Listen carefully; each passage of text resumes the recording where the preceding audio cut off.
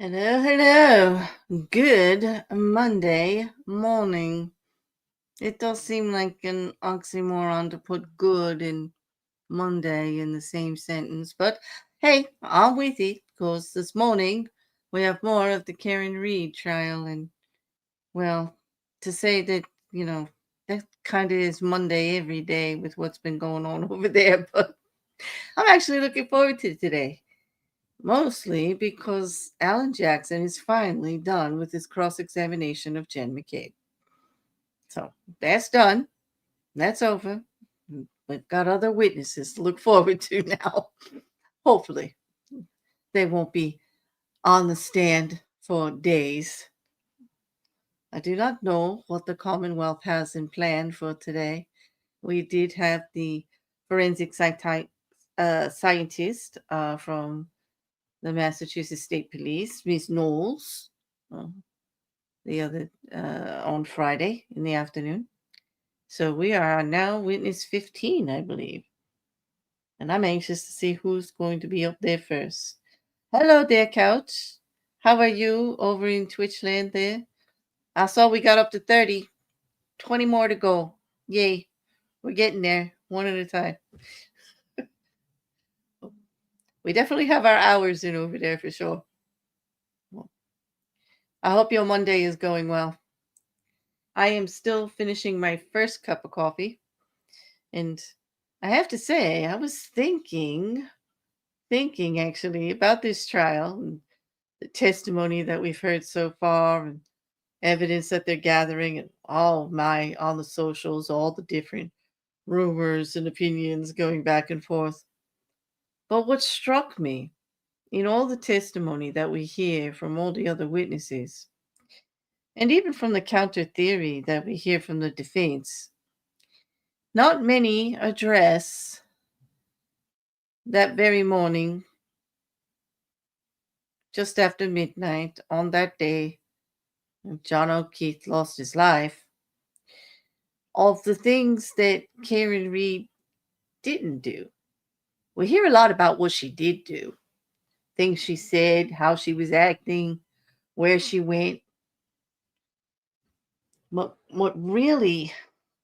stuck out, really stood out strong to me is that she was frantic. She was upset. She'd obviously been drinking. It's quite clear that there was tension that day in their relationship. Whether we believe that there was for a while or not, there definitely was that day. We saw it. We saw it in text messages. We also saw that they still went out together that night. But the things we don't see that really are starting to bug me is that Karen Reed was home, fell asleep, went to John's house, and whether she fell asleep or not, was she was making frantic phone calls to John, leaving text messages, yelling, screaming, carrying on. Gets upset and goes home. Couple more hours go by.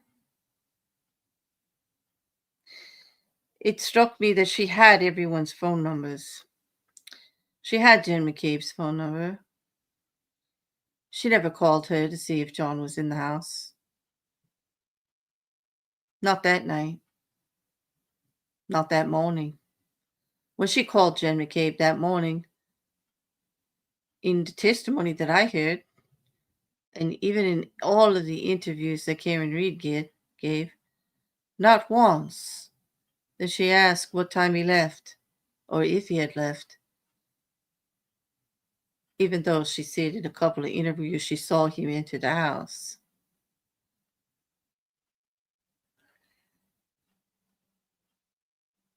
The other thing she never said was that she had called hospitals or called the police to ask about accidents, find out if anybody had been reported. She was so worried about him that something had happened to him because he didn't come home. Why didn't she? Why wasn't it Karen Reed that called 911? Why wasn't it Karen Reed calling the hospitals that morning? As soon as she told Carrie he didn't come home, Carrie Roberts, John's friend, she called hospitals. As soon as she told Jen McCabe started calling friends, mutual acquaintances, even thought about the neighbor up the street. What Karen Reed did, though, was call and scream into John's phone. And then at 5 o'clock in the morning start calling his friends to help go look for him. Not once does she do the reasonable thing.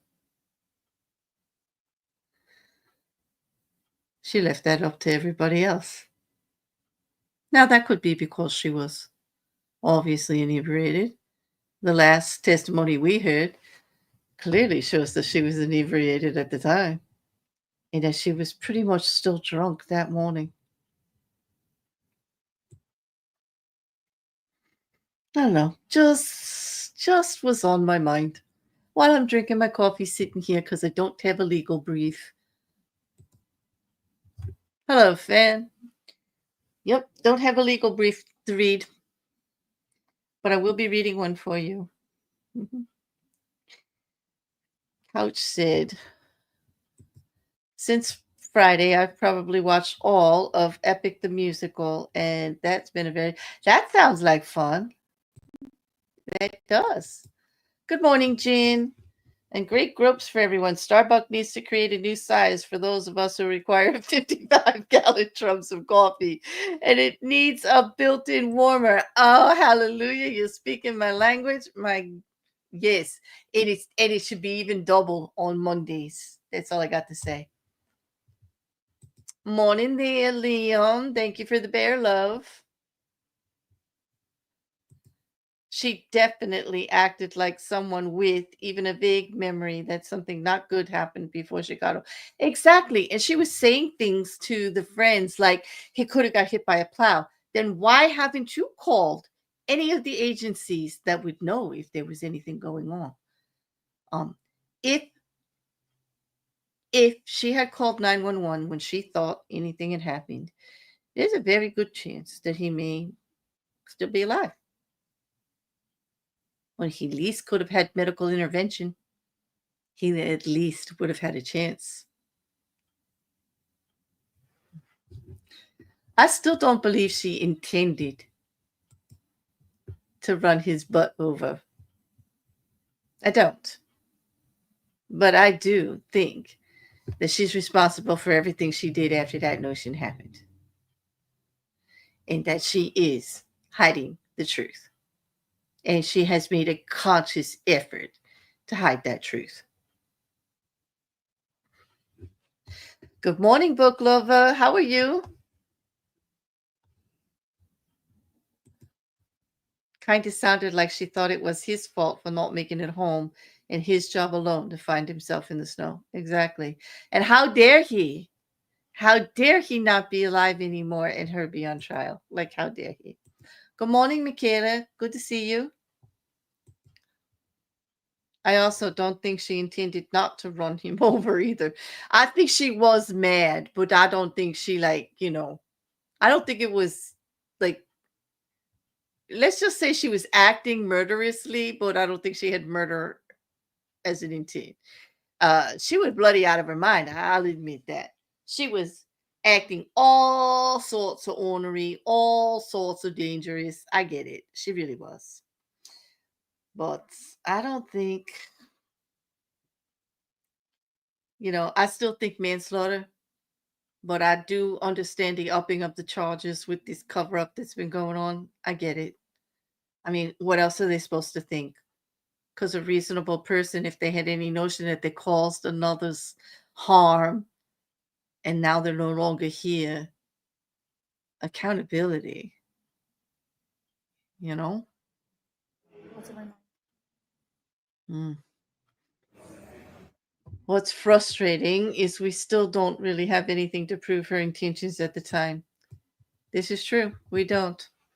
Although we do have more of her messages, and we are going to have a lot more of his statements.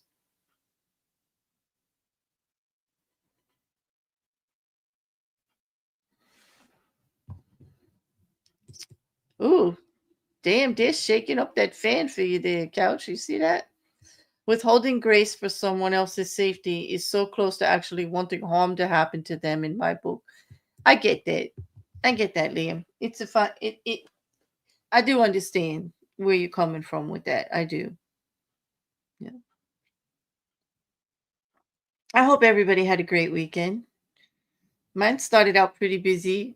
I did an extra stream on Friday night. And streamed with Record doing the 50th Law on Saturday. I did get to stop by a few of the chats over this week with doing trial. I have a little more time in the evening, so once I take my nap after trial, because boy do I need it. But it's like my hours are all flipped upside down, because I still haven't stopped doing my evening things.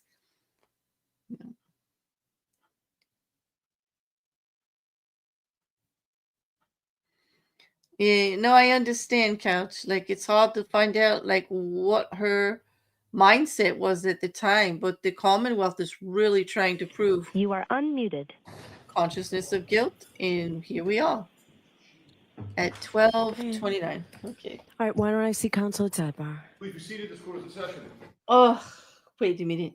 Did we just come on to say sidebar? Like, that is their favorite word, isn't it? I can't believe we just brought the feed up. The first words she said was, I will see counsel at sidebar. What are we going to start the day with today? Is it going to be like to say what the witnesses are and the order? What are we contesting to now? I do know that the defense wants to play clips of these interviews also. They can only play the extended versions of clips that are already played because, you see, without Karen taking the stand, she can't testify. And unless they do it in context to rebuttal, like something directly, they can't just play things of her saying nicer things or other things that happen. She's not allowed to testify that way for her defense, if you know what I mean. It's like they have to be it's going to be very rare that they get any of it in because it has to be very precise. In only if they feel the Commonwealth cut things off and didn't allow a full statement or like took things out of context, that they could play something around it. That's about it.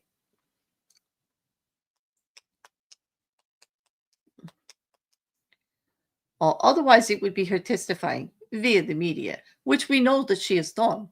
Too bad she testified to multiple different things about the same things and told different stories. I mean, there's one where she says she saw him skip up the driveway and go in the side door of the house. There's another one where he poked his head in the door of the front door.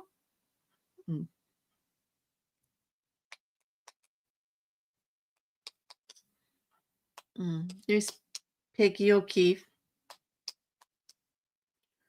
who had left early for trial on Friday. She was not there in the afternoon that I could see, unless she changed where she was sitting.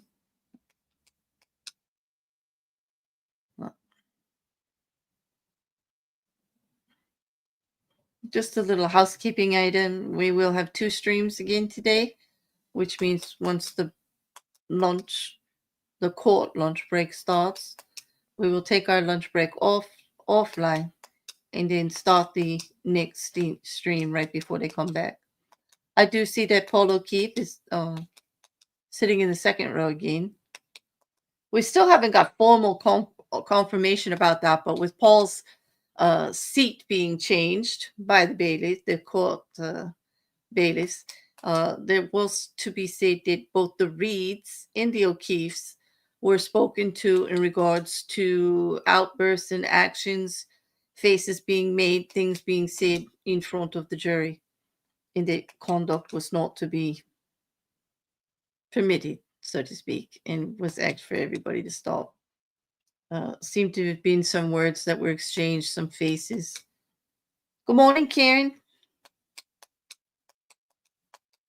It's good to see you.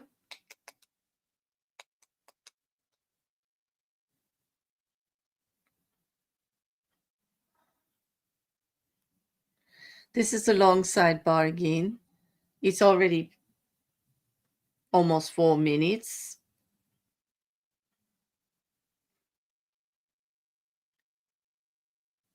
KL? I'm not sure. Oh, Karen. Oh, Karen L.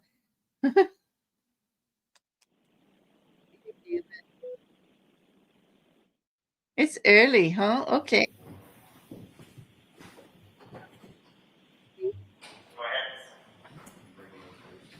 Tony, do you want me to get off?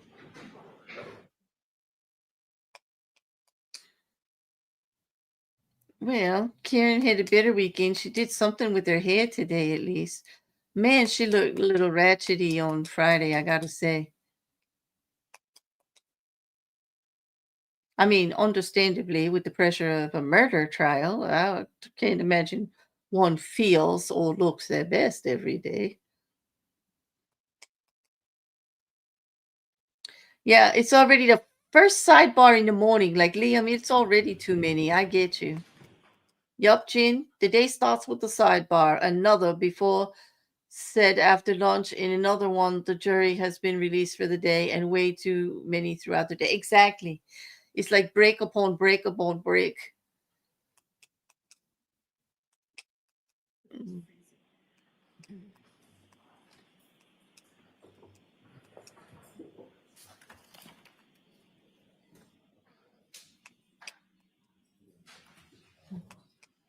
It does not look like Mr. Jackson got very much sleep. And there's quite a bit of baggage under the eyes of David Yannetti. Wonder what they worked on the weekend. I wonder if that's what the sidebar was about. I did not see anything yet on the socials, but I'm going to look to see if anybody heard anything. Because, because.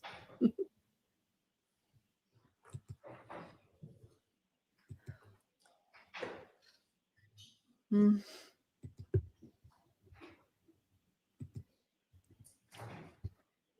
Oh, gotta look up the hashtag.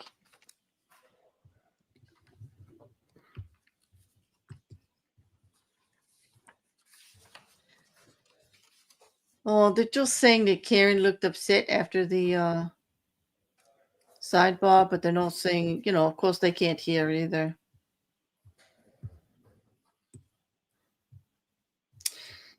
Everybody's just saying, okay, back in session, sidebar to start the day. Of course. Yeah.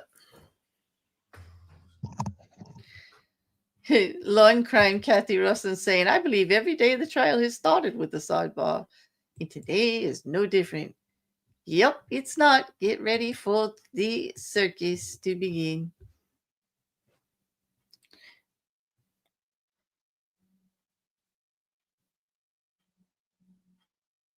Hmm. Why did they cut the mics again? Oh, here we go. All right.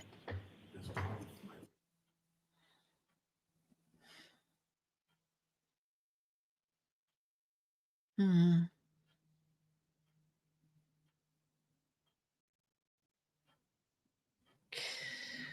We have the press. We have our students. All rise for the jurors, please. And we're finally ready to begin. Hello, Fan. You're being so polite with the jury coming in. Hmm.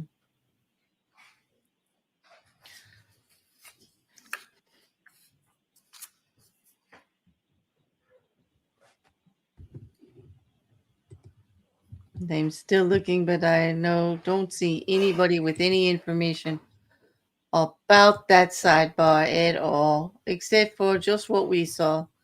They did not look too pleased coming out of it, but we only saw the defense. Can't really see the faces of the prosecution. Hear ye, hear ye, hear ye. All persons having anything to do before the Honorable Beverly Cannone, the Justice of the Superior Court, holding in Dedham within and for the County of Norfolk. Draw near, give your attendance, and you shall be heard. God save the Commonwealth of Massachusetts. This court is in session. Please be seated. Right. Good morning again, Council. Good morning, Ms. Reed. Good morning, juries. I have to ask you those same three questions. Were you all able to follow my instructions and refrain from discussing this case with anyone since we left here on Friday? Everyone said yes or nodded affirmatively. Were you also able to follow the instruction and refrain from doing any independent research or investigation into this case? Yes. Everyone said yes or nodded affirmatively. Did anyone happen to see, hear, or read anything about this case since we left here on Friday? No. Everyone said no or shook their heads. Thank you very much. All right, Mr. Brennan, your next witness, please. I understood that the defense informed they were still on cross-examination. I'm sorry. I got nervous. Okay. I thought that we were done with that witness. No, I had said to cut me off so that we could end early, but no, I have more. Okay. Oh, I'm wow. glad Mr. Brennan knew that. All right, come back in, Ms. Knowles, please. Okay, so we're continuing with witness number 14. And wow, do we have one for good legal manners on Hank Brennan? Doing the right thing there? Keeping things Still going? Remind you, you're still under oath. Thank you. Thank you. All right, Mr. Yannetti.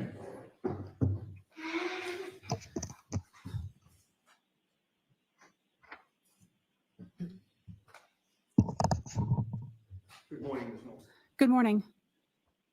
Ma'am, on Friday, you testified to this jury about the fact that the Mass State Police Crime Lab is accredited as a forensic lab, correct? Yes, I did. And you discussed the fact that as a forensic chemist 4, you help to ensure compliance with the lab's administrative policies, quality assurance, and control requirements, and making sure that you're complying with accreditation standards, correct? Yes, that's one of my job duties and responsibilities. You also acknowledge that in contrast to the accreditation standards of your forensic lab, the standards of a hospital lab may be different, correct? I have no direct knowledge of what the standards at a hospital are, and so I can't say whether they're the same or if they're different. I'm just unfamiliar with them. Okay. And you're unfamiliar with the standards at Good Samaritan Hospital, correct?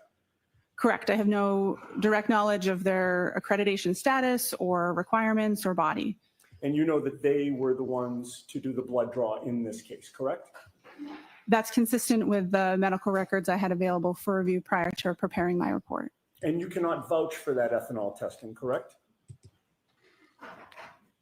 Correct. I have no direct knowledge of the accuracy or reliability. My calculations are solely based on the results of the Good Samaritan lab. For instance, you don't know how the arm was prepared when the blood was drawn? Correct. I was not present and I have no knowledge of the policies and procedures of blood draw at Good Samaritan Hospital, or this case specifically. I'm sorry, I didn't mean to cut you off. Excuse me. You can't vouch for the tubes and vials that Good Samaritan uses? Correct. I cannot. Are you aware that there was a recall on certain tubes and vials because there was a contamination determined by the manufacturer? Sustained. You can't vouch for how Good Samaritan stores, preserves, and assures the integrity of its equipment, correct? Correct. I have no direct knowledge of those topics. Now, excuse me, at your lab, you do both a screening test and a confirmatory test, correct? Yes, that's accurate. The confirmatory test is a second and separate test. You rerun the same sample again, correct? Depending on the type of samples that are submitted and the facts of the case, we will either use the same sample that screened positive or that sample as well as another to run duplicate analysis and compare them. It depends on the materials available and the nature of the case. Understood. So you do that to ensure that there's no error in the testing, correct? It's part of many of the steps involved to ensure accuracy and reliability of the results that are reported. And you realize that when you're doing this testing, because you're a forensic lab, you may ultimately be testifying in court. You want to make sure you get it right, correct? Yes. And the confirmatory test acts as a fail-safe against false positives, for example. Correct. The screening and the confirmatory test are typically using different methodologies or different techniques to ensure that a false positive under one technique would not have similar issues with the the confirmatory technique. Okay. In this case, your lab did not do any confirmatory testing, correct? My lab did not have samples submitted for this individual to perform testing on. You know of no confirmatory testing that was done by Good Samaritan, correct? I don't know what their policies and procedures are, and if the results on the report were the results of confirmatory testing or otherwise. You just had to assume the accuracy of the testing that they did do, correct? I used the results that were reported on the medical records provided to perform calculations. And you cannot testify that the testing done at Good Samaritan meets your accreditation standards, correct? Correct. Now, your lab does whole blood testing, does it not? If whole blood is submitted for a case, then we will test whole blood. If serum or plasma is the only available sample appropriate for testing, then we will proceed with testing on serum or plasma. Whole blood testing leads to more accurate readings of the percentage of alcohol in somebody's blood, correct? Correct. If you would like to know the percentage of alcohol in someone's blood, the best sample to test would be their blood. And you've learned through your training and experience that many hospitals, including Good Samaritan, use a different method of testing than whole blood testing, correct? Yes. Good Samaritan uses serum or plasma testing as opposed to whole blood testing. I'm not familiar with their specific technique or methodology. I haven't undergone training for their methods, but it is my understanding that this type of sample used for their method is serum or plasma. Now, whole blood includes plasma, but it also includes white blood cells, platelets, and red blood cells, correct? Correct.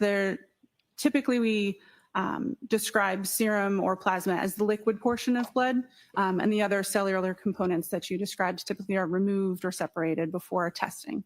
Plasma has a higher water content than red blood cells, white blood cells, or platelets, right? Yes, it is. Alcohol is highly soluble in water, is it not? Yes. So alcohol has a better affinity with water. Is that fair to say? Yes. That means that alcohol prefers to distribute into the more watery components of blood, correct?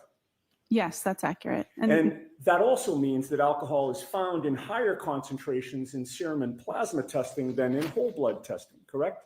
That's correct. That difference in water content is the basis of the serum conversion that I described on Friday. Okay. So a lab like Good Samaritans, that in this case did serum or plasma testing, will therefore provide results of blood alcohol concentration that are higher than what the true blood alcohol concentrations are, correct? The serum alcohol or plasma alcohol concentrations that they report on their medical records would be higher than the corresponding blood alcohol concentration. That's correct. So to translate the Good Samaritan results into a more accurate reading of blood alcohol content, you need to convert the serum and plasma results to what those results would be in whole blood testing, correct? I'll allow it.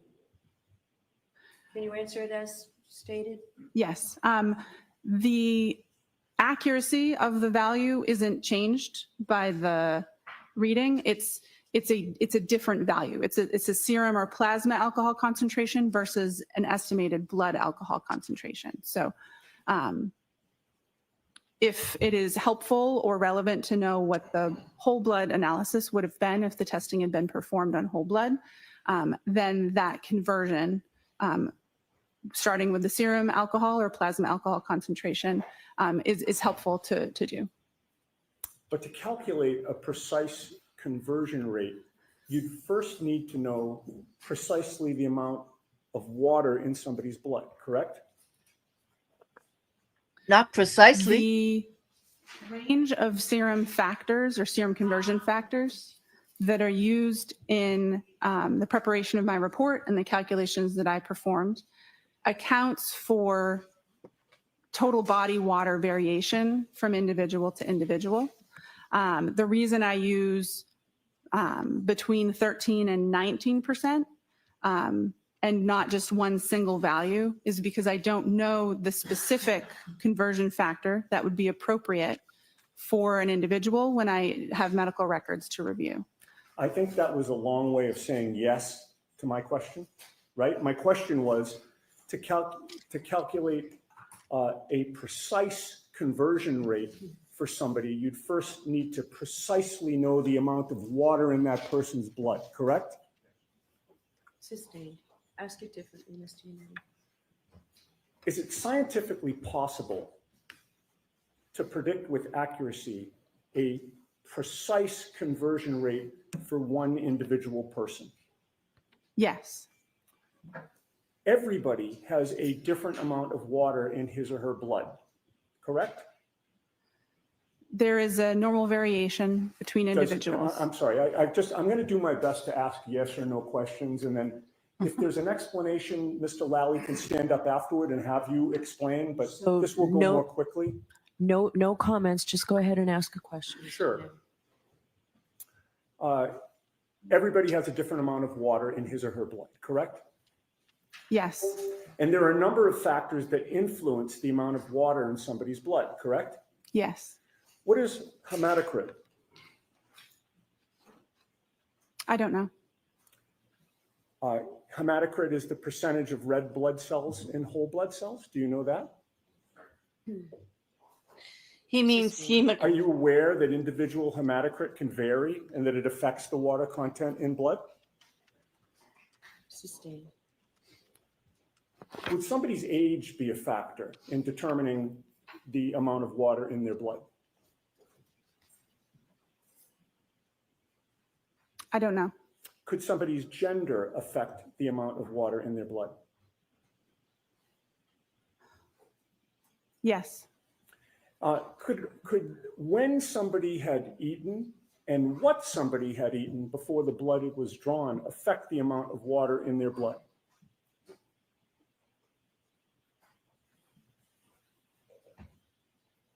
It's possible, but I'm not aware of those factors being considered when performing total body water calculations. Would how frequently a person uses the restroom affect the amount of water in their blood? As it would relate to their state of hydration, it's possible, but again, I'm not familiar with performing precise calculations on individuals. It's not a routine part of my job, and it's not in the scope of my expertise. Would some medications potentially affect the amount of water in somebody's blood? It's possible, yes. And conversion factors vary significantly between individuals, but they can also vary within the same individual over time, can they not? I believe so, yes. And all of the factors that we've discussed that you've adopted can impact the conversion factor that is used, correct? Yes. And there is no one universally agreed upon conversion factor, correct? Correct. There is a range that is agreed upon, but not a singular conversion factor. Right. And the range that you used was 1.13 to 1.19, correct? Yes. You recognize, however, that with all the factors affecting the amount of water in somebody's blood from person to person, and even within one person over time, some people can fall outside the range that you used, correct? Yes. And you recognize that some studies have shown a conversion rate from serum to whole blood can be higher than 1.19, correct? Yes. Are you aware of a study by Rainey, R-A-I-N-E-Y, reporting conversion rates as high as 1.59? Yes. And if the conversion rate is higher, that would mean that the actual blood alcohol concentration would be lower, correct? Yes. So if you're using a range of conversion factors that does not capture what the conversion factor should be for the individual that you're testing, you can't have confidence in the result, correct? Correct. The range that is utilized is looking at studies of large groups of people to try to capture as accurately as possible most individuals in the population, but it would not cover 100% of scenarios with all the factors that you've described. Okay, and you'd agree that your conversion of serum to whole blood here is imprecise, correct? The conversion was performed within the policies and procedures of the laboratory and the best practice recommendations for my field. But it is imprecise.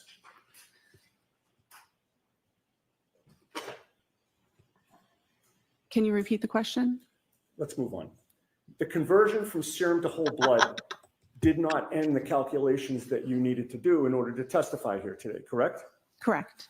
The conversion from serum to whole blood only translated what Ms. Reed's blood alcohol supposedly would have been, or was, I'm sorry, at the hospital at 9:08 a.m. on January 29th of 2022, correct? Yes. You were asked to try to find out what her blood alcohol level would have been 7 or 8 hours earlier, closer to midnight or sometime between midnight and 1 a.m., correct? The time utilized for my calculations was 12:45 a.m. So you started with the results that you obtained from your serum to whole blood conversion, right? Yes.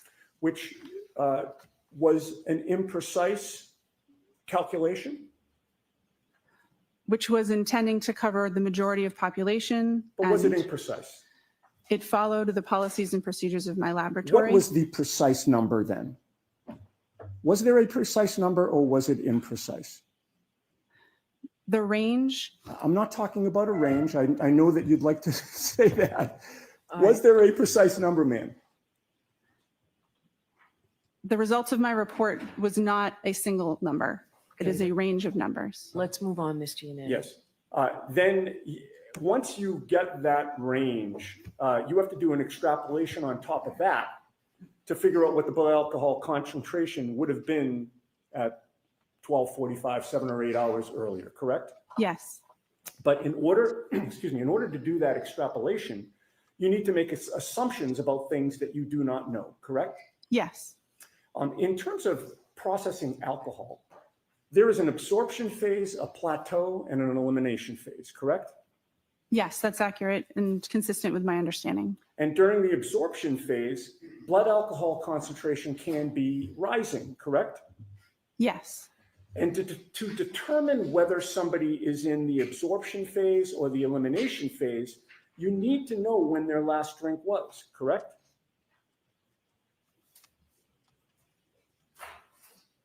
Yes, if you're performing that type of calculation, or if you're trying to determine if they've reached their maximum, that would be helpful information to have. The longer the time between the last drink and the test, the more variability and potential for error there is in the extrapolation, correct? Can you ask the question again, please? In this case, you assumed that Ms. Reed's last drink was at 12:45 a.m., correct? No, the calculation assumed for the maximum calculation that no alcohol had been consumed between 1.5 and 2 hours prior to that time interval start at 12:45 a.m. Okay. And the test wasn't until 9:08 a.m.? Yes, The range that you came up with was 0.14 to 0.28%, correct? yes, 0.14 to 0.28 grams percent. And that was a very wide range, was it not? It certainly is. 0.28 is double 0.14? Yep. And that range is so wide because there are a lot of unknowns about the way each person individually processes alcohol, correct? There's a lot of interpersonal differences. That's correct. There are a lot of different factors that would impact somebody's blood alcohol content, correct? Yes, What somebody had to eat can impact their blood alcohol concentration, correct? the contents of their stomach or what they had eaten recently does not impact the rates of elimination that I use for my calculation, but it can factor into the absorption part of the curve and can impact that maximum amount that's reached. Okay. Their body weight can impact their blood alcohol concentration, correct? Correct. Again, it would not necessarily, or it could be included in the rate of elimination range that I use for my calculations. The person's body weight has more to do with, again, the absorption, the maximum concentration, the first parts of the curve, and not the elimination portion that we're discussing when we're doing retrograde extrapolation. And the first word of your answer was correct, right? Yes, A person's metabolic rate can impact their blood alcohol concentration because different people metabolize alcohol at different rates, correct? yes. In addition, regarding the timing of the last drink, you were not with Ms. Reed on the late evening of January 28th or the early morning of January 29th of 2022, correct? Correct, I was not. You have no personal knowledge of when Ms. Reed had her last drink, correct? Correct. Were you informed that Ms. Reed was upset after 12:45 a.m. when you were doing these calculations? I don't believe so. Did you know, were you informed that she went to John O'Keefe's house in Canton and was the only adult in the house at that time after 12:45? Assisting. Are you What- aware of what type of alcohol John O'Keefe had available in his house at that time? Assisting. Were you aware that she was waiting for John O'Keefe to come home, but he never did? Assisting. Do you have any personal knowledge of whether Ms. Reed poured herself a drink during the hours of 12:45 a.m. and 6 a.m. on January 29th of 2022? No, I do not. And do you know whether she had more than one drink during those hours? No, I do not. Assume that Ms. Reed did have something alcoholic to drink after 12:45 a.m. Would that affect your assumptions about whether she was in the absorption or the elimination phase? Yes, it would. And if she did have something to drink after 12:45 a.m., what would that do to your calculations? The foundation of my calculations would be incorrect. I would need to perform different calculations or factor in the information as it would become available and issue a different report. Okay. So if your assumption of when she had her last drink was incorrect, you would not have confidence that your conclusions about which you testified Friday and today are accurate, correct? Correct. There is some parts of the calculation that are intended to accommodate for unknown drinking history, but with over 8 hour time span between the time of interest and the time that the blood sample was collected, that adjustment in the calculation intending to avoid overshooting the blood alcohol concentration may or may not be enough to address that. And if new, more accurate information was available, then I would need to incorporate that in the discussion and calculations. Right. So in answer to my question, if your assumption about when the last drink was consumed was incorrect, you would not have confidence that your conclusions are accurate today. Correct. Now, were you ever asked to determine the blood alcohol level of Brian Albert? No, Were you ever asked to determine the blood alcohol level of Brian Higgins? Sustained. Were you asked to determine the blood alcohol level of anyone except for Karen Reed in this case? I'll allow that. to the best of my knowledge, my only involvement with this case in my unit was the request to perform these calculations on this individual. Thank you. All right, Mr. Lally.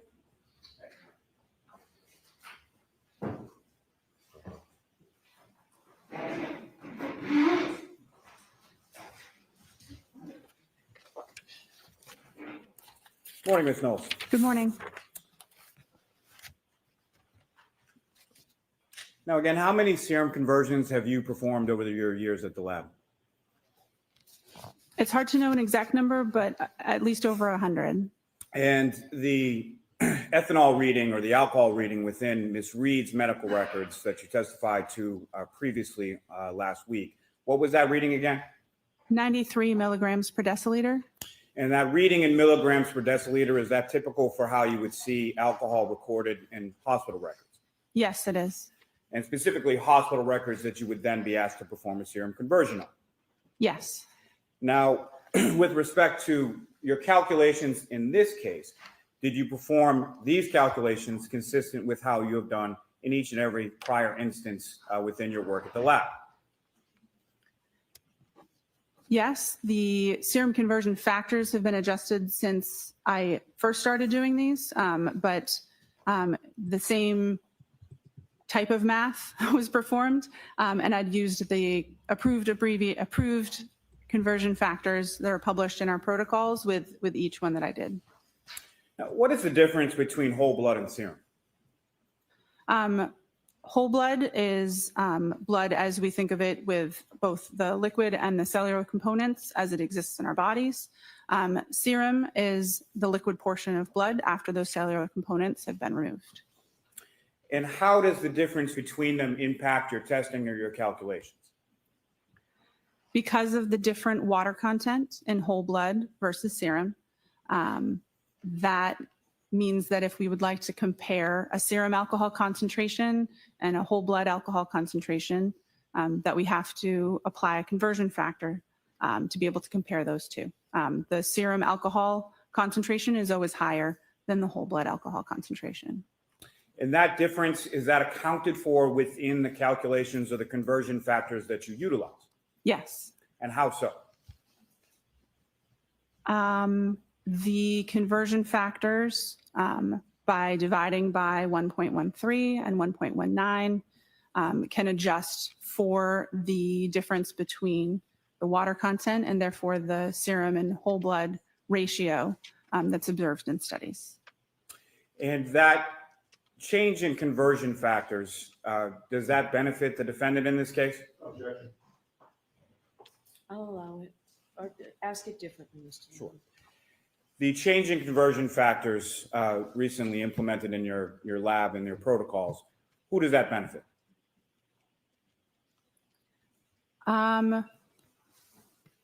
The question of benefit depends on the context. Speaking to the math, dividing by a larger number means the resulting number would be smaller.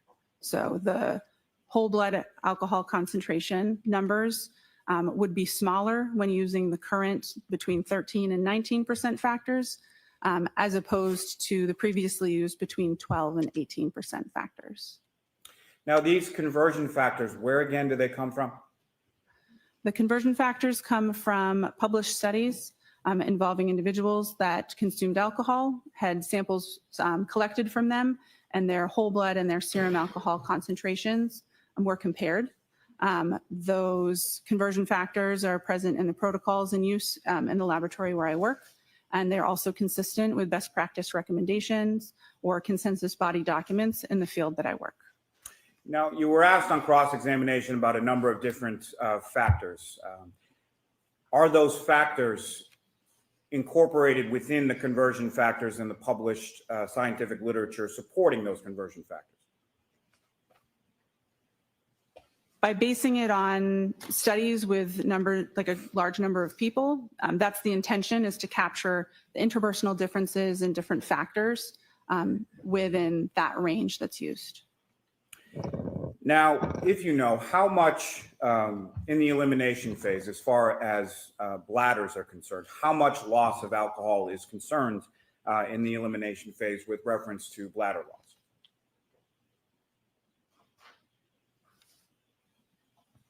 I'm sorry, can you repeat the question? I don't think I understood the Poor question. Let me phrase. rephrase. So you were asked some questions on cross-examination about how frequently someone uses the restroom in the elimination phase, correct? I believe I was, yes. Right. And do you have any idea from your training and experience as far as how much alcohol is typically lost by an individual during the elimination phase through the bladder? Objection. Do you know that? I do. Okay, you can answer it. Less than 5%.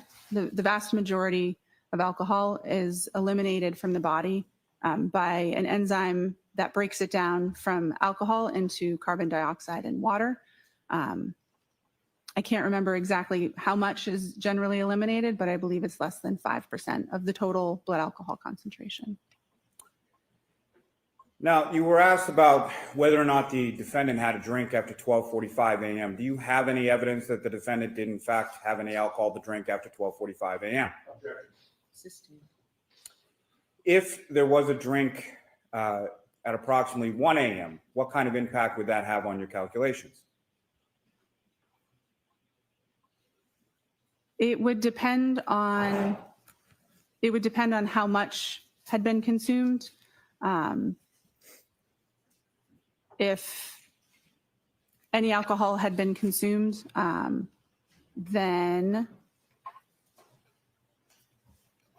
it would adjust the calculations depending on that information. And what I'm asking, Ms. Knowles, is if there is a slight differential in the time of incident or last drink, how much impact would that have on the range that you're able to calculate?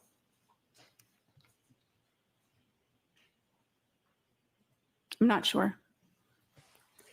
Now, you testified as far as the range being on the retrograde analysis being between a 0.14 and a 0.28, correct? Yes, I did. Are you aware what the legal limit is in Massachusetts? I'm going to sustain that, actually. Why is there such a varying range? Because there's such variation between individuals with their rates of elimination, the calculation used both a sort of extreme low and extreme high rate of elimination. Because we don't know the individual's rate of elimination, that range is intentionally wide to ensure that the actual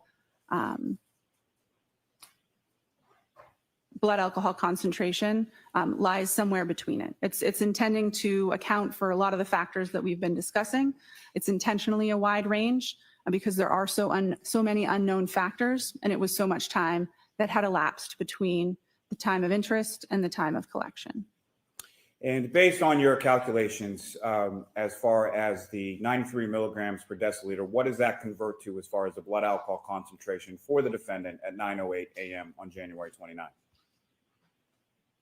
93 milligrams per deciliter in serum alcohol concentration would convert to between 0.078 and 0.082 grams percent.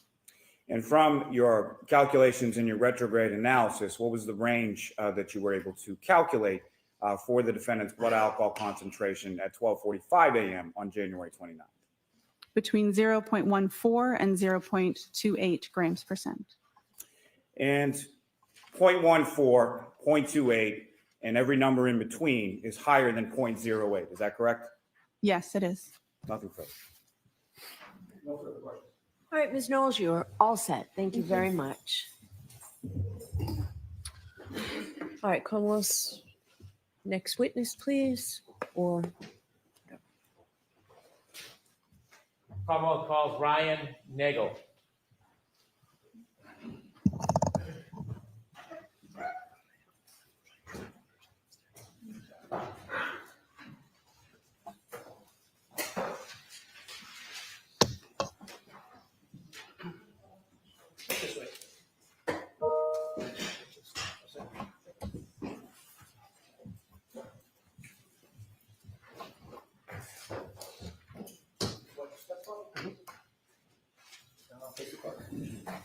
You raise your right hand. Do you solemnly swear the evidence to the court and jury in the case now and hearing the truth, the whole truth, and nothing but the truth, so help you God? Thank you for this game. more? May I proceed? Yes. Good morning, sir. Good morning. Could you please introduce yourself to the jury? My name is Ryan Nagel. How old are you? I'm 32 years old. What area of the city or the state do you live in? I live in Canton, Massachusetts. How long have you lived in Canton for? 32 years, my whole life. You still live in Canton? Yes, I do. Do you work in the area? I work in the city. What do you do generally? I do HVAC. Do you have any sisters? I do. I have one. What's her name? Juliana. Is she older or younger than you? She is younger. I want you to take us back to January 29th, 2022. That evening on the 28th, leading into the 29th, do you remember where you were? Yes, I do. Where were you? I was in a vehicle. Okay. Before you were in the vehicle, were you out earlier that night on the 28th? Yes, sir. I was at CF McCarthy's. What's CF McCarthy's? It is a local restaurant / pub. in the Who- center of Canton. Who were you at CF McCarthy's with? My sister at the time, and then my friend Ricky and my ex-girlfriend Heather. What were you doing at CF McCarthy's? Just enjoying a night, having a few drinks. When you said have a few drinks, did you have a few drinks? I did, yes. Do you remember how many drinks you had? Not off the top of my head. Do you remember whether the drinks you had, the alcohol drinks that you had, it affected your ability at all? Were you impaired in any way? I wouldn't say impaired, but I only drank beer. Okay. Do you feel like you had any type of effect from the alcohol? I may have. Were you driving? No, I was not, sir. Do you remember the times that you were at McCarthy? Probably 8, 9 o'clock. What time did you leave? Probably right before midnight. When you left McCarthy's right before midnight, did you have a plan that you were going to do something? No, I did not. Tell us, after you leave McCarthy's, where do you go? I was going to go home, but my sister Julie texted me to be picked up. When you were going to go home, tell us, when you leave McCarthy's, what kind of vehicle were you in? I was in my friend Ricky's Ford pickup truck. Who was driving? Ricky, Was anybody else with you too? my ex-girlfriend Heather. Heather. You know Heather's last name? Maxon, Was she in the front or the back of the truck? she was in the back seat. So you three were in the truck and Ricky was driving? Correct, sir. You mentioned you were going to go home. Did you start to head towards your home? Mr. Brennan, slow down a little bit for the Oh. court reporter, please. Pardon me. You mentioned you were going to go home. Did you start heading towards your house? Yes. Do you remember what time you got the text from your sister? Around midnight. I can't remember that far back. You don't have a firm memory of it? No, I do not, sir. After you received the text from your sister, did your plan change? Yes. And what was the plan after you received the text from your sister? To go pick her up. Did you know where she was? Yes, I did. Where was she? She was at her friend Brian's house. Did you know the address? Not off the top of my head, but I knew the street. Did you know the house? Yes. Did you know her friend Brian? Yes, I did. What is his last name? Albert, Is he a senior or a junior? he's a junior. About how old is he? I think 27, 28 years old. Were you friends with Brian Albert Jr.? Just through my sister. Had you ever been to that house before inside the house? No, I have not, sir. Do you have any other purpose of going to that address other than to pick up your sister? No, sir. How long did it take you after you left to redirect and get to that address? Probably roughly 5 to 7 minutes. Do you know what time specifically you arrived at that address? Probably a little before 12:30. Is that a general guess? Yes. Did you look at your watch and note the time, or is this an No. estimate? Just an estimate, sir. The estimate is you arrived around 12:30? Correct. When you approach the house, before you approach the house, is there a road that intersects Fairview? Yes. And what's the name of that road? Can you actually, give me a second. I can't think of the name. Okay. Off the top of my head right now. Are you familiar with any roads in that area? Yes, sir. Are you familiar with the road Cedar Crest? Yes, sir. Had you driven on Cedar Crest before? Yes, I have. If you're driving on Cedar Crest, can you loop around like a circle on that road? Yes. At some point, do the two parts of that circle intersect with another road? I believe so. Is Fairview, from your knowledge, attached to Cedar Crest Road? Yes. As you were traveling, did you travel on Cedar Crest before you got to Fairview? Yes. Okay, I want to ask you some questions about right before you turn on, or Ricky turns on to Fairview. As you're driving down Cedar Crest, before you turn on to Fairview, did you see anything? I saw a vehicle coming at us. Not directly at us, but obviously traveling on the other side of the road. And where was that vehicle traveling towards? Us, and then they put their blinker on to take a right. For And them to take a right. that vehicle was going to take a right onto Fairview? Correct, sir. And your vehicle is coming in the opposite direction? Correct. Where was your vehicle going? Taking a left onto Fairview. Did you both meet at that intersection? Yes, roughly around the same time. Who turned onto Fairview first? The other vehicle. How did that happen? I believe Ricky flashed his lights to let them go. Did you see the other vehicle? Yes. Do you remember what kind of vehicle it was? That was a black SUV. When that car turned right onto Fairview, how long after did Ricky turn left onto Fairview? Seconds. When you came to that intersection and met that car, when Ricky blinked his lights, could you see inside that SUV? Say that again? When you came to the intersection at Fairview, Mhm. and you said that the driver of your truck, Ricky, blinked his lights, could you see anything inside the SUV? I wasn't really looking. After that SUV turned right onto Fairview and Ricky turned left onto Fairview, who was in front of who? The other vehicle was in front of us. Was the other vehicle in front of you the entire time you saw it? Yes, sir. Did Ricky ever drive and park in front of that vehicle? No, we were behind them. Always behind it? Always. When Ricky pulled up to Fairview, where did he stop? Right in front of the driveway of the Albert's house. You were in the front passenger side of the truck? Correct, sir. If you looked directly outside that window, what would you have seen? The driveway and the house. The other vehicle, did it stop at the driveway? No, it was probably like a car length in front of us. So it was in front of you. Correct, sir. Did you ever see that car stop at the driveway? At the driveway, I don't recall. Did you wait before you got to Fairview, or did Ricky drive directly to Fairview after he took the left? Well, he turned the left onto Fairview. Okay. Did he wait, or did he drive directly to Fairview? He drove directly there. The car in front of you, did you ever see it move behind you in front of the driveway? It was in front of me the whole time. And so I'll ask the question again. Did you ever see that SUV stop at the foot of the driveway? No, but I did see the brake lights. It looked like it moved, but it wasn't. So the brake lights are on. They released them and then stopped again. So probably moved another car length up. How many times did you see the brake lights on? Just once, sir. After you stopped at the foot of the driveway, did you keep your attention on that SUV?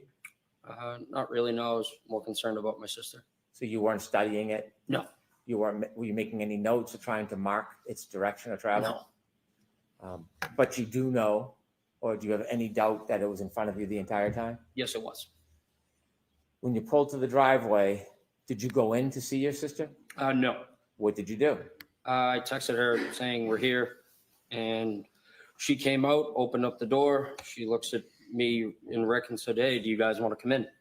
For a drink or whatever." And I looked at him, looked in the back seat, asked Heather. We said, "No, we're all set. We're going to go home." And so she decided to stay.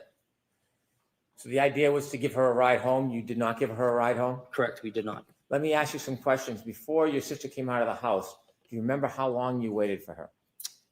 For roughly 2 minutes.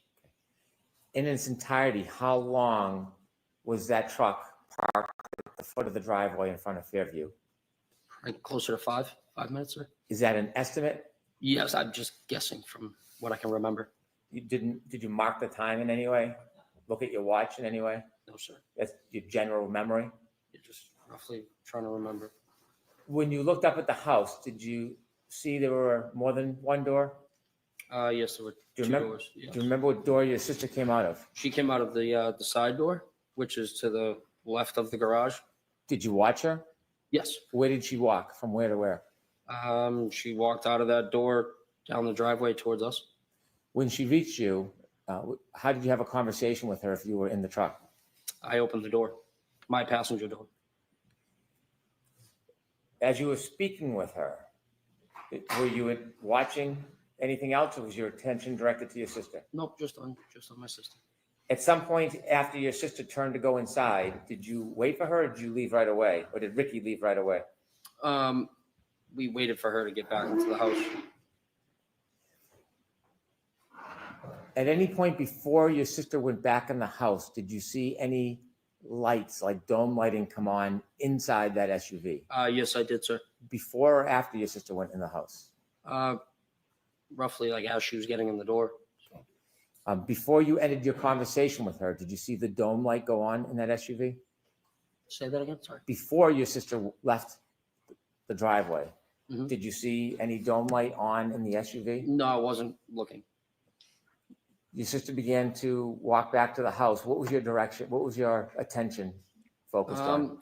Mainly on her. We were pulling away from the driveway and kind of just glancing back over at Julie to make sure she got in. When your sister went back up the driveway to go in the house, when was the next point you had any chance to see the SUV? When we were passing it, When you were passing the SUV, where was it located in relation to the house, flagpole? directly in front of the house. Was it anywhere near the flagpole as you drove by? Probably like a car length from that. A car length from the flagpole? Yes, give or take. Is that the middle, right, or left side of the house? That would be towards the left side of the house. As you drove by that SUV, what was your primary focus? My sister, sir.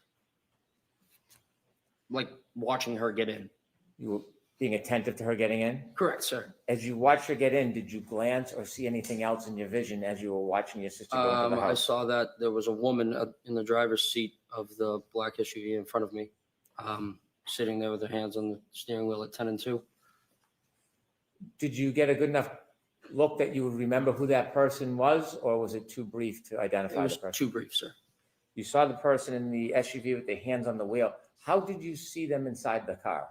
Their dome light was on. Do you know how a dome light comes on in a vehicle? Yes, sir. Either you press it yourself or if there's a door open. When you had the glance or the glimpse of the woman in that SUV holding the wheel, you said 10 and 2? Correct, sir. Could you describe for us what that means? Just like a clock, just the hands on the clock, like 10 and 2.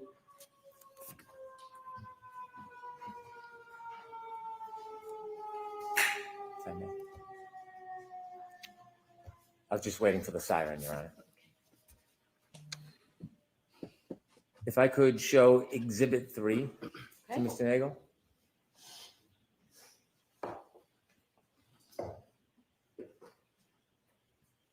Sir, do you recognize that address? Yes, sir. And what is that address? That is 34 Fairview Road. Do you recognize the flagpole? Yes, I do, sir. Thank you.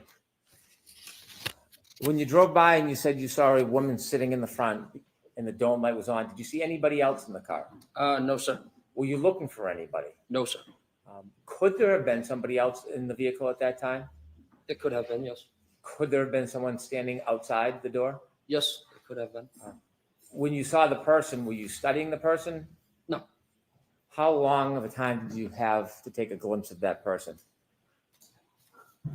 5-10 seconds, maybe. Now, I want to ask you some questions about the entire time you were parked at the foot of the driveway until the point that you left Fairview. From when you first stopped at the driveway at Fairview until the point that you left and were no longer in front of that property, did you ever see any person get out of that SUV that was in front of you? No, I did not, sir. Did you ever see anybody, any man, ever cross the front yard towards that home? No, I did not, sir. Did you ever see any man ever enter or stand in that front door? No, I did not, sir. Did you ever see anybody walk across the front yard to the side door? I'll allow it. No, I did not, sir. Did you ever see anybody enter that side door other than your sister? No, I did not, sir. As you were parked at the driveway the entire time, that generally 5-minute time, did you ever see anybody get out of the SUV and walk down the street towards the driveway? I'll allow it. No, I did not, sir. Did you ever see anybody walk past your truck and up the driveway?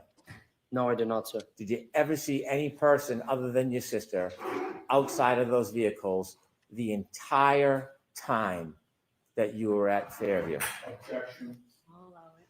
No, I did not, sir. I have no further questions. Thank you. Mr. Yannetti? Thank you.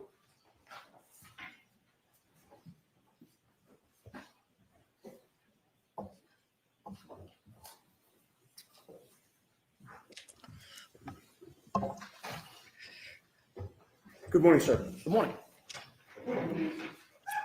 You testified about having seen a black SUV before the vehicle that you were in entered Fairview Road at around midnight on January 29th of 2022, correct? Correct, sir. Objection, that's not facts and evidence. That's okay. The witness's answer is what matters. Is that right? Yes. You first saw that black SUV when it was coming toward your vehicle when you were on Cedar Crest, correct? I'm sorry. Let me repeat that because of the siren. You first saw that black SUV when it was coming toward the vehicle that you were in on Cedar Crest, correct? Correct, sir. Your friend Ricky D'Antona was driving at that D'Antano. time? D'Antano, sorry. D'Antano? Yes. He was driving at the Hold on. time? Correct, sir. Ms. Yannetti, thank you. Yes.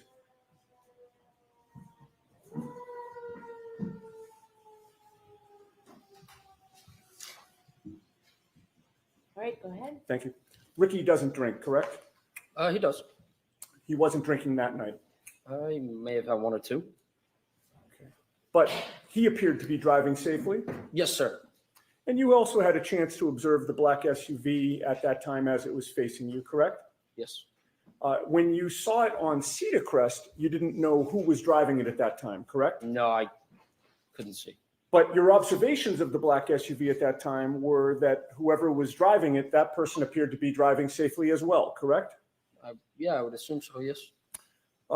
One of the first things you noticed about the black SUV was that it was in front of you on Cedar Crest, and both Ricky's F-150 and the black SUV were basically converging on Fairview at about the same time. Yes, sir. The black SUV appeared to be going at a safe speed. Yes. It appeared to be properly staying within its lane. Yes, I would say, yeah.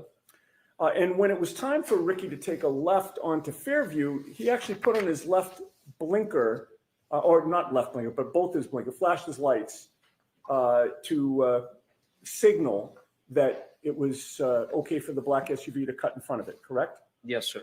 And he actually did have his left blinker on at that time, correct? Prior Yes, to sir. doing that? And the black SUV had its right directional on, correct? Yes, sir. And when both cars have their directionals on, indicating they're going down the same street, the black SUV did not suddenly cut in front of Ricky's vehicle until the flashing of the lights, correct? Correct, sir. Both cars appeared to be operating safely, correct? Correct, sir. And once the lights were flashed, there was nothing about the operation of that black SUV that told you that the driver appeared to be confused about what the flashing meant, correct? Correct, sir. The black SUV didn't hesitate at that time. It just proceeded onto Fairview in front of you, correct? Correct, sir. And it did so in a safe manner. Correct, sir. And the black SUV in that sense got ahead of Ricky's vehicle, correct? Correct, sir. And once you got to the Albert home, you noticed that the black SUV was parked outside the Albert home, correct? Correct, sir. And at that time, the snow had not yet started sticking to the pavement, correct? Correct, sir. You could see the pavement in both the driveway and the street. Correct, sir. You could also see the grass on the lawn. Yeah, for the most part, yes. The snow was only just starting to accumulate on the grass, correct? Correct, sir. And with that little snow on the ground, you saw no tire marks behind the SUV, correct? No, sir. In fact, you saw no tire marks in the street at all. Correct, sir. May I have the map displayed, please? Is it in evidence already, Mr. Yannetti? May we approach? Okay.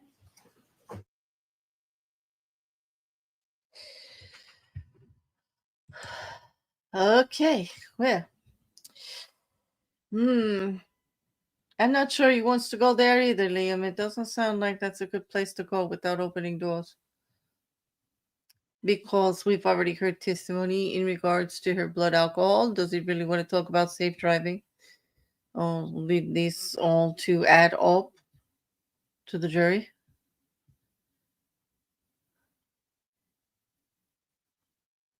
Yeah.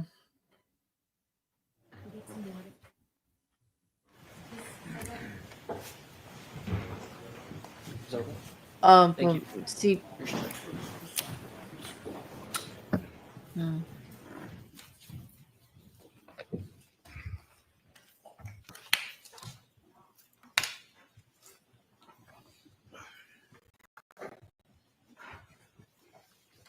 Okay. Can you Mr. enlarge that, please? Yeah, actually, yeah, you know what? If we could enlarge it, so you don't have to show Chapman, just show Cedar Crest and Fairview and maybe pull it in a little bit to the right now, the other way. Mhm. See if that works. Okay, that's much better. I don't know how your eyes are, sir, but are you able to read the street names on? To be honest, no, I can't see that far. Okay, if I suggested to you that the top street horizontal going down from right to left was Cedar Crest, and that the street where the red arrow is Fairview Road, would that orient you? Yes, sir. And would it be fair to say that before you actually were coming down Cedar Crest Road as you look at this map from right to left, correct? Correct, sir. And in that sense, you were traveling west on Cedar Crest, correct? Yes. You turned south onto Fairview, correct? Correct, sir. And you were still facing south when you parked in front of 34 Fairview, correct? Correct, sir. And that means that when you're sitting in that vehicle on Fairview Road, if you were going to walk to the house or look to the house, you would be walking or looking in a westerly direction, correct? From where I was in the vehicle? Yes. Yes. So to my right, yes. Okay, and so when you were looking for Julie to come out, you were looking to the west? Correct, sir. All right, Your Honor, I would offer that into evidence. We're going to have a hard copy printed out for the jury after this examination. Okay, so we need something for the court reporter. Sure. All right, we will take care of that. Thank you. Right. And you can put the lights back on and you can take that down. All right, so it will be, go ahead, madam. 49, thank you. And sir, it took a couple of minutes for Julie to come out after Ricky parked the F-150. Yes. When she did come out, you opened the door and you had a conversation with her while she stood between the door and the passenger compartment of the F-150? Repeat that, please. Sorry. Sure. When she did come out, she approached the F-150, correct? Correct, sir. And you were in the passenger's compartment, right? Correct, sir. You opened up the passenger's door, correct? Correct, sir. And she sort of, you stayed in the vehicle, right? Correct. I never left. And she came sort of into like the crook of the door and the passenger's compartment. Yes, sir. All right. You had a chance. How close did she get to you? I could have popped on her nose if I wanted to. Okay. And you had a chance to observe her and size her up, correct? Correct, sir. You spoke to her for maybe about 5 minutes was your best estimate? I wouldn't say 5. I'd probably say 2 or 3. Okay. But in any case, you did have a chance to observe her, correct? Yes, sir. And it was clear to you that your sister Julie seemed like she had had a few drinks, correct? I mean, yeah, it was 12:30 in the morning, so yes. And she called you for a ride, right? Yes, she knew that Ricky was driving. Right. And when you arrived there, there was a discussion about whether she'd actually take the ride, right? Correct, sir. If she was just going to come out and take the ride, there would have been no need for the conversation, correct? Correct. But do you recall previously testifying that you were out talking to Julie for over 5 minutes? I would not say over 5 minutes, no. Do you deny that it was about 5 minutes? Objection? I'll allow it. Do you deny it was about 5 minutes? Could have been. Okay, I'm not. fair enough.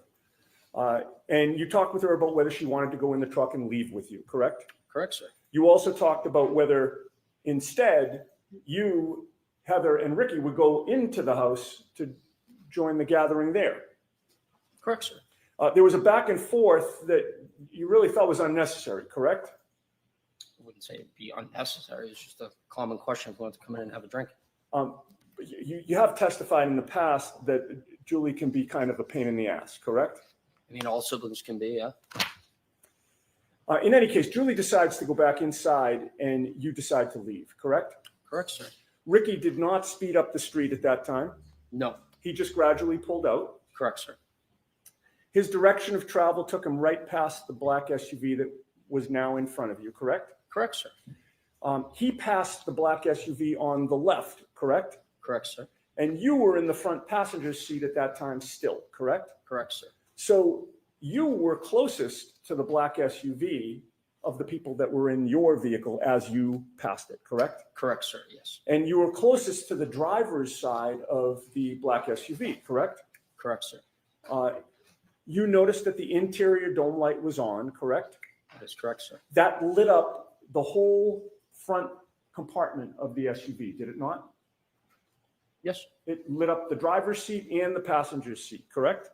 All I could see was the driver at the time, sir. Understood. But the light wasn't just shining just on the driver. It wasn't pointed at the driver. I would say they were both lights that go down at both seats, correct? They were on. Yes. Okay. Yes. So you could see both seats in the front driver's I compartment. couldn't correct? see past the woman. Well, you only saw one. I only person. saw a woman. Sorry to interrupt you. Yes. No problem. It allowed you to see into that front compartment. Yes. All right. And you saw one person inside the car at that time. Correct, sir. It was a woman with long hair in the driver's seat, correct? Correct, sir. And she looked like she was alone. Yes. You didn't see anybody else in the SUV. No, I did not, sir. You certainly didn't see a 6'1" man in the SUV in the passenger seat, correct? Correct, sir. In fact, you saw that the passenger seat was empty. Correct.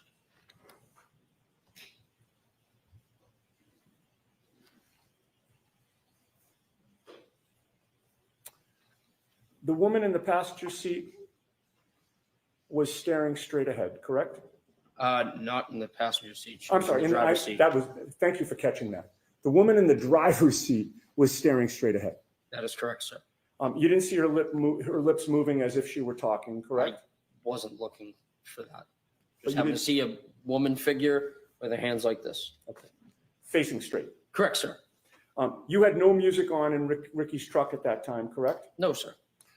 Ricky had turned the music down when Julie came out so that you could actually speak to her, correct? That is correct, sir. And when you got close to that SUV while you were passing it, you didn't hear any arguing there, correct? Correct.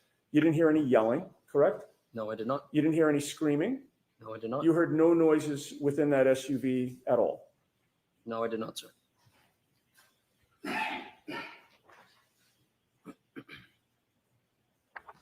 I have no further questions. Thank you. All right, Mr. Brennan?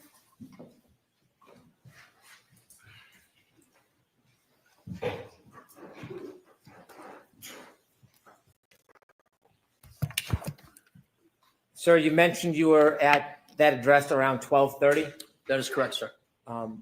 and you offered us that you were there for about 5 minutes. Yes? Do you know the exact time you left?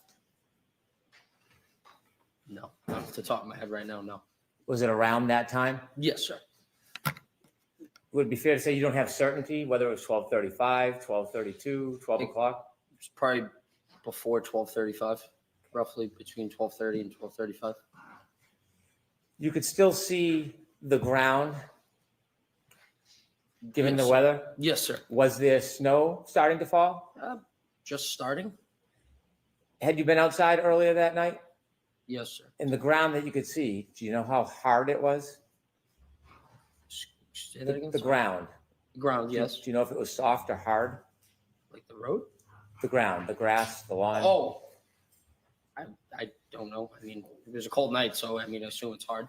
Around that time, around 12:30 when you left, Mhm. Was there inches of snow? No, there was On the not ground? inches of snow, no. I could still see the grass coming through the snow. I mean, it's just like a coating. You could still see the bare ground. Correct, sir. When you saw that SUV in front of you for the time that you were there, that 5 minutes, did you ever, and you said that you saw brake lights at times. Mhm. Did you ever see at that point missing parts of its taillights? No, sir, I wasn't observing the vehicle like that. When the taillights were on, when the brakes were on, what color was the glow? Red, sir. Did you ever see a missing piece where it was white instead of red? No, sir. Over near the flagpole where you saw this SUV, did you see any human being, any person lying on the ground near the flagpole? No, sir. When you drove by the SUV, you said you couldn't see past the woman. Could you see inside the SUV when you drove past? Repeat yourself. When you drove past the SUV, you saw a woman in the driver's seat. Yes, that is correct. You didn't see anybody else. No. Do you know if anybody else was in that SUV? Could have been. I'll allow it. It could have been. From when you were driving by the SUV and you could see inside the driver's seat and saw the woman, could you see on the other side of the SUV if there was anybody standing on the other side of the SUV? No, sir. Was there anything obstructing your view as you drove by and saw the woman to prevent you from seeing on the other side of the SUV? The woman and the vehicle itself. You mentioned that there was a dome light on in the SUV. Yes, sir. Was the driver's side door open? No, when you sir. drove by? No, sir. It was closed. Could I have Exhibit 16, please?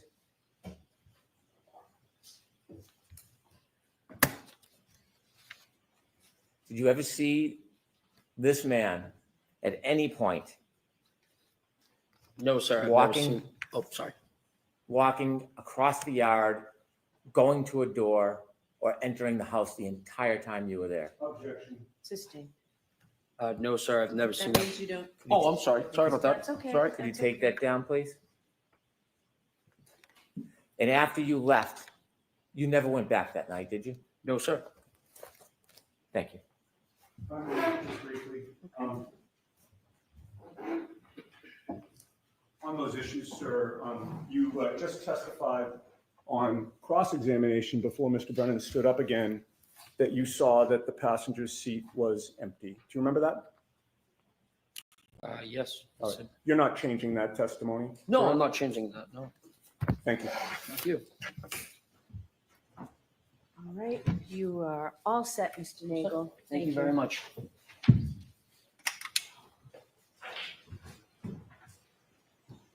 Your next witness, Mr. Brennan. Thank you, Your Honor. Commonwealth calls Heather Mason.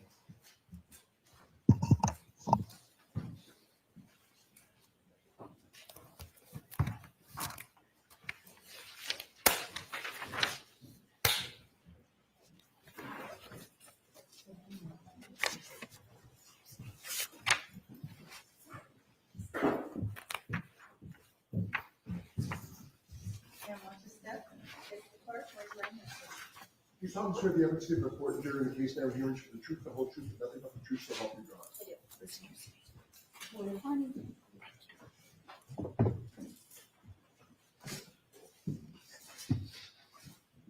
Whenever you're ready. Thank you, Your Honor. Good morning, ma'am. Good morning. Could you please introduce yourself to the jury? Hi, I'm Heather Maxon, Maxon. How old are you? I'm 31. Do you live in the area? I do. How long have you lived in the area for? My whole life. Do you know a person by the name of Ryan Nagel? Yes. And how do you know him? I dated him a few years back. I want to have you take us back a few years to Sure. January 28th, during January 29th, 2022. Do you remember that evening? Yep. Where were you earlier that evening on January 28th, 2022? We were at Ryan's parents' house, just hanging out. Whose parents? Ryan's. Right. Were you with anybody else besides Ryan and his parents? Eventually, we met up with friends Where? at local restaurants. Did you end up at one restaurant or bar in particular at the end of the night? We were first at CF McCarthy's, and then we went over to the hillside. Were you drinking? Yes. Do you remember about how many drinks you had? No. Did the alcohol affect your perception or your memory at all? Most likely, yes. Do you feel like you were impaired in any way? I believe so, yes. After you left the establishments, after they closed, did you go somewhere? We went to pick Ryan's sister up, Julie, from a friend's house. She needed a ride. Before you went to pick Ryan's sister up, did you have other plans before that? Sorry, could you repeat the question? Yes. Before the decision was made to go pick up Ryan's sister, were there other plans that you were? No. Okay, that was just the plan to Yeah. go get her? Yeah. Do you get her remember generally or specifically what time that was? late midnight? Okay. Do you remember the time exactly? No. Is there any marker in your mind that would help you remember exactly what time it was? Not necessarily, no. So is that a generalization or a guess? Yes. When you went to pick up Ryan's sister, do you know where you were going? No. Were you driving? I was not. Who was driving? Our friend Ricky Where were you sitting? in the back seat. And what kind of vehicle was it? It was a truck. Are you familiar with the area? Not necessarily, no. Do you remember at some point taking a turn onto the road Yes. that had the house where you were going to arrive? Yes. How do you remember that? Just a visual bystander, and I'm aware of my surroundings, I'd say. Did anything happen that made you remember the turn before you got onto that road? There was another vehicle also on the road coming from the opposite direction, and we had let that other vehicle turn onto the road before us. Describe in a little detail what happened at that intersection. So I don't recall the name of the street that we were on before we took the left onto the street that the house was located. But the car coming from the opposite direction was taking a right onto the same street. So we had somewhat yielded to the car coming from the opposite direction to have let them take a turn onto the street before us. Did you see if the driver of either vehicle gave any indication to the other vehicle who should go first? I don't necessarily recall, but I'm assuming maybe I don't want you to assume. That's Oh, okay if you don't okay. recall. Sure. Who turned first onto the road, Ricky or the other car? The other vehicle. The other vehicle, do you know what type of vehicle it was? It was a big, like a SUV, a bigger car. The SUV turned before you? Yes. Before or when the SUV turned, did you get to see inside the vehicle? I did see inside the vehicle, Could yes. you describe to the jury what you remember seeing? I saw a male and a female inside the car. Where was the female?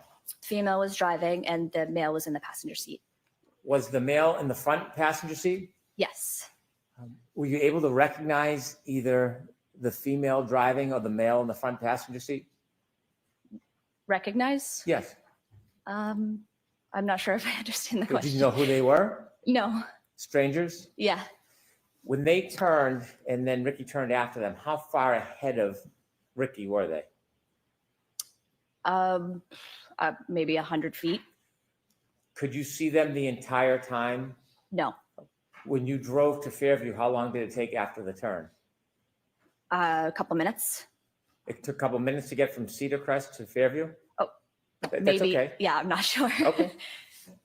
When you arrived at Fairview, where did Ricky stop? Outside the house on the street.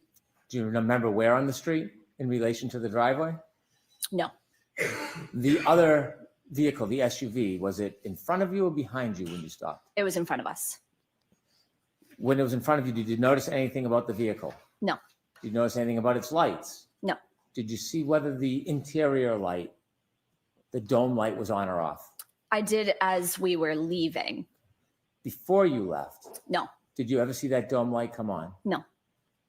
Did you notice anything about the brake lights? No. Did you notice anything about the vehicle's tail lights, whether they were intact or broken? Nope. When you arrived at that address, do you know the street address? I do not. When you arrived at that address, what happened next? I believe Ryan had reached out to Julie saying, we're here, time to go. And so she had come outside and we had a short conversation and she decided that she was actually going to stay at the house. She had invited us in, but I had said that I didn't want to go inside. I just wanted to go back to the house. From the time you first arrived at that address and until the time you left, did you ever see anybody get out of the SUV that was in front of the truck? I did not. Did you ever see anybody travel across the front yard to the doorway from that SUV? Nope. Did anybody ever walk by on the street, walk by the truck in front of you or behind your truck and walk on the driveway? No. Well, No. besides Julie, sorry. So Julie. Julie is the only person that you saw in the driveway that night, Yes. and then you left? Yes, When you left, did you drive by the SUV? we did. When you drove by, what were you looking at? My surroundings. Okay. What did you see? I saw the female that I saw beforehand, also still in the car, Where did you see her? in the driver's side. Was there at that point any lights on inside the car? There was, yes. Which The light? dome lights, Was the driver's side door open? not to my knowledge. Did you see anybody else inside the SUV? I did not. Was there anybody else inside the SUV? You didn't see anybody inside the car? Besides the driver, no. Okay, next question. Do you know whether there was anybody else inside the SUV at that time other than the driver? No. Did you look in and study the interior of the SUV? No. How long did you look inside the SUV for when you passed? It was just passing, so I don't know, a couple seconds. Did you see if there was anybody or a man standing outside the door of the SUV? I did not. Outside the door? No, Did you see anybody lying on the front lawn? no. Thank you. I have no further questions.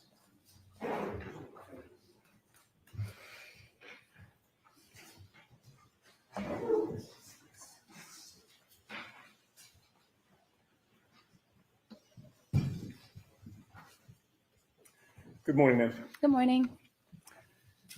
Before Ricky turned onto Fairview Road, you saw the SUV in front of Ricky's truck, facing it, taking a right-hand turn in front of you, correct? Correct. And at that point, you had an unobstructed good look at the driver and the front passenger, correct? Correct. And you could see that there was a female driving and a male in the front passenger seat at that time. At that time, yes. Now, ultimately, Ricky's car took a left after the other SUV took a right, correct? Correct.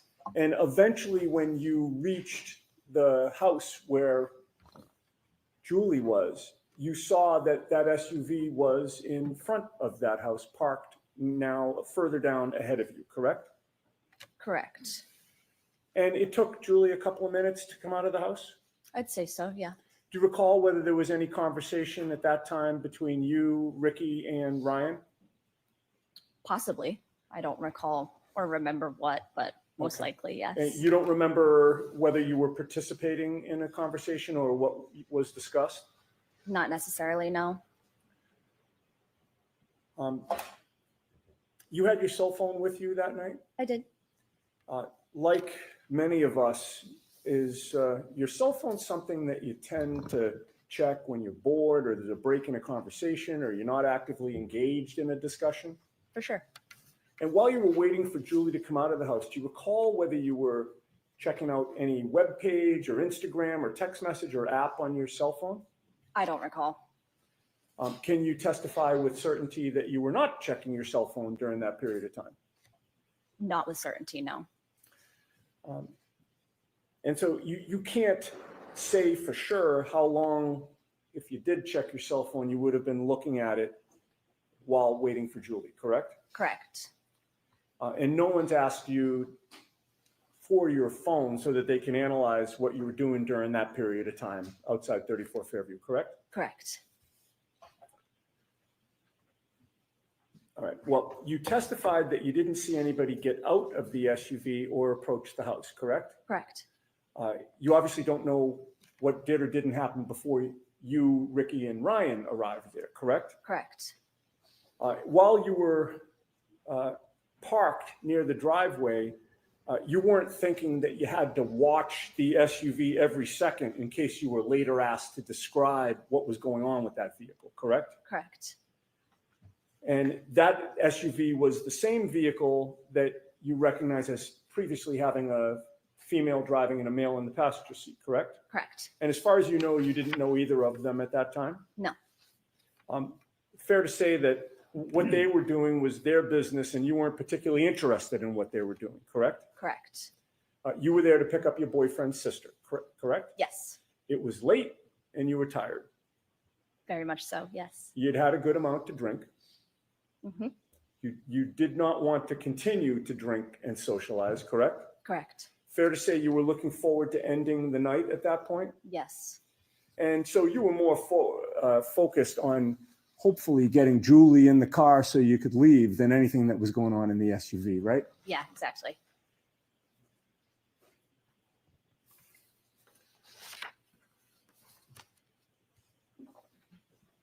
Then Julie came out, and it wasn't as simple as her just jumping in the vehicle and leaving, correct? Correct. There had to be a discussion, Right. right? And she came out to speak to the three of you for about 5 minutes or so, I'd say. like a back and forth about who's going where. Yeah.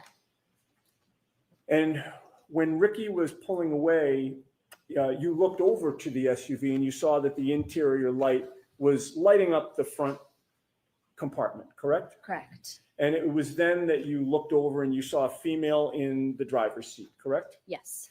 You did not see any person in the passenger seat, correct? Correct. And you certainly did not see a 6-foot-tall off-duty police officer in the SUV at any point on Fairview Road. Correct. I have nothing further. Thank you. Anything, Mr. Brennan?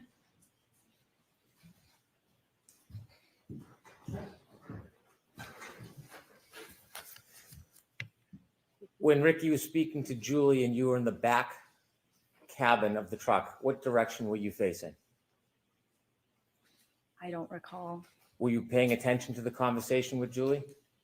I was probably in and out of the conversation, yes. Were you facing the direction of the house in the SUV, or were you facing the opposite direction? I don't think I was facing the opposite. When you were in the cabin of the car and Ricky was having a conversation with Julie, did you ever see anybody other than Julie come in or out of the house? No. I'll allow it. No further questions. Thank you.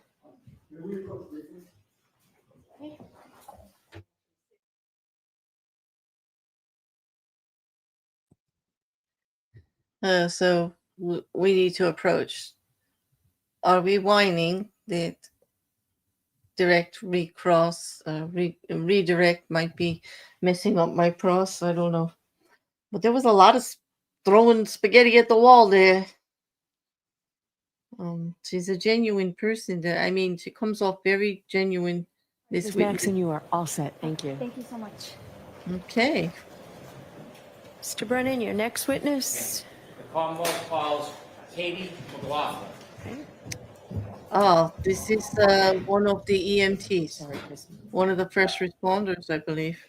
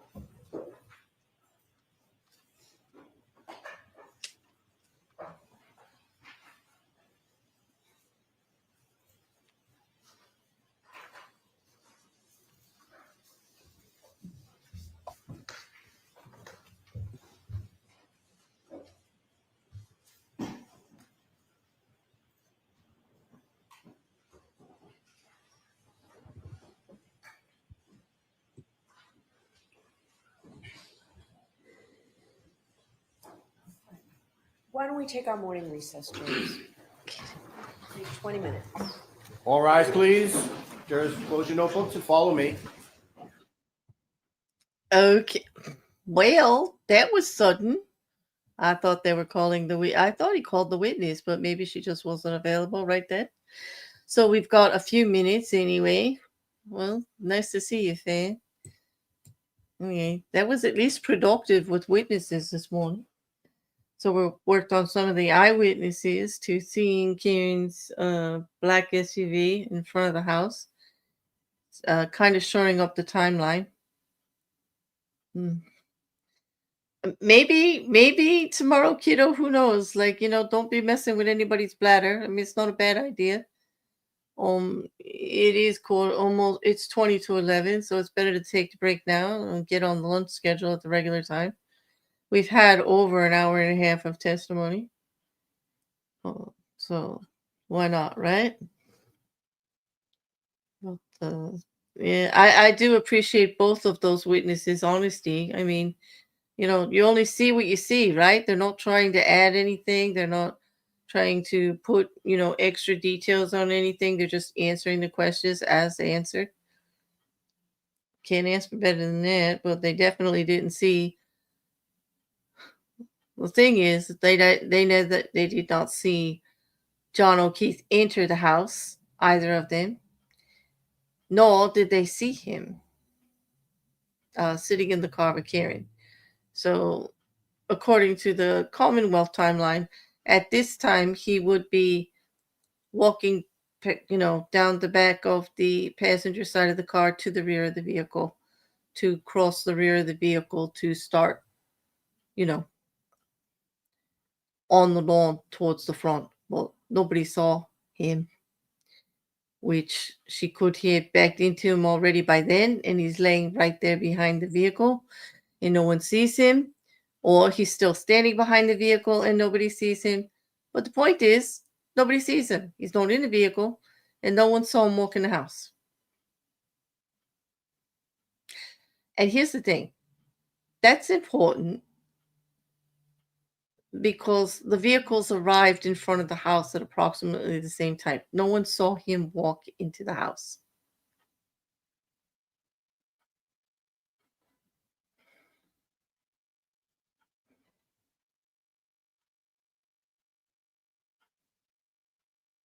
And the reason I say it leans more towards that he didn't go in the house is because, like, the body was found where the body was found, which was not very far from the vehicle, where it was seen by the witness.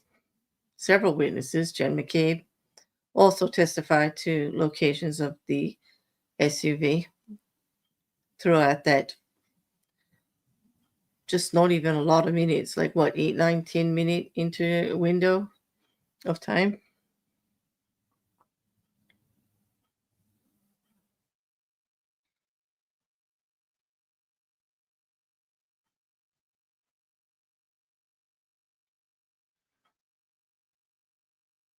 It just reminds me that no matter what, it's all going to be jury perception.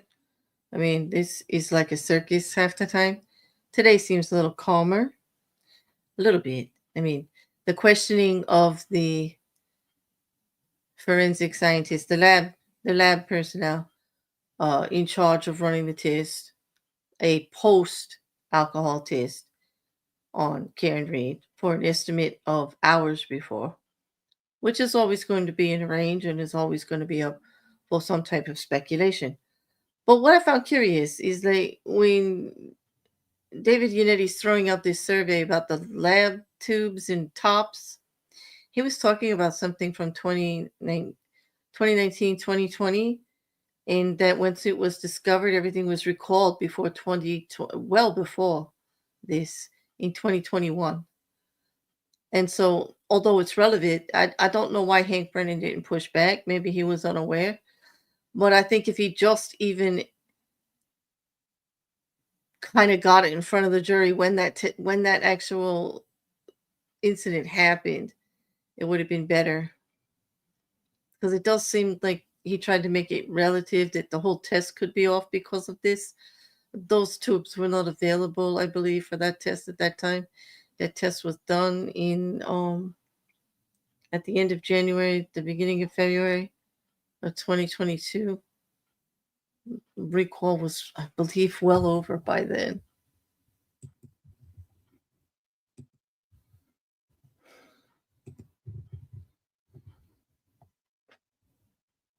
It's just a little ridiculous.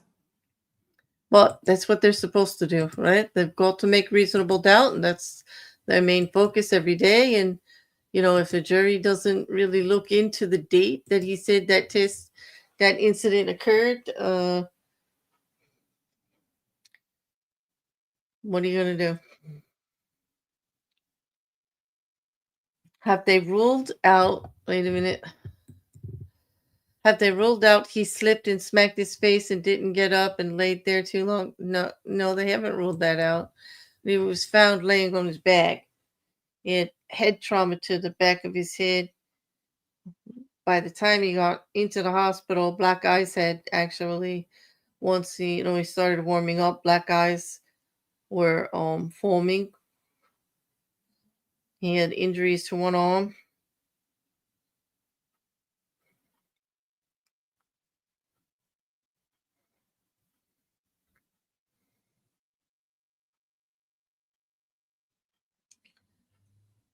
I do think that him being inebriated assisted in the accident in general, just in regards to response to the injuries. But what can there's a lot of ifs. There's a lot of possibilities here.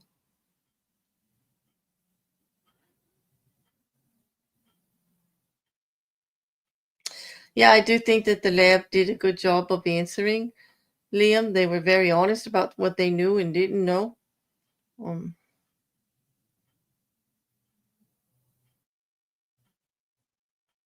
No, tomorrow, kiddo, there's no way for the was hit by a car to be 100%. But there's a broken taillight. There is DNA and glass on the car that he was carrying. Both Karen Reed has said in interviews that he was carrying a glass when he left the car, and he may have even been carrying her glass. There was multiple types of glass on the bumper of the car, broken. There was a broken taillight. There's his DNA. The body was found with one shoe missing, as if it had been tossed, hit, knocked off his feet. I mean, it's snowy, it's slippery. That could have been slipping, whatever. There's a lot of things that contributed to it. Well, none of the injuries can say conclusive by hit by a car or not. Everything seems to be inconclusive. There's a lot of what ifs. It could be this, it could be that. So you have to look at it with everything else included. You can't look at, in this particular case, there's no way to look at one piece of evidence to determine anything. This is what you would call painting a big picture. You've got to take multiple pieces of evidence into consideration to get the scenario, because the only ones who know actually what happened are the people involved, and we don't even know the people involved completely, because one of them's dead and the other one was drunk off her ass. There is no perfect answer. We're never going to know. Exactly, AT2. This is definitely that kind of case. And a lot of the evidence, some of the evidence is physical, a lot of it is circumstantial, and it's going to matter mostly, like a lot of cases, on digital, forensic, GPS, black box, all kinds of digital evidence from the cell phones and from the vehicle itself, because that is where the actual timeline is going to come in. And then you get all of the other physical evidence that will go with the timeline and the eyewitnesses and those participating to go with it. I mean, there's a lot. I mean, yeah, there might not be evidence like a video that shows her hitting him. But here's the thing. When they were looking for the body, she knew where it was. In her hysteria, calling her friends, she said he was dead. She left very erratic, weird messages, and I realized that she was altered. But all of them were focused on what could have happened to him. And they were all pretty darn accurate.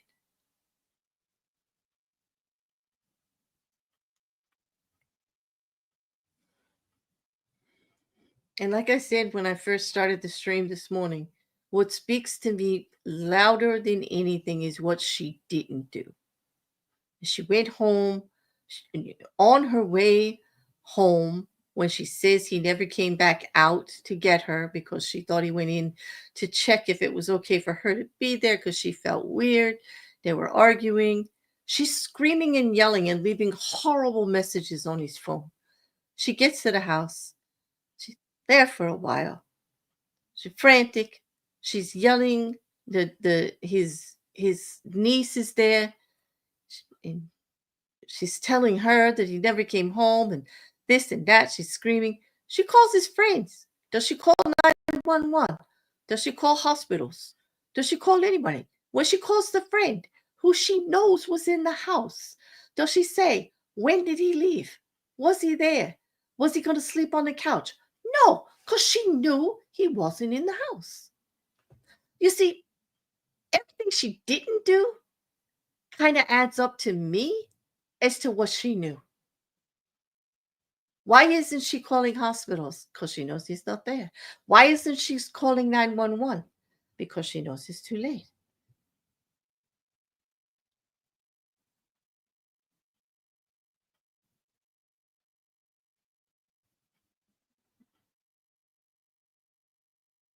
I think she knew she hit him, but I don't think she knew he was dead tomorrow, kiddo. I think she knows damn well she hit him. She said to her father, I believed I hit something. I just didn't know what it was. She has said repeatedly at the site, I hit him. I hit him. She knew. She just didn't think she did the damage that she did. But there is no doubt in my mind that she did not know that she hit him. And she didn't call an ambulance. And you know what? That morning, when she went to get the friends, she wanted to drive all over. She didn't want to call. She didn't call the police. She didn't call the hospitals. She didn't do any of that. You know who did? As soon as they knew that he might be missing, his friends did. Jen McCabe and Kerry Roberts, who she turned to. They were the ones that did all of that. The stuff that she should have been doing as soon as she knew he wasn't around.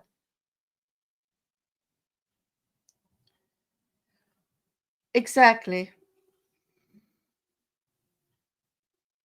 She never said anything about the poll tomorrow, kiddo, in all of her statements. And boy, she talked a lot. She talked a lot. You got to listen to the interviews. She practically confesses.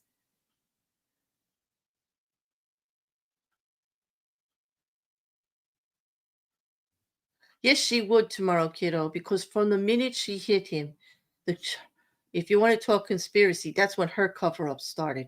Because you also have to remember that the only ring cam footage that's missing is her getting home in the beginning to John O'Keefe's house. Because she didn't want anybody to see the condition of her car. Like, you have to take a lot more of it into consideration. Why wouldn't she be yelling in the phone at him? She was erratic and she was crazy. And she was blaming him for everything. She was calling him a pervert. She was screaming and yelling at him at the top of her lungs. You know what? Cover up starting right away.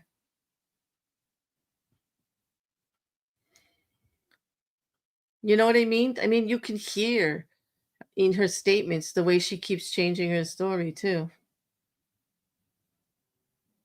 If you had hit someone, you'd be very upset and call an ambulance. I think most rational people would. Somebody that drunk out of their mind who doesn't want to take accountability, because the one thing I see in this defendant is blame the rest of the world and never going to take accountability. Because remember, I will remind you all that she was charged with manslaughter first. But she chose to fight it. And then when all of this else came forward and it looked like she was actually trying to cover up. I mean, this woman traveled to Florida as soon as she knew they were going to take her phones on a search warrant. And she made sure she stayed there with her phones with her until it expired, till they came back. It took forever to get any of that. And her phones had been compromised in the meantime. There's so much she did to protect herself. She didn't call the hospital. She didn't call 911. The only one that Karen Reed called between 12:30 and 5 o'clock were her parents,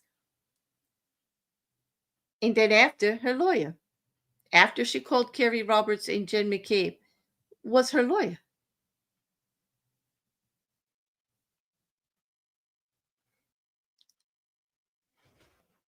I agree, AT2. It is that lack of accountability that's the biggest thing. That avoidance is what's bumping up the simple manslaughter to murder. Exactly. And that's why when people tell me, why she's overcharged, it's murder. And, what if she just backed in? She didn't know. Yeah, well, if she had taken accountability and cooperated with the investigation, it wouldn't be murder. But when you go out of your way and then get caught in statement after statement that's not true. I mean, she told Jen McCabe that she left at the water, that the water, she never went to Fairfield. Jen McCabe saw her car out there. She knows she did. She was texting them. She invited them there. Karen admitted she didn't have much of a memory.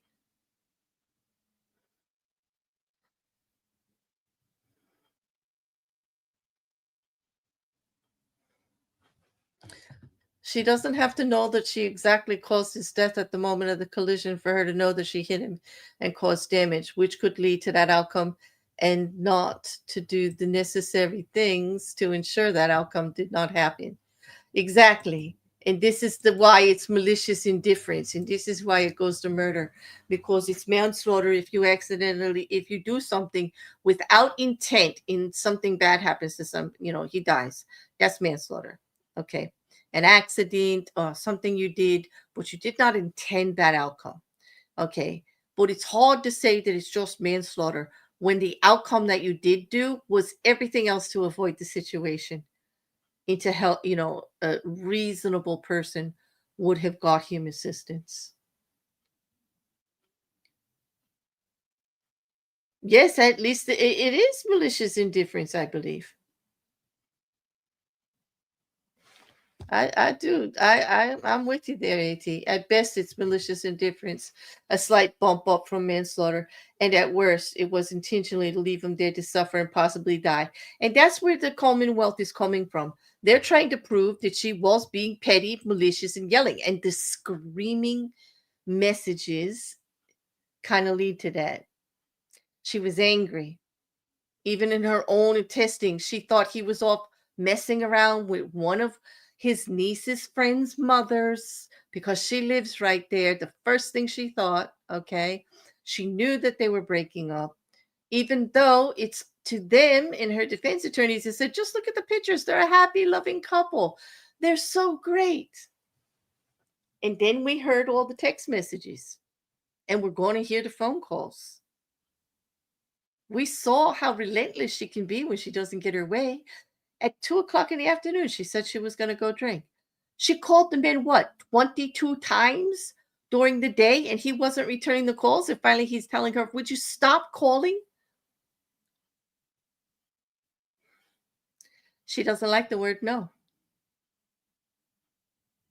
She did withhold human decency, Liam. Yes. Does she lessen her crime by not taking accountability? No, she increases it. It actually went up because, it's strategic. Well, that's just a horrible person. It's strategically being a horrible person. It's saving your own skin. It shows that the only one she was concerned for at the time was herself, and still is. From that moment, she had not a care for anyone else but herself. That's what it shows to me.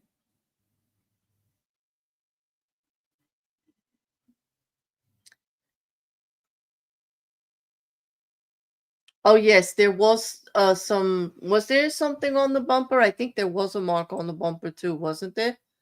And there also a higher up where his head and all, there is something up on the rack where he could have hit if she did just clip him. Because the theory is that she just clipped him near the tail light. It wasn't even a full, back into him with the full front of the Lexus, which is a very heavy vehicle. It's a clip and a spin near the tail light.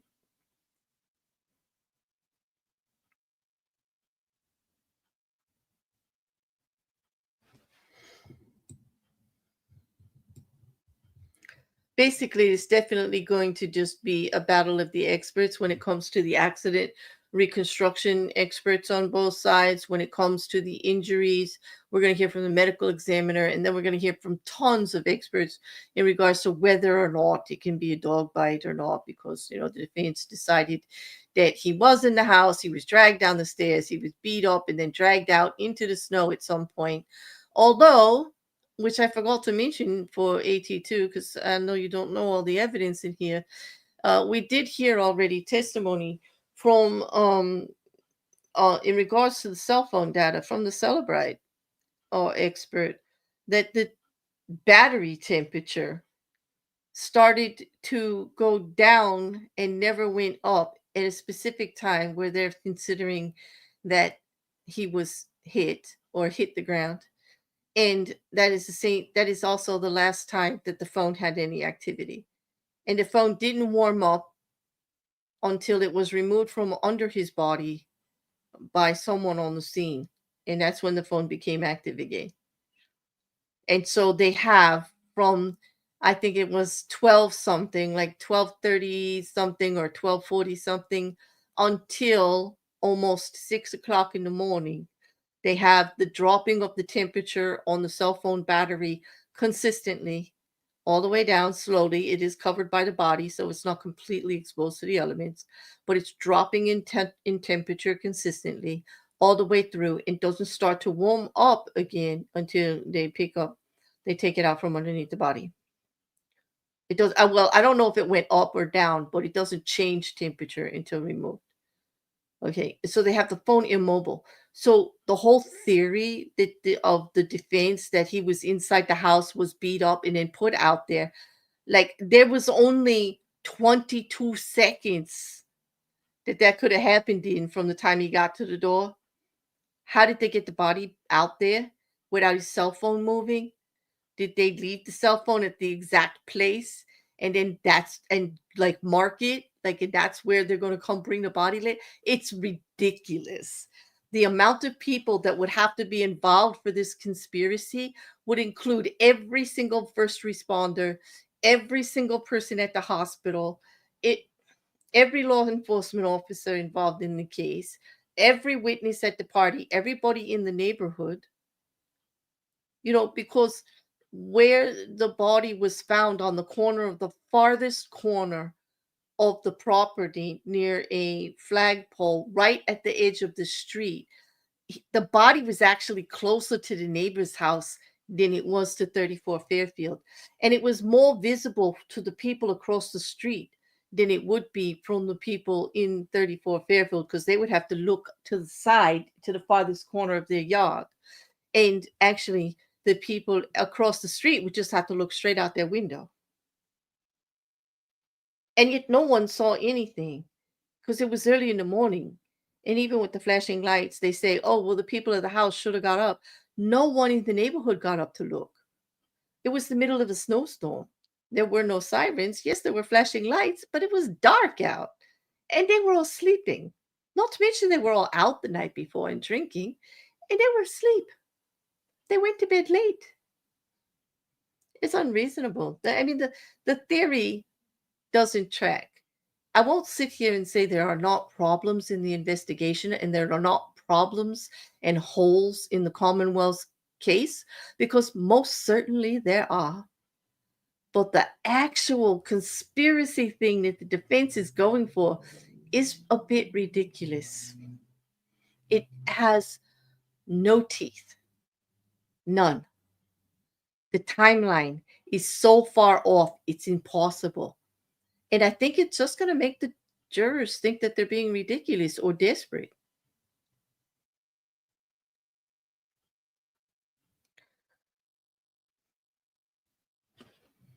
Hey, Maggie, welcome. Good to see you.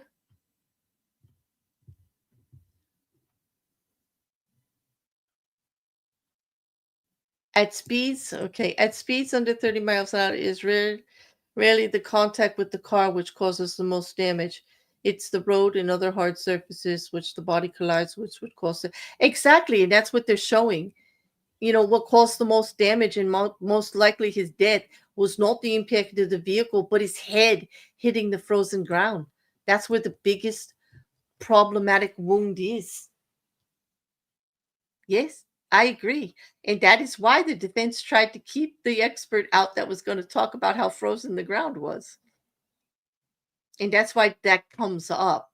Do you think the ground was hard? Because that is a big part of the injuries.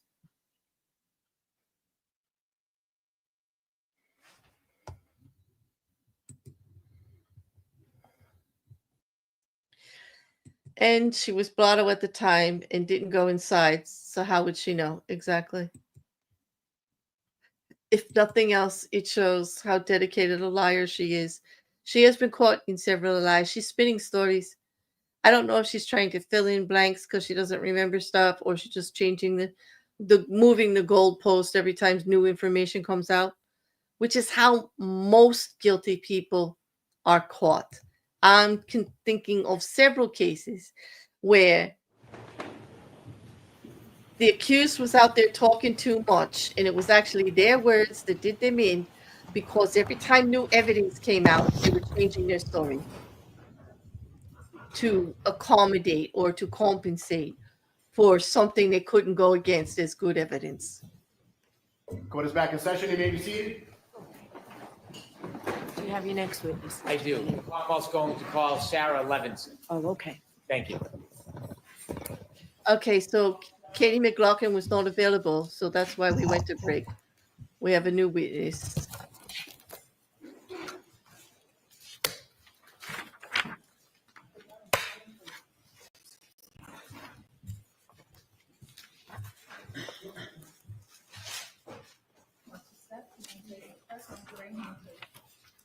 Do solemnly swear the evidence you give to the court and jury in the case now and hearing should be the truth, the whole truth, and nothing but the truth, so help you God. I'm sorry.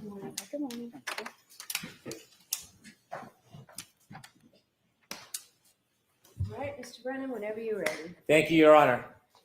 Good afternoon, ma'am. Good afternoon. Could you please introduce yourself to the jury? My name is Sarah Levinson.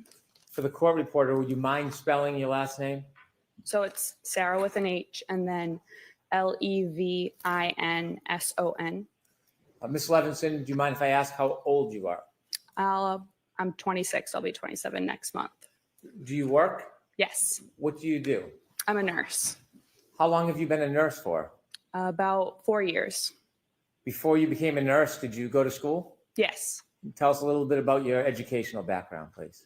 I got my bachelor's at Regis College. Do you know a person by the name of Ryan Nagel? Yes. How do you know him? He's one of my good friend Julie's older brothers. You mentioned Julie. What's Julie's name? Juliana Nagel. Are you friends with Julie Nagel Yes. to this day? Yes. Were you with Miss Nagel back on January 28, 2022? Yes. I want you to take us back to that day, the earlier evening hours of January 28, 2022, maybe around 5 or 6 p.m. Did you have a plan that day? Yes, we as in myself and Julie, were going to Brian Albert Jr.'s house to celebrate his birthday, which was the next day. Who was Brian Albert Jr. to you at that time? One of my good friends. How long had you known Brian Albert Jr. for?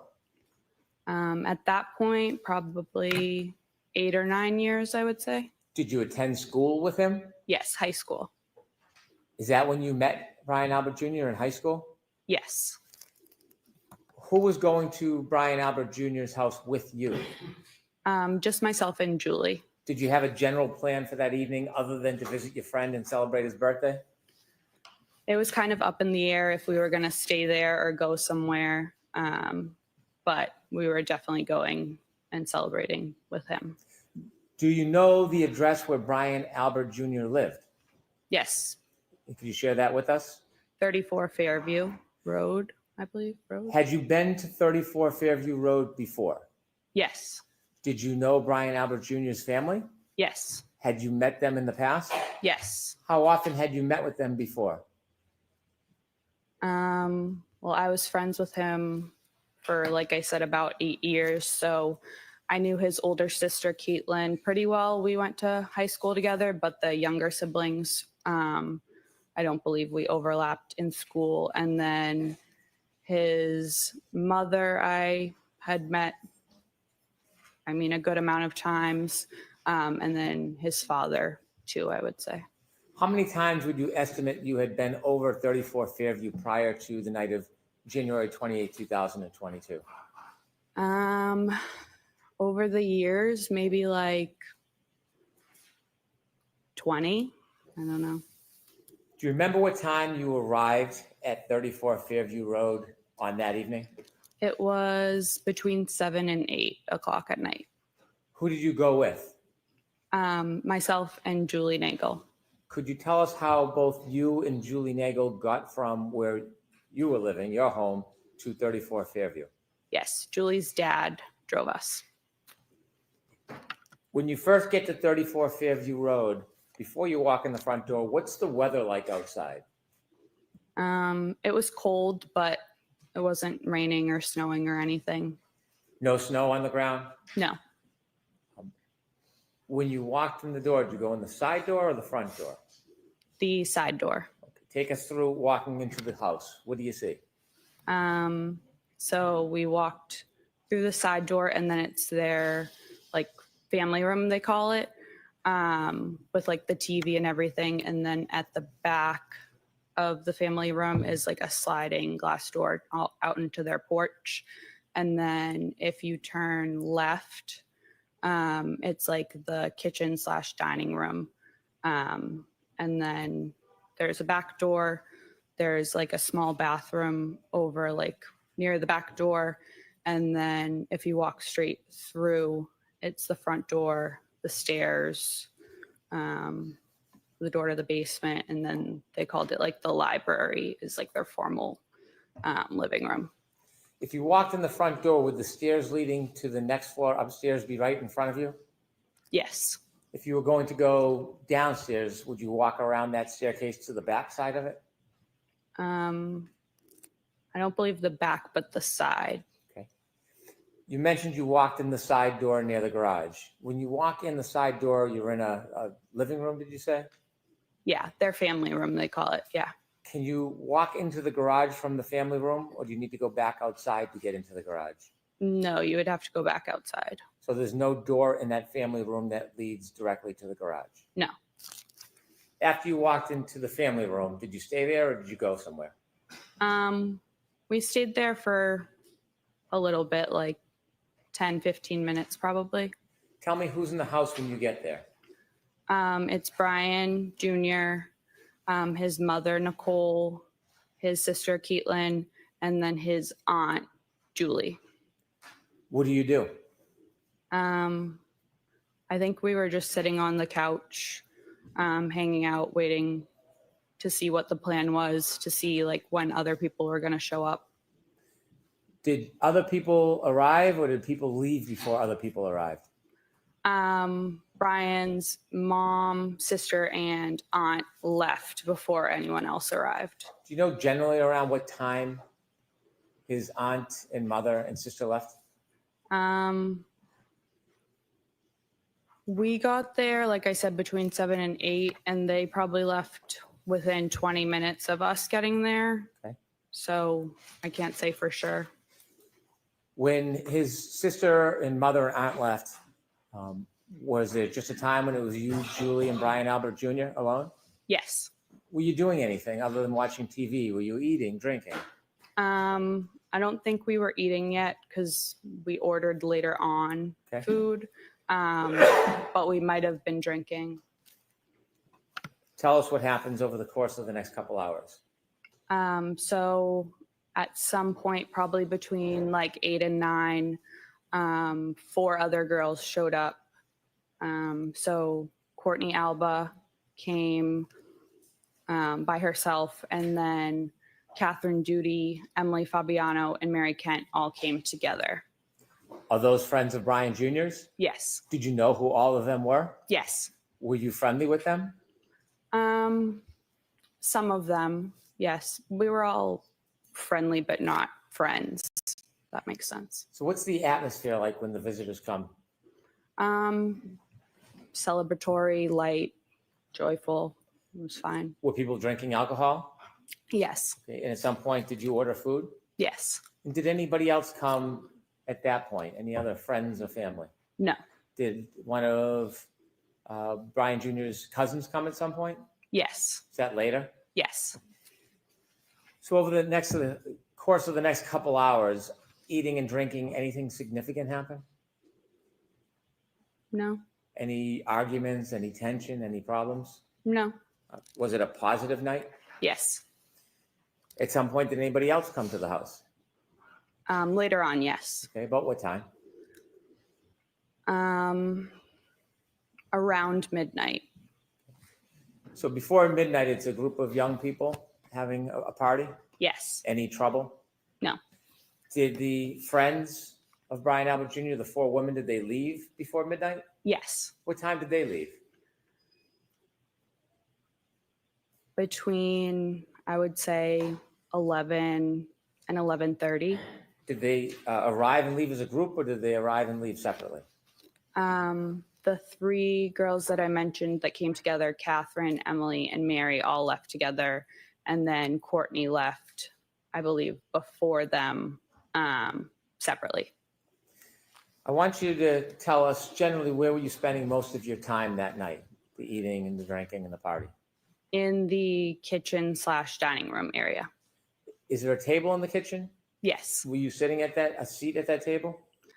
At that point, we were more around the island, but later on, yes, I had a seat at the kitchen table. If you're in the kitchen seated at the table, can you see outside? Not really. If I looked through the windows above the sink of the kitchen, I guess I could if it was light out. And then the windows to the front of the house had a little half curtain, I don't know what it's called, thing on it. So I could see above that, but not. If you were to walk to the windows in the living room area, what area was it, did you say, the half window? The dining room. If you were to walk to those windows, could you see outside? Yes. Would you be able to see the driveway? Yes. Flagpole? Yes. Street? Yes. The door, do you remember the front door, if it was solid or glass? They have a storm door that's glass and then a solid regular door. If you opened up the solid door and looked, could you see through the glass door to the front yard? Yes. At any point, did you have a chance to look outside that night? No. If you're in the living room, the kitchen, can you see where the basement access is? Yes. Can you see the backyard door? Yes. You mentioned that the visitors, the young woman that came to see Brian Jr. left. After they left, did somebody else come to or arrive at Fairview? After they left, yes. And who was that? It was Brian's father. His name is also Brian. Mr. Higgins. Brian's mother came back, his sister Caitlin, and then his aunt Jennifer and his uncle Matt. If I can just step back just a little time before the adult group showed up. Yes. Did any other of Brian Jr.'s cousins come to Fairview? Yes. And who was that? Colin, but he showed up before the girls left. He showed up before the group of young women left. Yes. How long did you see him stay for? Probably half an hour, 45 minutes. Did you get a chance to speak to him? Yes. Did the mood change at all in the house? No. When the adults came to the house, do you know about what time that was? Around midnight. You mentioned that you saw Brian Albert. Is that Brian Albert Jr.'s father? Correct. And his mother's name? Nicole. You also mentioned a person by the name of Brian Higgins. Did you know him from before that night? No. Did you meet him that night? Yes. Are you now familiar with who he is and what he looks like from that night? Yes. There was somebody else you said, Brian Jr.'s aunt and uncle? Yes, and then his sister. His aunt and uncle, what are their names? Jennifer and Matt McCabe. Did you know Mrs. McCabe from before that night? Somewhat. Had you ever socialized with her? I don't believe so. I knew who she was. I don't know if she knew my name, but I think she knew I was Brian's friend. Had you seen her before? Yes. Was that in relation to spending time with Brian Jr.? Yes, I believe so. Had you ever seen her or spent time with her outside of Brian Jr.'s presence? No. How about her husband, Matt McCabe? Did you know No, who he was? I knew who he was, but I don't believe I had ever met him in person before. No. Anybody else, any other adults come with that group? No. Do you remember who came into Fairview first as far as the adult group? Yes. Who? Mr. Albert, Brian's dad, and Mr. Higgins. And who came next? Next, I think they all kind of walked in together. Caitlin, Nicole, Jennifer, and Matt. Other than you, Julie, and Brian Albert Jr., had the young group left at that point? Yes. After that group arrived, what happens? Tell us what's happening inside the house. So it then was Brian Jr.'s actual birthday. So again, we were celebrating. Caitlin, his sister, was playing music on one of the speakers. And we were all pretty much sitting or standing around the kitchen table, talking, socializing. Do you remember what was being played for music? Like 70s, 80s type of music. I don't want to overstate it, but Were you drinking? I don't believe I was anymore at that point. No. Did you feel impaired at all? No. As the night grew on, was there any problems in the house? No. Any argument? No. Any fighting? No. Anything exciting or controversy in any way? No. Did you have a plan that you were going to leave with Julie? Yes. What was the plan? She said that her oldest brother, Ryan, would pick us up and drive us home when he was done wherever he was. Did you see at any point before you ultimately left Fairview, did you see your sister leave the house? Did you see Julie Nagel leave the house? Yes. Did you actually see her go and leave? Yes. About how long did she leave for? 5 minutes or less. Did you see her come back? Yes. After she went out of the house and came back in, did the plan change about a ride home with her brother? Yes. What was the new plan?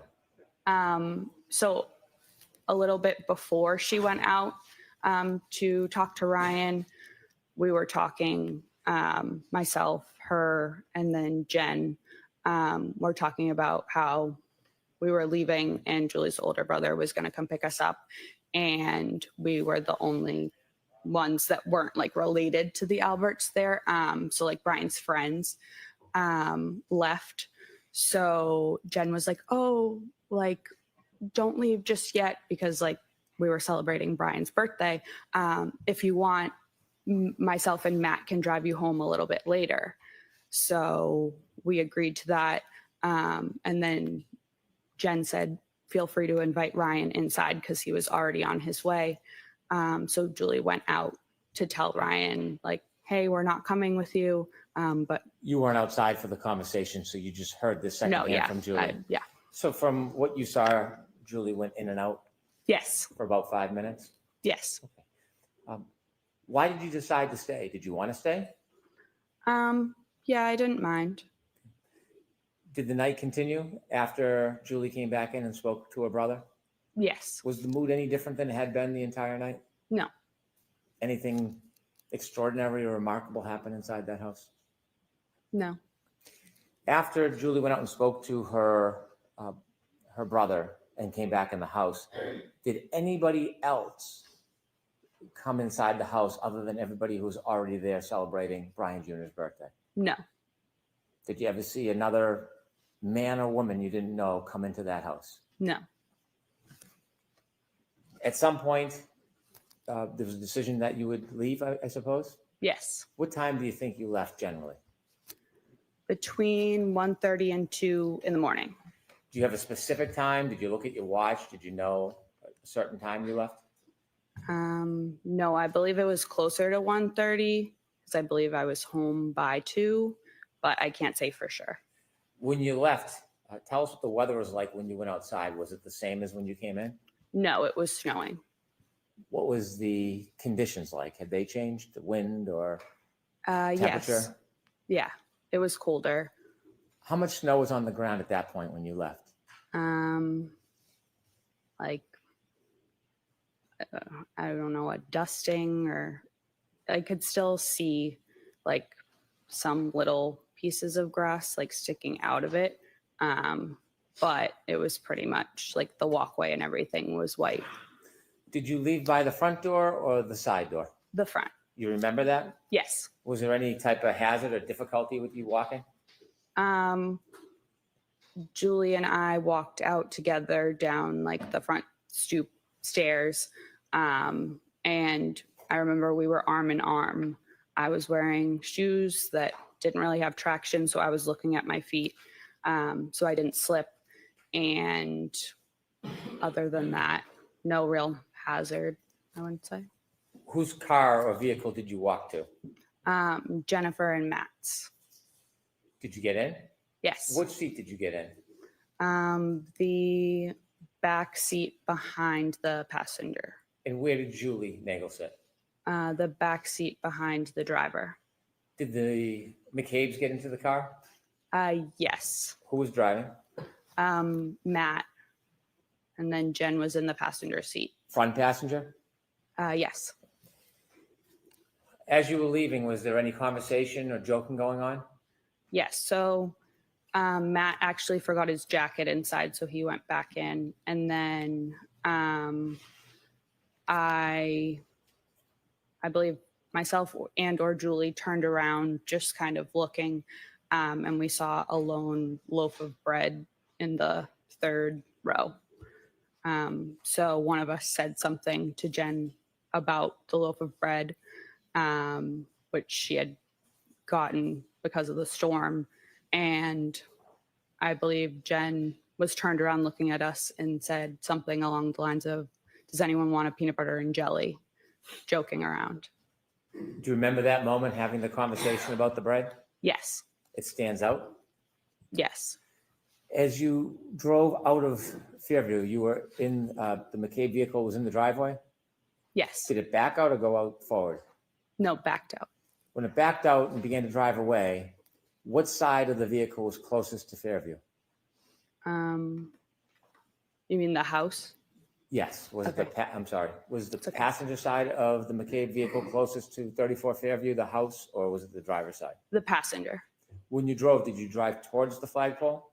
Yes. And during those moments when you were, or Mr. McCabe was driving towards the flagpole, was that the time you were having conversations about the bread, or was that a different time? That was a different time. What was happening as you were driving past that area in front of the house?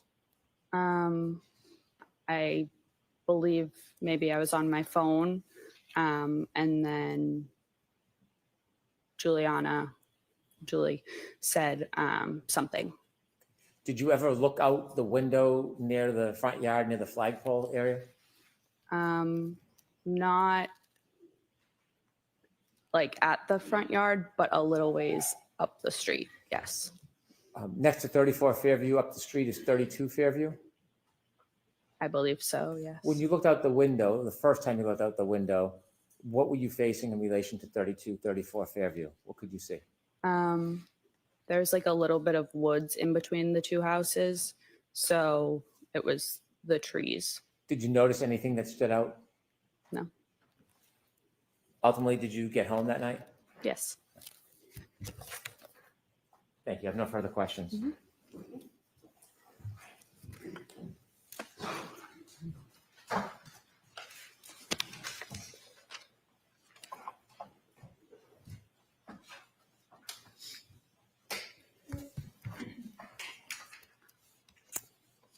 Good morning, Ms. Levinson. Good morning. You've been longtime friends, as you've described, with Brian Albert Jr., going all the way back to high school. Yes. And that high school friendship has percolated into a friendship into adulthood. Yes. You obviously know much of the entire immediate family, Brian Albert Sr., his wife, Nicole Albert, correct? Yes. You know his uncle, Chris Albert. Yes. You're familiar with his wife, Julie Albert. Yes. Obviously, Brian Albert and his cousins. By the way, which cousins are they? Last names? Do I know? Right. There's the Alberts, and then there's the Galvins, the Reardons, and the McCabe's. Okay. You indicated that you've been to the Albert home probably at 34 Fairview. That's the home I'm talking about. Yes. Probably you estimated at least 20 times, correct? Over the years, yes. Over the years. And you've known Brian Albert since high school. I mean, in the last 8, 10, 12 years, you've been to the house to and from. Yes. You've never met, or you had never met, going into January 29th, 2022. You had never met their dog, had you? Their dog? Their dog. I'm not completely sure. Didn't you testify about a year ago in another proceeding that although you had been to the Albert home many times, you had never actually met the dog? If that's what it says I said, then yes. Is that because the dog was not really good with strangers? Objection. Sustained. Do you know why you hadn't met Chloe? By the way, did you know the dog's name was Chloe? Yes. Okay. Do you know why you hadn't met Chloe in all those trips to 34 Fairview? No. Just wasn't out and about among the folks that were in the house when you were there. Yes.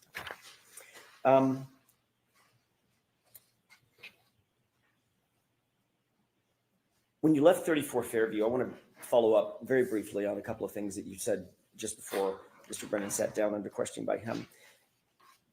When you left 34 Fairview to join Jen McCabe at her invitation to take you home, you left through the front door, correct? Yes. As opposed to the side door. It's a little confusing. The front door has the brick stoop and the stairs, correct? Yes. Okay. Is that the door that you normally would leave through, or did you normally leave through the side door, come and go through the side door? What was your more ready habit and practice? Probably the side door. Okay. When you left through that front door, there was nothing obstructing your view as you walked out, correct? Correct. You could see to the left, the driveway. You could see to the right, over toward the flagpole. Nothing obstructing anything, correct? Correct. There was a light dusting of snow at that time when you left just after, what time was it? 12:45, 1? Probably 1:30, 1:30. 1:45. Yeah. Got it. So you leave at 1:30. There's still just a light dusting of snow on the ground. Yes. The yard is flat. Yes. You could see all the way out to the flagpole. Yes. You didn't notice anything unusual at that time when you looked out toward the flagpole walking out of that front door? I didn't notice anything. I wasn't looking out at the flagpole, but yes. You were looking in that direction. When you walk out of the door, obviously you're standing, walking out of the door toward the front yard, correct? Correct. But as I stated, I was looking down at my shoes in front of me. Okay. Obviously, then you have to, at some point, you have to look up to see where you're going. You have to turn left to go to the driveway. Is that right? Yes. Okay. Then you walk over and walk parallel to the yard again to walk over to the car. Correct? Yes. And as soon as you walked out of the stoop, you had to figure out where the stairs were. So make sure you don't fall down the stairs, right? Yes. But you're still looking up like normal, correct? At some point. Most likely. My question is, you didn't see anything unusual in the yard, did you? No.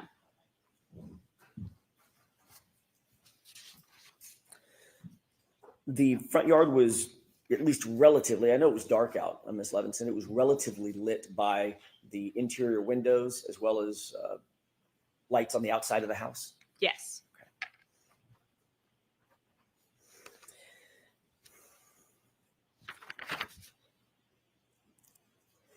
You indicated that you did, in fact, get the ride home with Jen McCabe and Matt McCabe.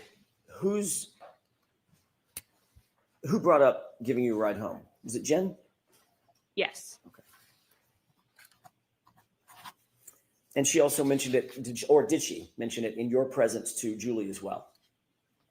About the ride home? About the ride home? Yes, in my presence. Okay. You said that Matt McCabe was driving, but before he got in the car, he realized he had forgotten his jacket and went back in, correct? Yes, I don't know if he had gotten in the car and then got out or he just opened the door, but yes. He was at the car at least. Yes. So he had exited, by definition, he had to have exited, pardon me, the house through the front door as you did to go out to the car the first time. Yes. And then he got to the car, then realized, forgot his jacket, walked back toward the front door, went back in the main door. Correct. Yes. You saw that? Yes. Then once he retrieved or fetched his jacket, he then walked back out that same front door down the stoop, looking out over the lawn and then over to the car, correct? I didn't see him walk back out, but I mean, probably. I don't want to say yes for sure because I wasn't watching him at that point. Understood. No reason to believe that he would have used a different door. Correct. Yeah. Okay.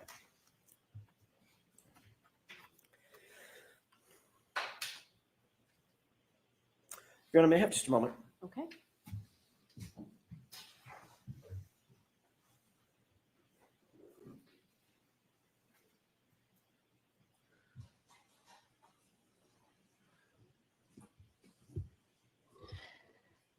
Oh boy.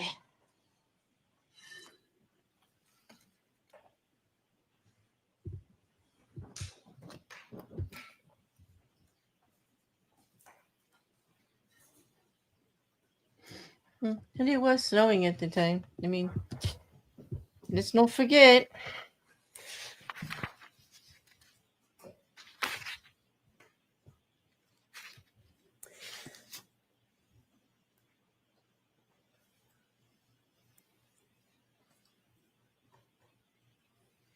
You were contacted ultimately by law enforcement to provide an interview, correct? Yes. That was not until October of 2022. Is that right? Yes. A couple of quick questions about that.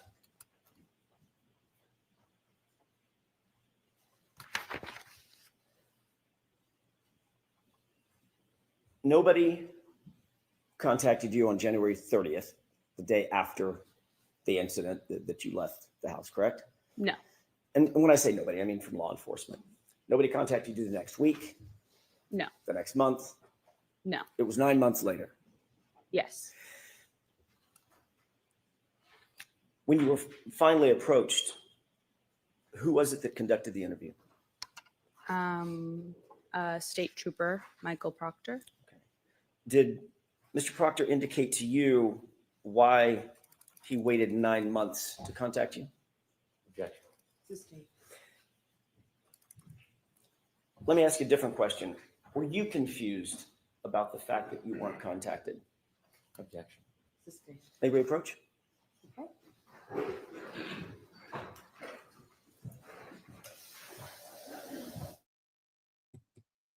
Hmm.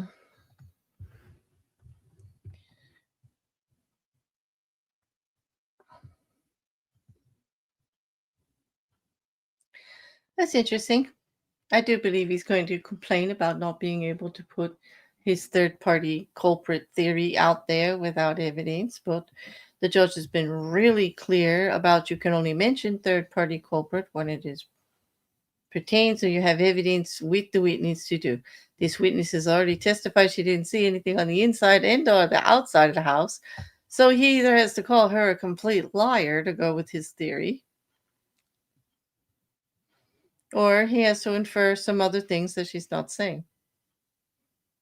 And so it'll be that, she wasn't interviewed at first, that perhaps they weren't cooperating, or, obviously sloppy law enforcement. Now, it did take a long time, granted, but remember, she was arrested and charged one way, and then it went up later, and there was investigation going on the whole time. And these are the people inside the house. When John O'Keefe was first discovered, and with the preliminary investigation in the beginning, there was really nothing to indicate that anyone in the home would be involved. But I can understand making long lists. It takes a while to get to everybody. And it's definite that there was not exactly the most pristine investigation here at all.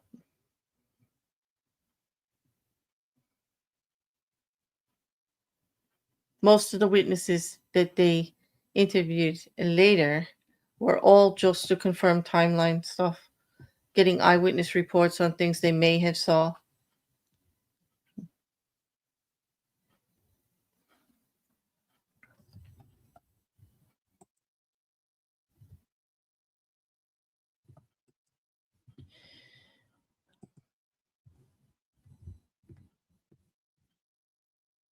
Exactly, Liam.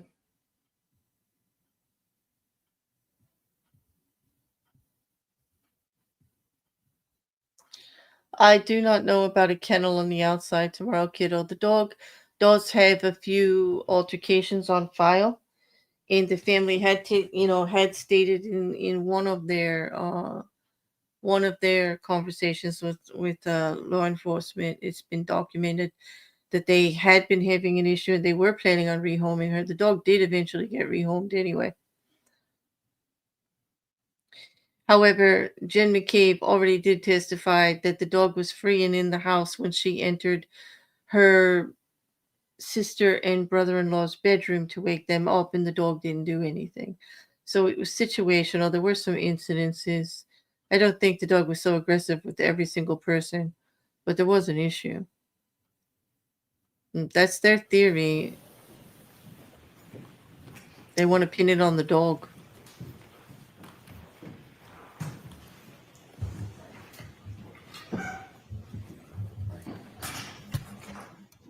May I, Your Honor? Yes. Thank you. When you were finally interviewed, let me ask you a different question. When you were ultimately interviewed in October of 2022, was that telephonically or was that in person? In person. Were you alone or was there anybody else with you? I was alone. You mean like besides the troopers? Besides the troopers? Yeah, I was alone. And had you prepared for that interview with any person or persons before that interview? No. Had you spoken to anybody, Julie or anybody else, about the potential for being interviewed? I believe Julie called me to tell me. If I may, don't tell me what was said. Okay. Did you speak with Julie before the interview? Yes or no? Yes. Okay. And one more question, without telling me any of the words that were used, was the subject matter the interview? In other words, I'm not asking if you talked to Julie about going and getting the dry cleaning picked up or something like that. Did you talk about the subject of the interview with Julie before you were interviewed? Somewhat. Okay, that's all I have. Thank you. Anything, Mr. Brennan?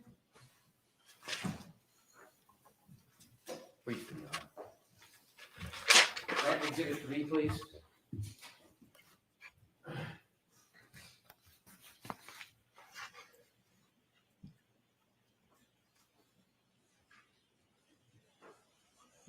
Do you see the windows on that house?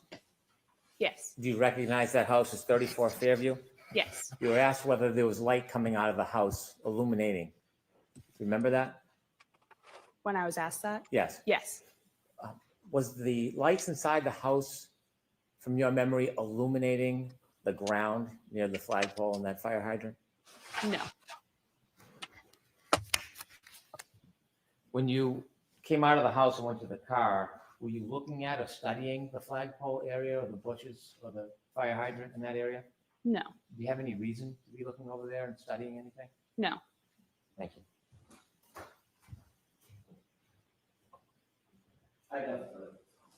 All right, Ms. Levinson, you are all set. Thank you. And your next witness, please, Mr. Brennan. Thank you, Your Honor. The Commonwealth will call Katie McLaughlin.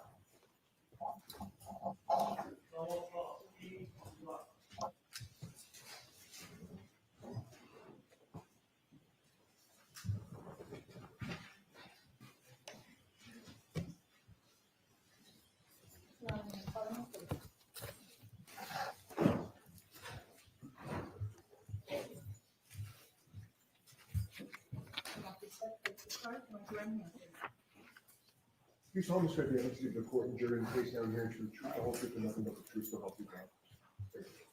Good morning. Oh, I'm sorry. Good morning. Whenever you're ready, Mr. Brennan. Thank you. Ma'am, could you please introduce yourself to the jury? My name is Katie McLaughlin. I'm 29 years old. I work for the town of Canton as a firefighter paramedic. Did you study to become a paramedic firefighter? Yes. Why did you become interested in becoming a paramedic firefighter? I enjoy helping people. I have some family members who work in the healthcare field, and I just always thought it was interesting, and I wanted to do something meaningful with my life. Did you have to have any special training or education to become a firefighter and paramedic?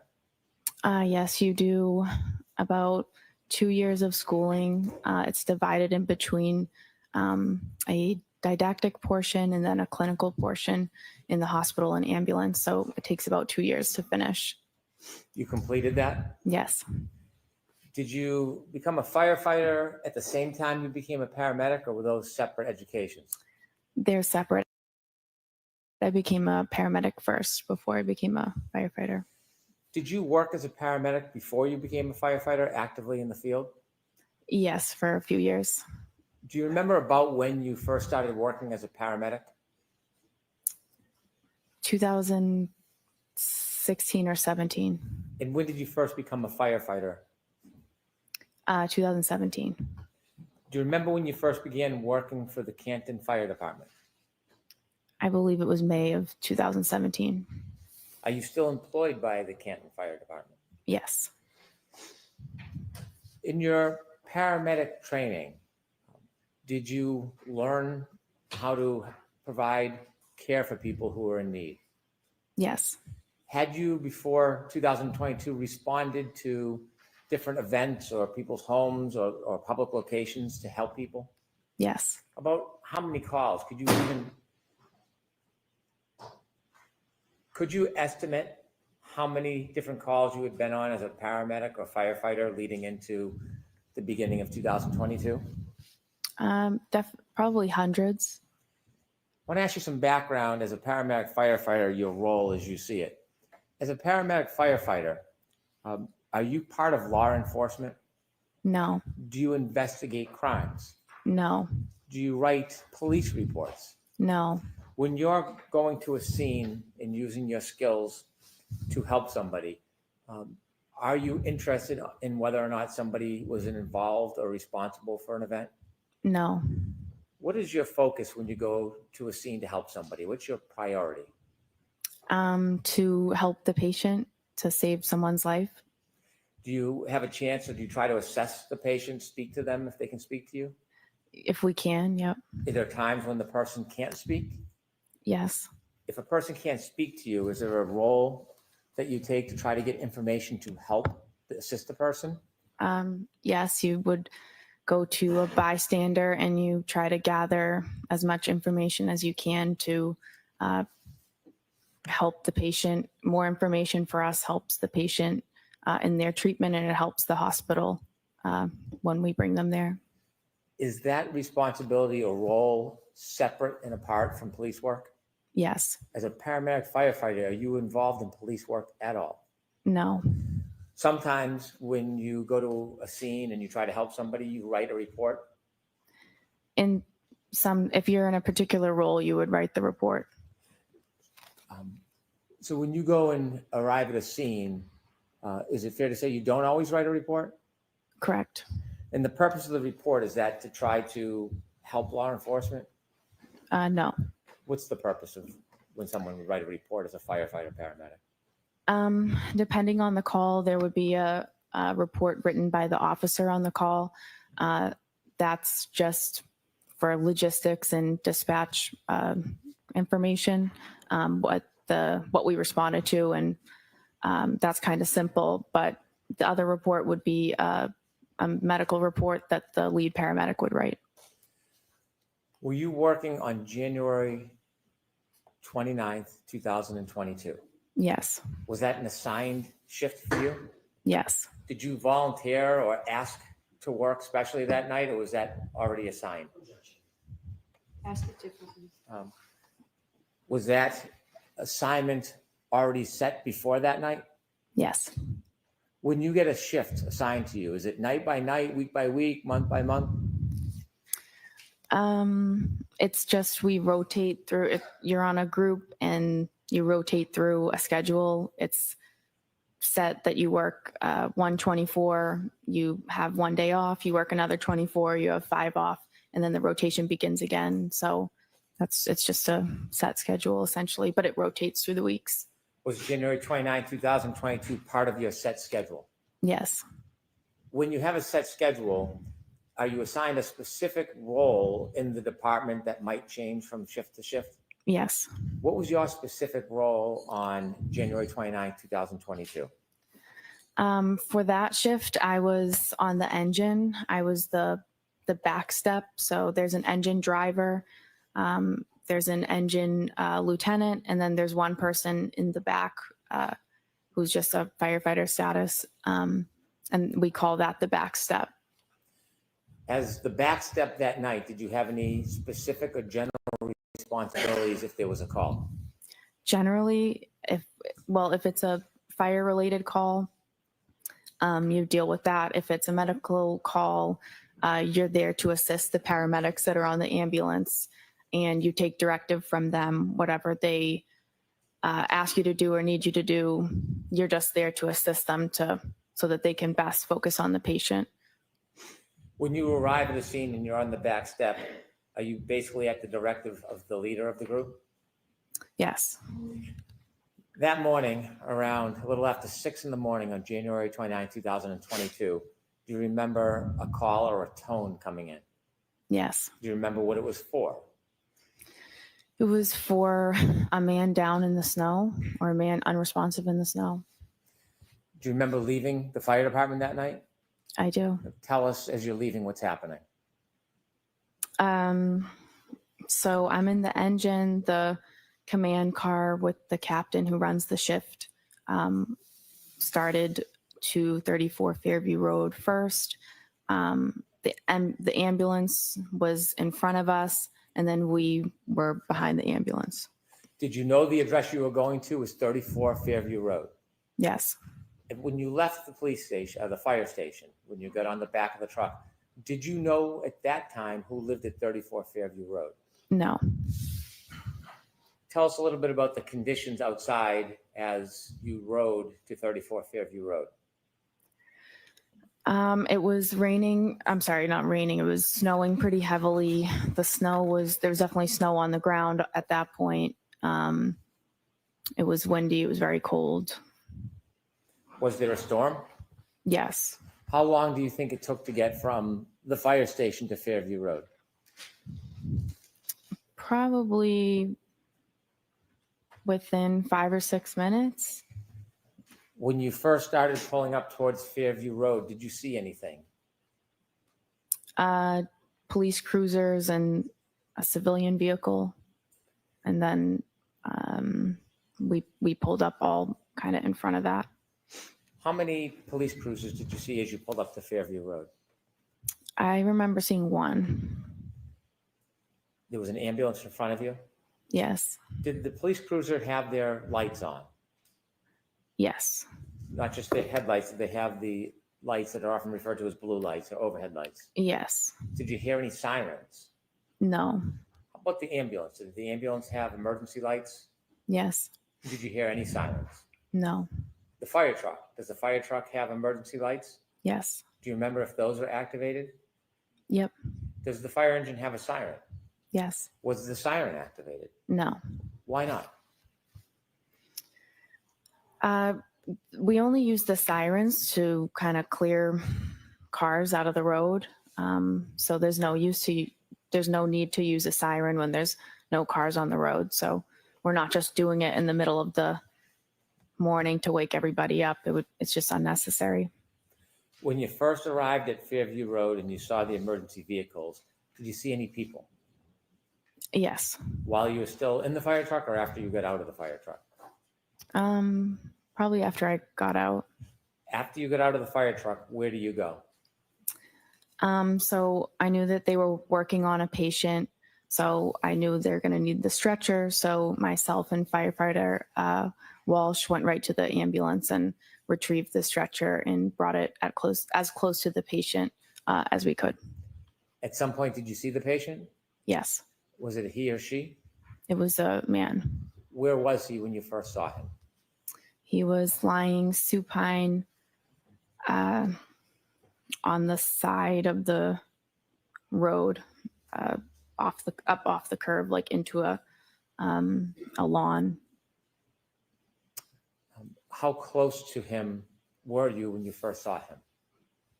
Well, I only made it to the curb where I brought the stretcher. He was maybe from here to that table, maybe.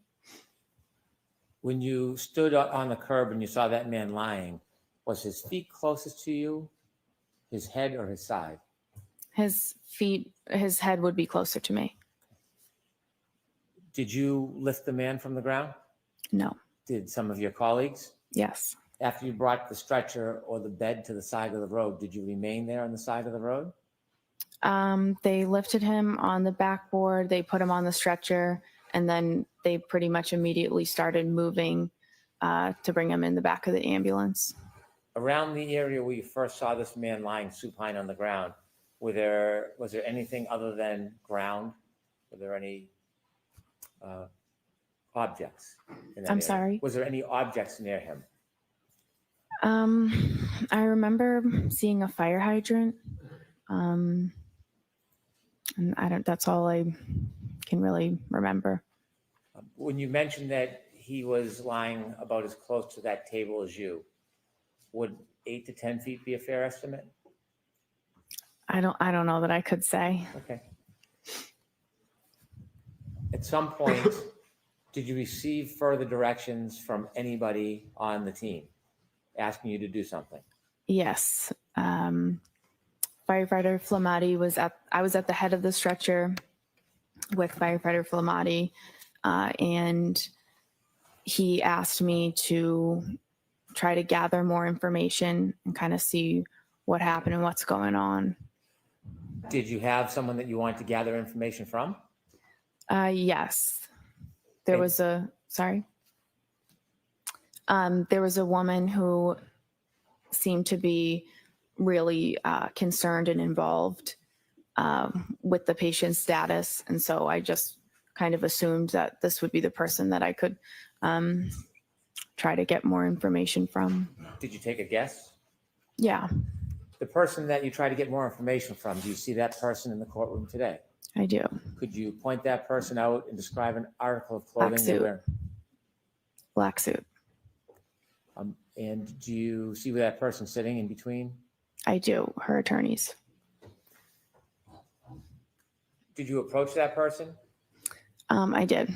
Now, you mentioned you're not a police officer or a criminal investigator. What type of information are you hoping to get generally in these circumstances? Some basic demographic info. You can answer a lot of questions by just asking a few very simple ones. So obviously you're trying to get his name and his date of birth. And then you ask questions if the patient has a medical history, if the patient takes daily medications, if the patient has any allergies. And that's all things that can help to sort of maybe explain why this person is in the position that he's in. For example, if someone reported that he had a heart condition or a seizure disorder or he was a diabetic, that would help us sort of, that's relevant information for us for his treatment and to pass on to the hospital. Did you have a chance to speak with the person that you had pointed out? I did. When you spoke to that person, did you get a chance to ask any of those questions you typically ask? I did. When you spoke to the person, what did they tell you? She gave me his name, his date of birth. She denied him having any medical history or daily medications or allergies. I was kind of moving around. She was moving around the scene. So I was kind of moving around, trying to gather the information with her. Did she say anything to you in addition to the typical background information that you would try to obtain from somebody? Yes. What did she say?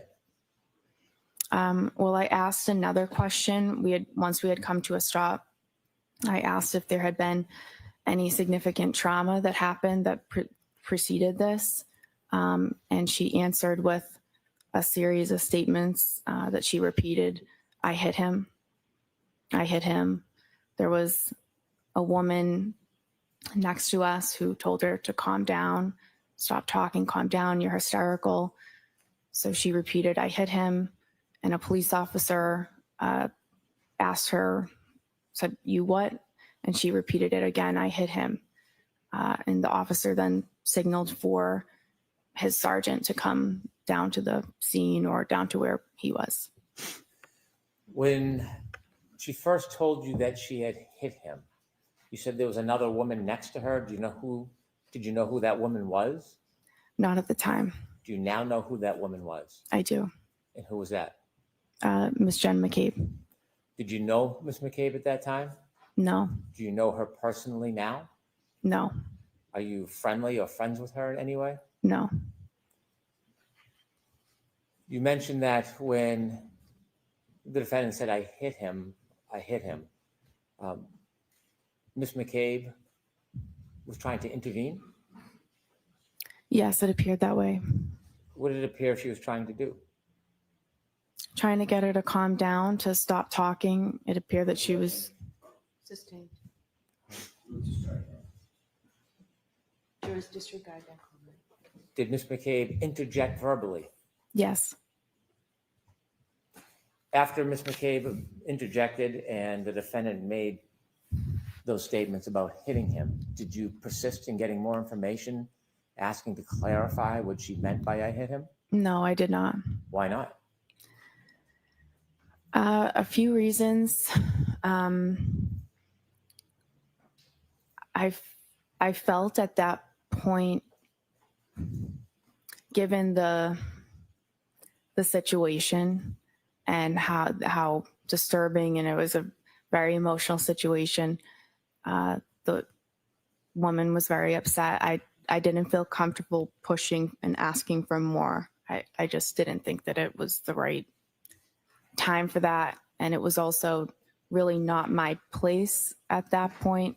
And I feel like that was something that the police that's more their role. Asking follow-up questions about what she meant by I hit him, would that have helped your diagnosis and treatment of the man in any way? It could have. But you made the decision to stop asking her questions? I did. Or Mr. Brennan. Did you ask her any more questions after she said I hit him? I decided not to.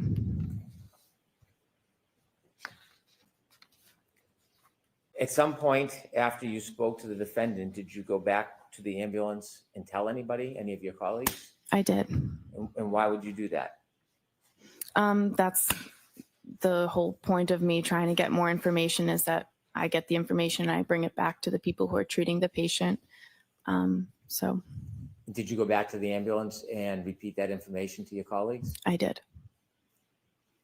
Did you have any other further role at the scene as far as helping the man or doing anything else No, other than I drove the ambulance to the hospital. with the gentleman in the ambulance? Yes. Did you learn who that person was? Yes. Did you know at the time who it was? No. When you got to 34 Fairview, did you recognize the home when you got there? No. Did you later learn who lived at that home? Yes. Did you know somebody who had lived at that home? Yes. Did you know that person lived there prior to that night? I learned that she lived there. Okay. And that person that you knew lived there, what is their name? Caitlin Albert. How did you know Caitlin Albert? We went to high school together. We're in the same grade. We have mutual friends, and growing up, we had different friend groups, but those groups would often get together in bigger groups and hang out. I see her in group settings. I socialize with her occasionally.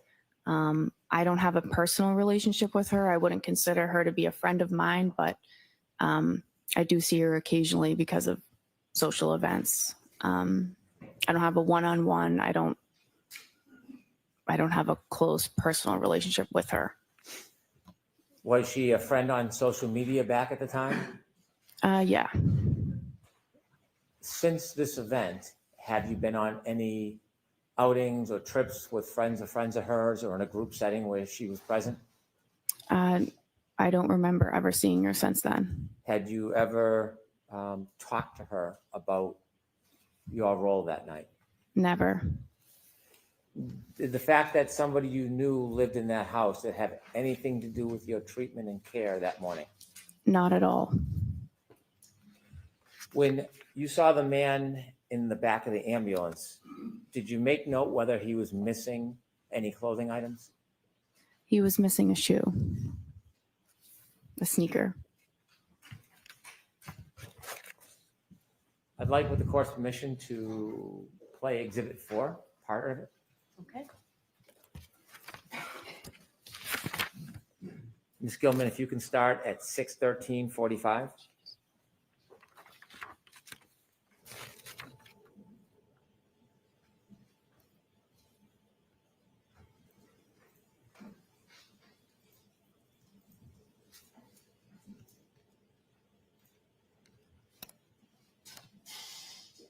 Stop, please.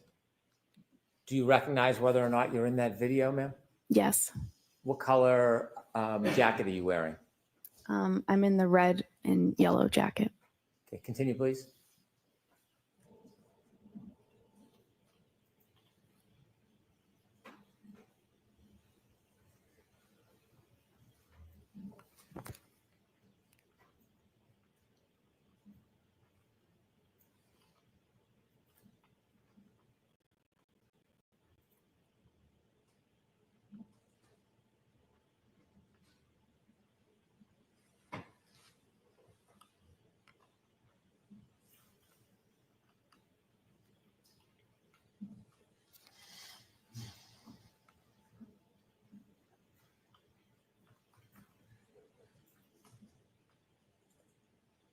Stop, please. There are two yellow jackets, one on the left, one in the middle of the screen. Do you know which one is you? I'm now in the middle of the screen. Continue, please.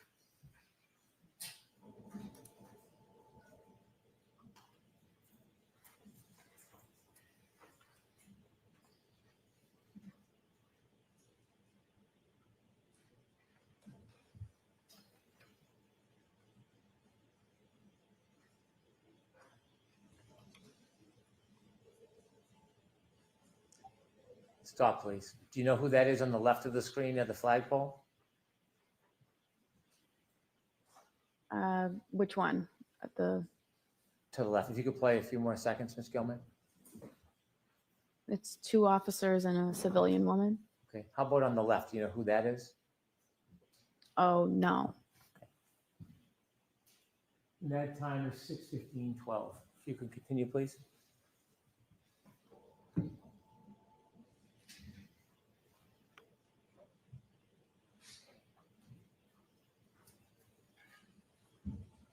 Stop, please. Is that you, ma'am, in the yellow? Yes. Okay, continue, please.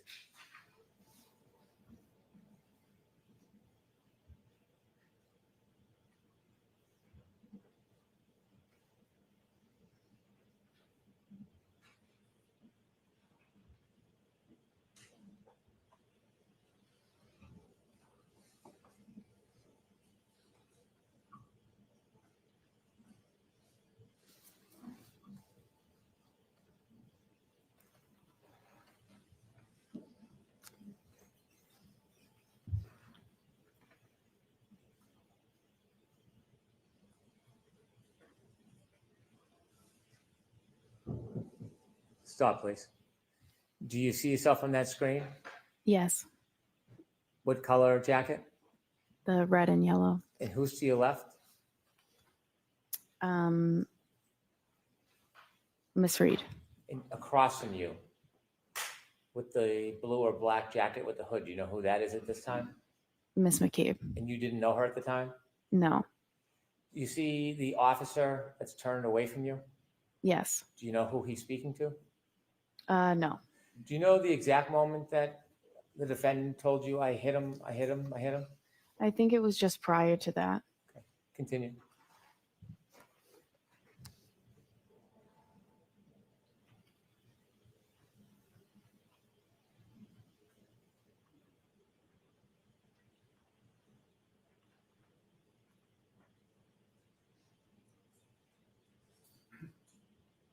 Stop, please. Okay, thank you. I have no further questions. Okay, Mr. Jackson?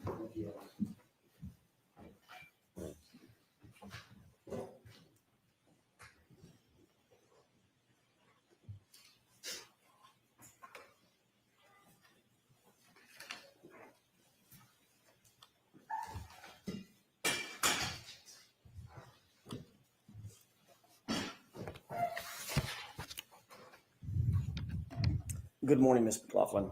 Good morning. You indicated that one of the things that is paramount to the life-saving effort or the medical assistance that you and your colleagues provide is to determine what the cause is of the injury, correct? To determine, just to gather as much information as we can about his history and like recent events that could have precipitated how we found the patient. What you said on direct examination was, quote, what happened and what's going on, end quote, correct? Yes. So for instance, the what happened, you want to find out and differentiate what happened. Is it a gunshot? Sure. When you're asking what happened or trying to determine what happened, for instance, one of the things you're trying to do is differentiate between a gunshot and a knife wound, correct? Yes. Or poison or ingestion of a poisonous substance or a heart attack. Yeah, in this particular, I'm this not asking about scenario, this it's, instance. Next question. Thank you. I'm asking about in general, when you're taking on information, trying to download information at a scene, you're trying to determine, as you said, quote, what happened, correct? yeah, That's important to determine, correct?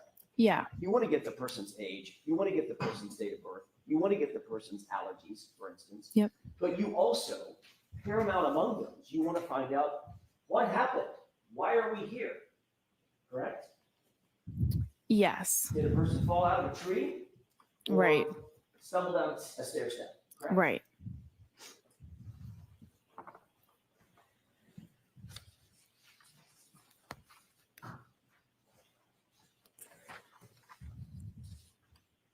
In doing so, it's important to relay that information to others as well.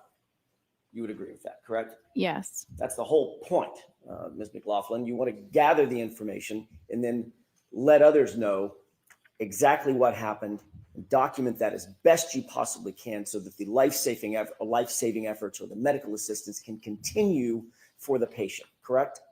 yeah, you have to share the information that you got with the people who are providing care. And one of the ways you do that is by writing it down, correct? No, Can I ask you, who did you speak with before your testimony today, in anticipation of your testimony today? I met with the DA's office a few times. Who at the DA's office? Mr. Brennan, a witness advocate, and there were different troopers there at different meetings. What did you and Mr. Brennan discuss at these? Well, let me ask you, first of all, foundationally, how many meetings were there? 3. 3. When were they? One in maybe January was just a meeting. One a few weeks ago, we reviewed the testimony from the last proceeding. And then yesterday, briefly to say that I'm getting called and I'm going today, and if I had any questions. Let's talk about the one a couple of weeks ago. Where was that meeting held? At the DA's office. And you said you reviewed testimony with whom? I watched the testimony from the first trial. It was Mr. Brennan, myself, a witness advocate, and perhaps Trooper Tully. And At you that and Mr. point. Brennan went over your testimony at the last proceeding, correct?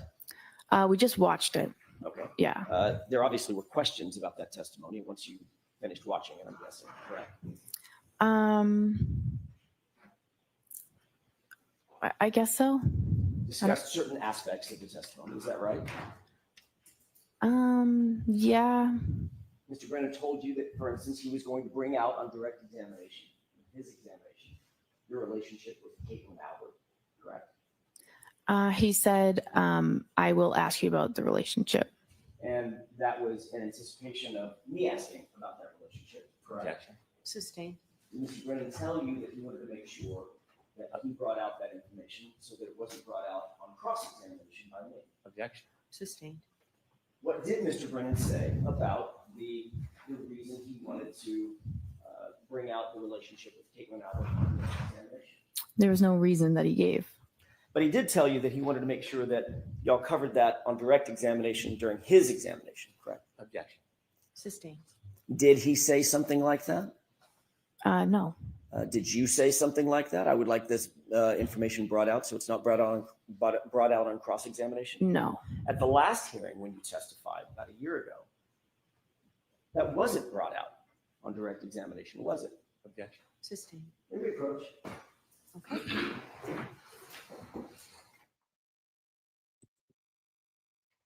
Well, wasn't that a lovely little episode of Sour Grapes for the jury to digest? Mr. Jackson seems annoyed that Hank Brennan has prepared his witnesses against the tirade that they experienced in the first trial. Witness intimidation, harassment, being accused of lying on the stand, being accused of part of a big, massive cover-up that apparently everyone who lives in Canton or has anything to do with anything is involved in. How dare anybody prepare themselves for that onslaught? Like, Your Honor, it's just not fair that he took the steam out of my engine. I'm sorry. I just can't. That did just come off as sour grapes, and I do hope the jury sees that it's so. Now, they don't know about the first trial, but, Mr. Jackson sure wants them to, doesn't he? Doesn't he? And that could go really both ways. You let the jury know that there's been more than one trial, and they're going to wonder why. They're also going to know, just because there is another trial, that there was enough evidence and good reason to go forward. Just saying.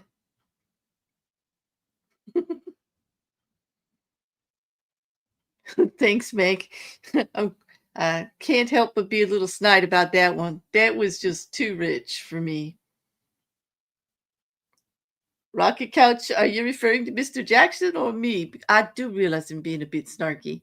Maybe a little pity. But he was just... that was a bit much. They're going to come back and announce lunch, right? Yeah. Mm-hmm.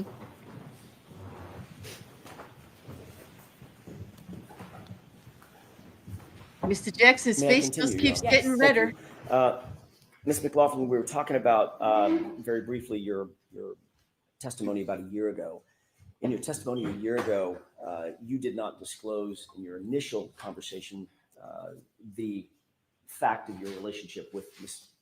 Albert, did you? I object. I move for an instruction. So the objection sustained. Next question. Who was it that asked the question about Ms. Albert a year ago? Objection. Sustained.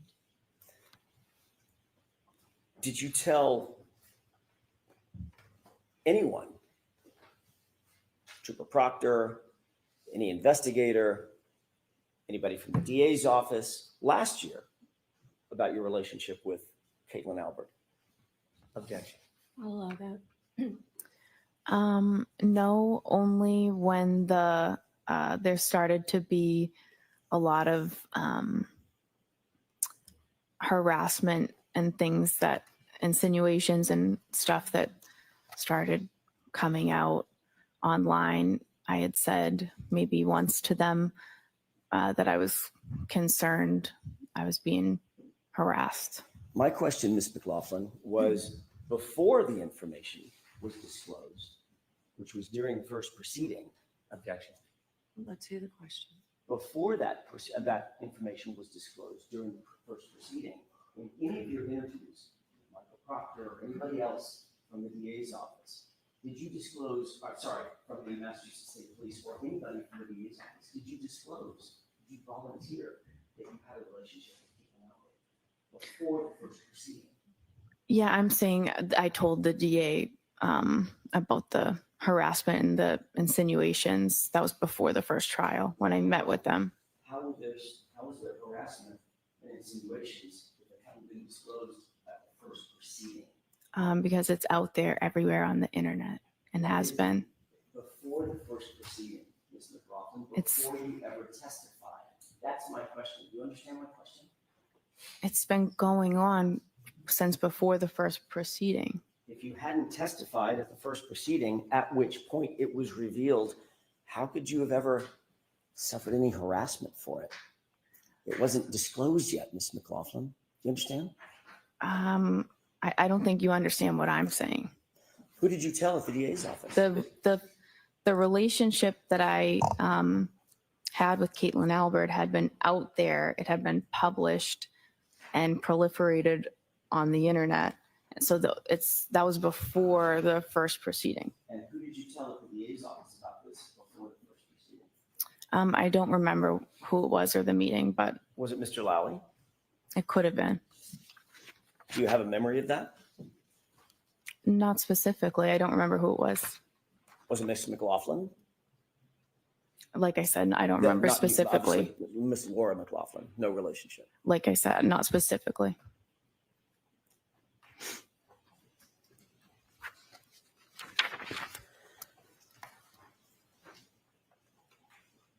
Let's talk about that initial call to 34 Fairview. You responded to the call of an unresponsive male in the snow. That was early morning hours of January 29th, correct? Yes. Once you were there, Mr. O'Keefe had been placed on a gurney and moved to the ambulance. You were instructed to go get information about the victim. Yes.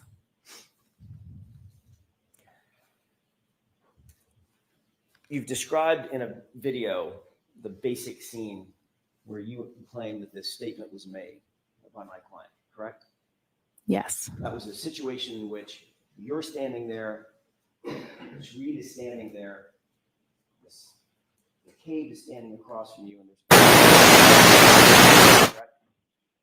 there's Miss Reed was on the right, Miss McCabe was on the left, and then there was a officer kind of diagonal across from me. Yes. Thank you.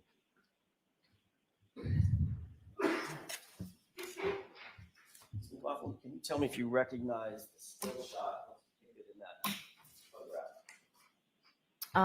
I recognize me in it. Yes. And when is that approximately, does that approximate what you're describing? Is that time in which you're standing there, I'm guessing in the yellow jacket, Miss Reed's to your right, Miss McCabe's to your left, and there's an officer standing directly across from you? Yes. Is this the time that you indicate that that statement was made? Around this time. Yeah, I'd like to have that marked as next in order, Your Honor. Any objections, Mr. Brennan? None, thank you. May I retrieve? 50?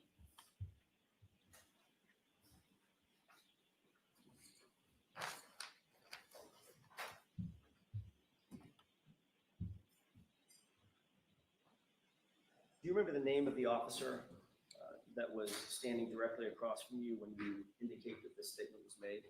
I didn't know, but I am aware now.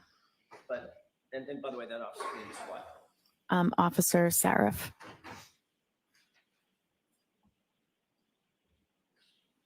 You were describing a situation in which you're standing there.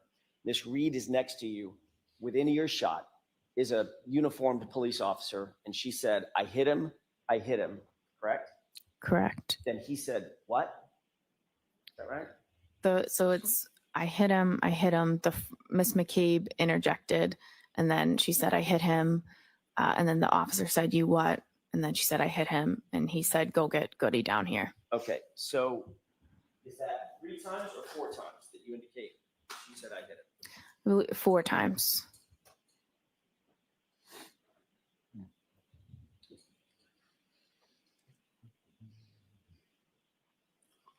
And you, according to you, you indicate that at the time that Ms. Reed made these statements, she was hysterical and somewhat out of control. Is that right?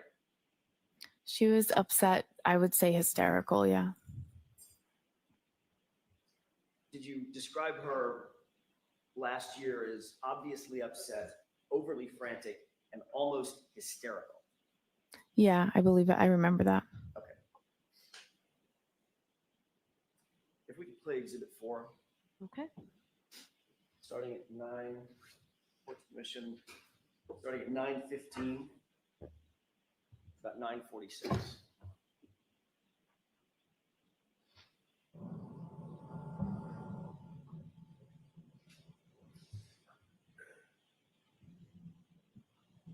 Can you stop it? Did you see the 2 people enter from screen right? Yes. Who is that? That would be myself and Miss Reed. Okay, this is the first point at which you and Miss Reed begin to converge with the other 2 individuals, Miss McCabe and the officer, correct? I had started trying to gather the information prior to this, and then she was moving around, so I had kind of was following her, asking the questions, and then we eventually came, here to this point and came to a stop. So my answer, your answer is yes. This is the point at which you converged with Miss McCabe.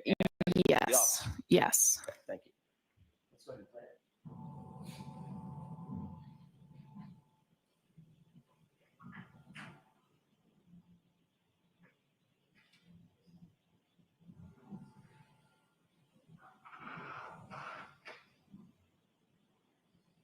Pause it. You see yourself sort of in the foreground in the bright jacket, Yep. and Miss Reed's just on the other side of it, correct? Yes. Standing there. Yes.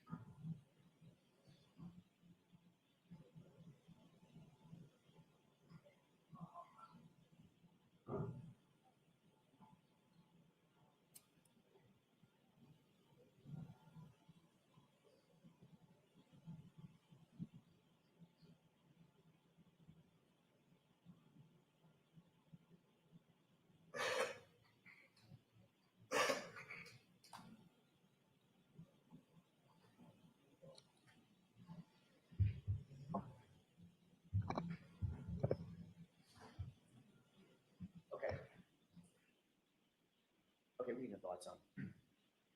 Ms. McLaughlin, during that video, that's the time in which you say, or you claimed last year that Ms. Reed was, in your words, obviously upset, overly frantic, and almost hysterical, correct?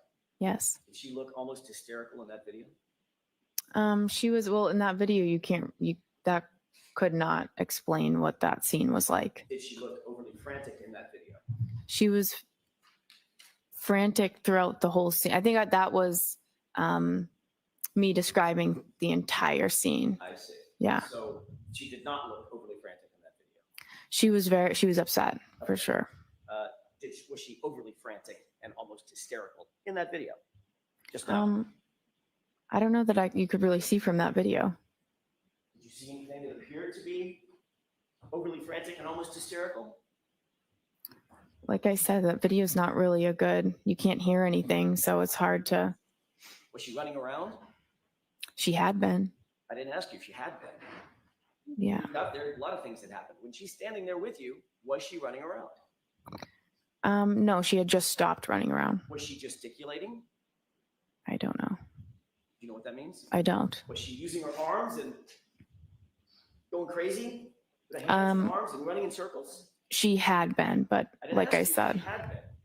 yeah, but I I'm asking think you about what happened before you you're- got there. I'm asking so- you what happened when, I'm sorry, Question and answer, please. thank you.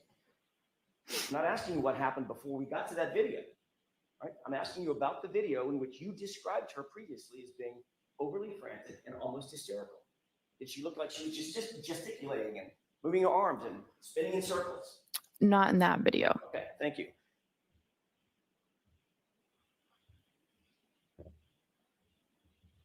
And according to you, that's the point at which Ms. McCabe said, I think you need to calm down, correct? Yes. And according to you, that's the point at which McCabe said, you're hysterical, correct? Yes. Just so I'm clear, who in that video, Ms. Reed or Ms. McCabe, appeared to be doing most of the talking? You cannot see from that video. Who in that video I don't know. appeared to be gesticulating with her arms? My client or Ms. McCabe? I think Miss McCabe was doing that, saying you need to calm down. You're hysterical. Oh, the whole time she's gesticulating, she's saying, calm down, Karen, you're being hysterical. Calm down, you're hysterical. And just repeating that? She was trying to get her to stop and to calm down because of the statement she was making, I see. and she was trying to get her to stop, calm down. I see. Okay. So during that entire video, that was probably 40, 50 seconds or so, maybe it's a minute. That's when you're saying now that Ms. McCabe was gesticulating and saying, calm down, Karen. You need to stop making these statements. Calm down. Right? That's what she was doing. Yes. Okay. Well, you'll agree that Ms. Reed was standing relatively quietly to your right, not saying much of anything. No, what she had just said, she had seemed upset when she said that. And what she said was obviously Miss McCabe was trying to convince her that that was not, you need to calm down. Stop saying that. Right in front of a police officer who never said he heard her say it. Objection. Sustained.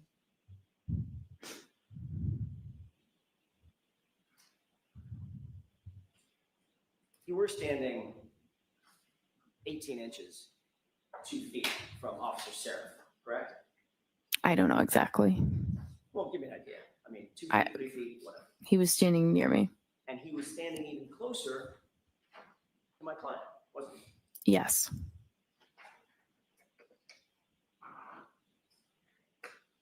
At this moment, when you claim to have heard the "I hit him" repeated 4 times, where was Officer Flamati? I'm sorry, where's firefighter Flamati and firefighter Nuttall? In the ambulance. With the doors closed. Yes. In the ambulance, this is my ignorance, I'm assuming the engine was running. Yep. I'm assuming that there's some sort of heating system inside that ambulance to keep it nice and warm for patients. Yes. That was running as well. Mm-hmm. Yes? Yep. So if that door closed, those doors closed, how many feet away, by the way, from where we're looking? How many feet away? How many yards away? I don't know. We were fairly close to the ambulance. Further than you and I are from each other right now, or closer? I think closer. Okay. How about now? I'm not sure. The ambulance was behind us. I'm not sure how close we were. Right. At least a few yards. Sure. Okay. And those doors are pretty thick, secure metal doors that lock. Is that right? Yes.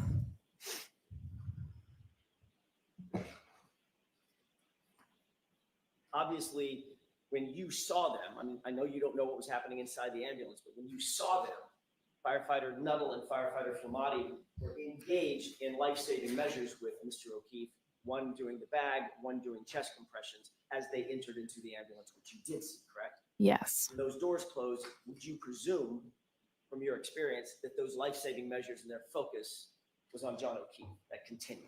Yes. You testified that you went back to the ambulance at some point and you told firefighter Flamati and firefighter Nuttall what you claim to have heard. You told this jury, correct? I went back to the ambulance after that and I told them what was said and gave them the demographic information that I got. Okay. So in other words, firefighter Flamati and firefighter Nuttall heard it from you. You didn't say it to somebody else and they reported it to those two. They heard it directly from you, correct? I went back and I said, I gave the demographics and I said, she's saying I hit him. Right. So in other words, they heard that from you. I gave them. Objection. Is that yes or no? Objection. She answered the question. Next question.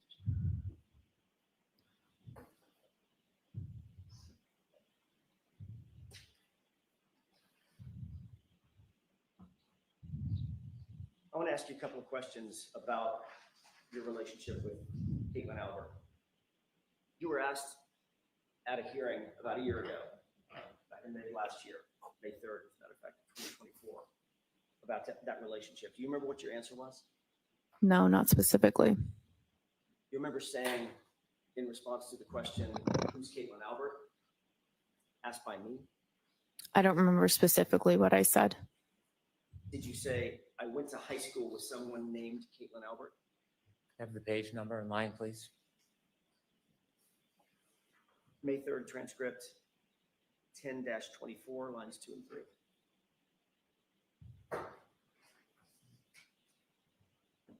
Did you say, I went to high school with someone named Caitlin Albert? I believe so. Refresh your recollection, take a look at your transcript. Sure.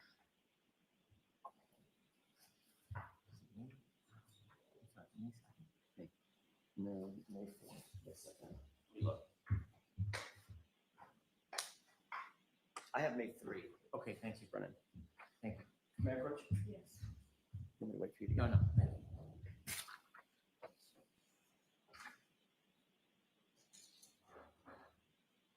You see that?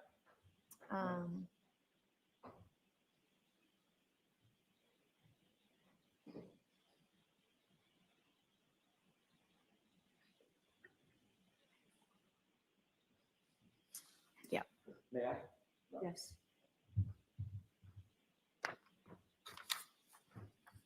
Did that refresh your recollection as to what your answer was to the question, who's Caitlin Albert?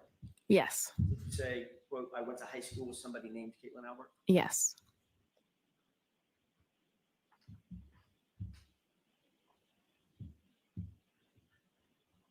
Ms. McLaughlin, that was not a full and accurate statement of your relationship with Caitlin Albert, correct? I object. Was that accurate? I mean, that's a fact. That's Okay, next question. All right, I'd like to be seen. All right. Mr. Jackson, why don't you do Okay, so Jackson's going to try to impeach her for not telling her whole detailed relationship with Caitlin Albert, as far to like any trips they may have taken together in group settings and all. She had testified she was not friends with her and that she went to school with her, and she's not. Like she just said, they had a large friend group, and the two friend groups in different friend groups, they weren't immediate friends. She never considered her a friend. She's not lying about anything.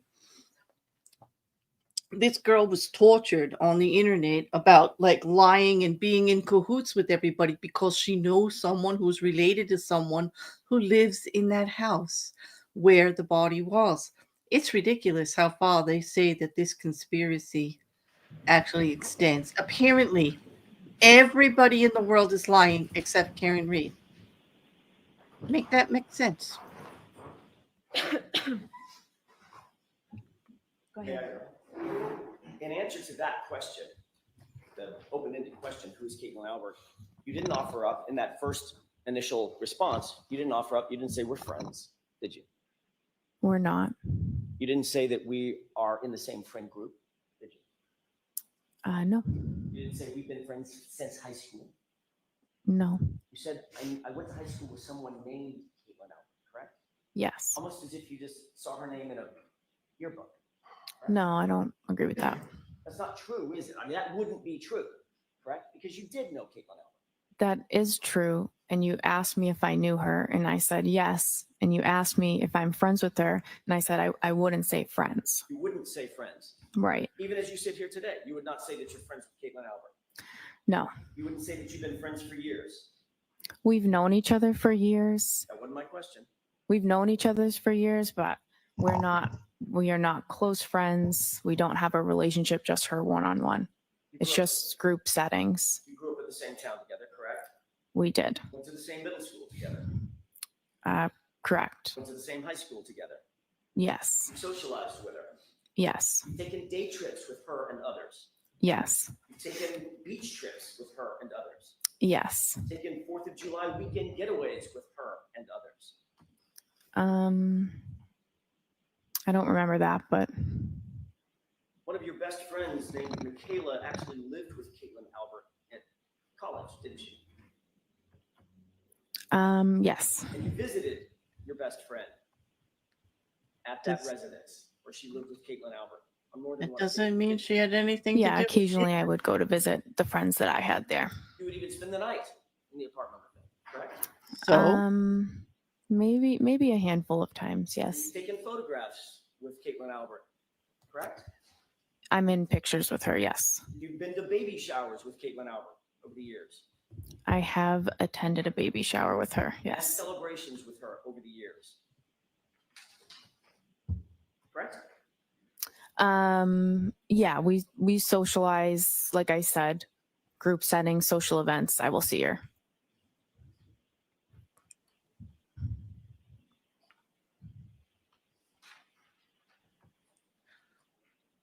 I have a feeling Alan Jackson sees monsters in the shadows. Your Honor, may I approach? This is All right, really. briefly. I hear you, Judge. This is getting ridiculous. Hello. You live in the same town as someone. You went to all the same schools as someone where thousands of other kids are. But of course, you're in a conspiracy against Karen Reed because, we all hate her like that. Okay. We have crossed the line of ridiculous. I realize the defense has to throw everything out there and do their best to pick it apart. But I have to emphasize again, if the jury even has any notion that he's putting this on because he ain't got nothing going, he looks bad. It's a nothing burger. And the more they do it, the more they look desperate. And I'm sorry, the man standing there with this stuff is frustrated. He can't get the answers he wants. He's trying to manipulate a witness, and it's obvious. Now, of course, I'm a little prejudiced. But do you all think that the jury can see that? Because I think it's plain as day that they see him trying to manipulate the answers. And that's not exactly evidence or testimony.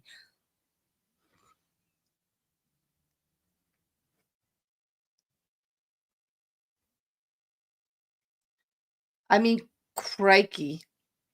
Can you imagine that if you just happen to know somebody that all right, God forbid, anyone you ever went to high school is actually guilty of anything, convicted of anything, or does anything in the future in their life and wrong, you may be called in on a conspiracy. I mean, after all, you sat in the same English class once, didn't you?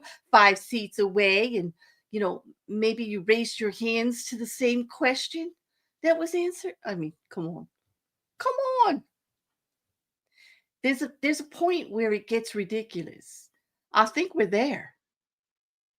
I think we're there.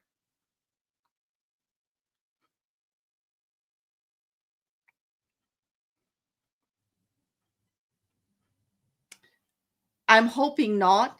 Many of these witnesses are in protection. I mean, Jen McCabe showed up with Commonwealth with protection, with actually, like bodyguards from the Commonwealth to keep people away from her. There's been a long-term campaign of harassment, and it continues. These people are relentless. I mean, look at Karen Reed just grabbed the mic as soon as testimony was over, went out there and called Jen McCabe a liar, like tries to set it up that everybody is against her. I mean, she's in an interview saying it's Jen McCabe or me. Jen McCabe was credible. As much as they try to discredit her, does she look like she was prepared? Absolutely. Does she look like she's gone over her testimony and she looked how to make it better because she wants the truth? It's all still the truth.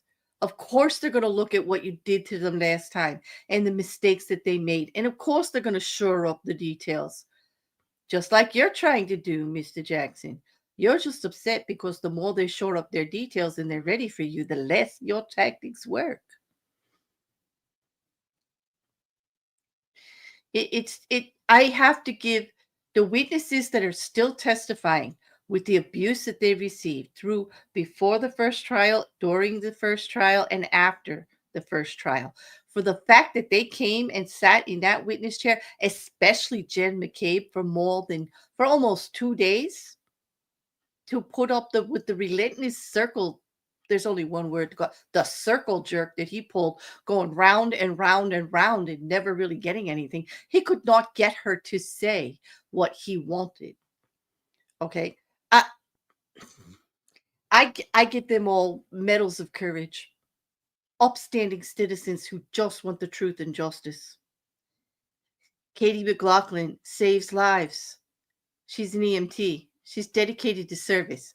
Why would she risk her career to lie about Karen Reed? Why does Karen Reed or her defense think she's that important to everyone who lives in Canton? It's ridiculous. It is ridiculous.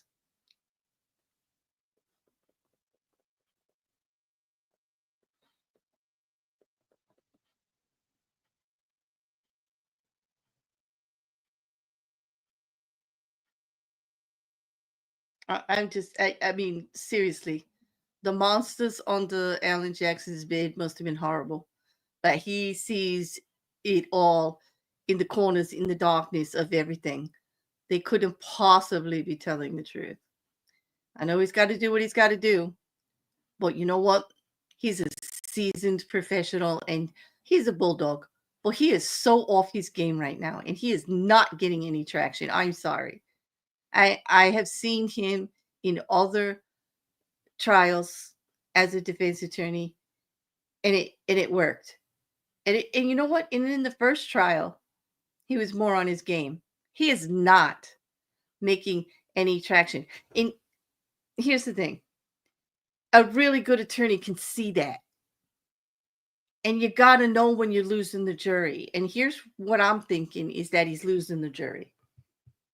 And that's not what's best for his client.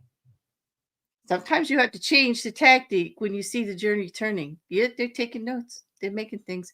I know you need reasonable doubt. You don't want the reasonable doubt to be that your attorneys have lost their effing mind. You know what I mean? You want it to be reasonable doubt that you committed the crime.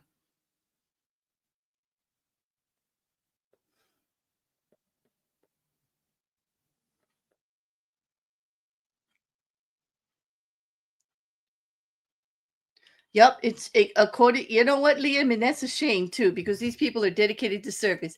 Now, will I admit that there's definitely a lot wrong in this investigation? Absolutely. Trooper Proctor, he did the pooch on this one. He's a bad seed. Okay, there are problems, but not to the degree that they would like you to believe. Yes.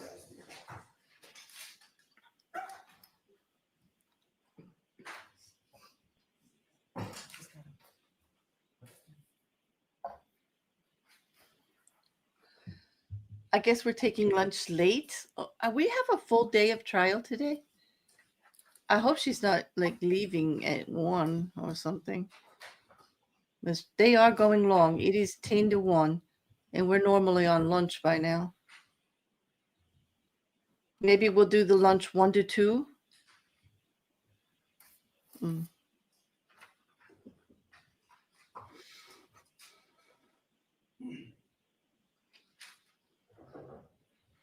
Maybe she'll call for a shorter lunch period. It is so frustrating when the dedicated people who are doing good for the community are put under the fire like this. Like, what did she do wrong? Seriously.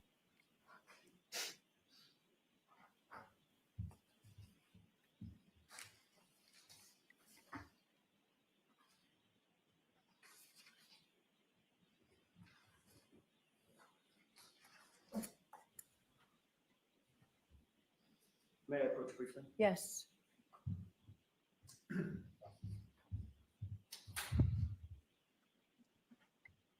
May I stay by the witness stand just so I can take the photographs back? Can you describe, first of all, take a quick glance through that series of pages and tell me if you recognize what's depicted in those pages.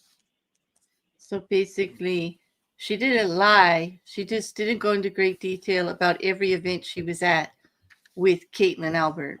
How is this relevant?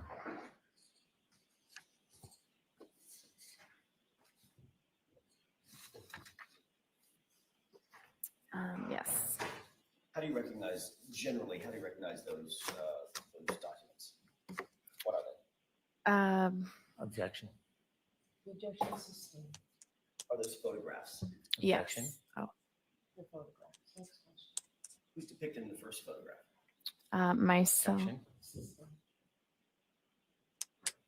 Do you see, does every one of those photographs include you?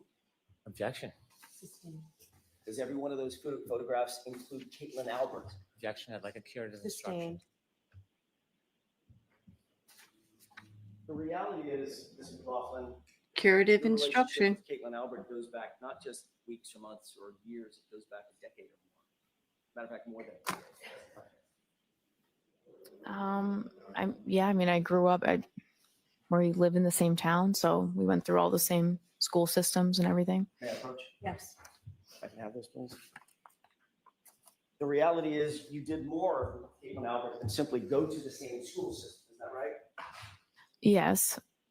One of these photographs has you on vacation with Objection. Caitlin Albert drinking, correct? Sustained.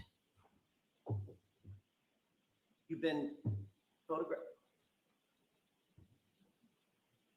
You've been photographed with Miss Albert on many occasions at many celebrations with your girlfriends, correct? Like a sidebar, please.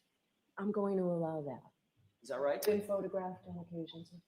On occasions, yes. That wasn't my question, Your Honor. Go ahead, ask My it. question was, you've been photographed on many occasions and many celebrations with Caitlin Albert and your girlfriends, that group of girls that we just looked at. Yeah.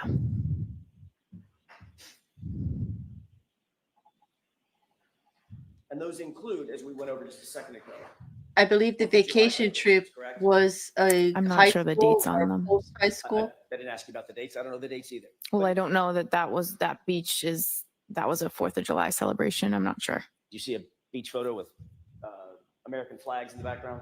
I'm objecting. Sustained. So you've had, those photographs represent some of the celebrations that you have had with Caitlin Albert and others in your friend group, correct? I'm objecting. Sustained. You've gone on overnight vacations with Caitlin Albert, isn't that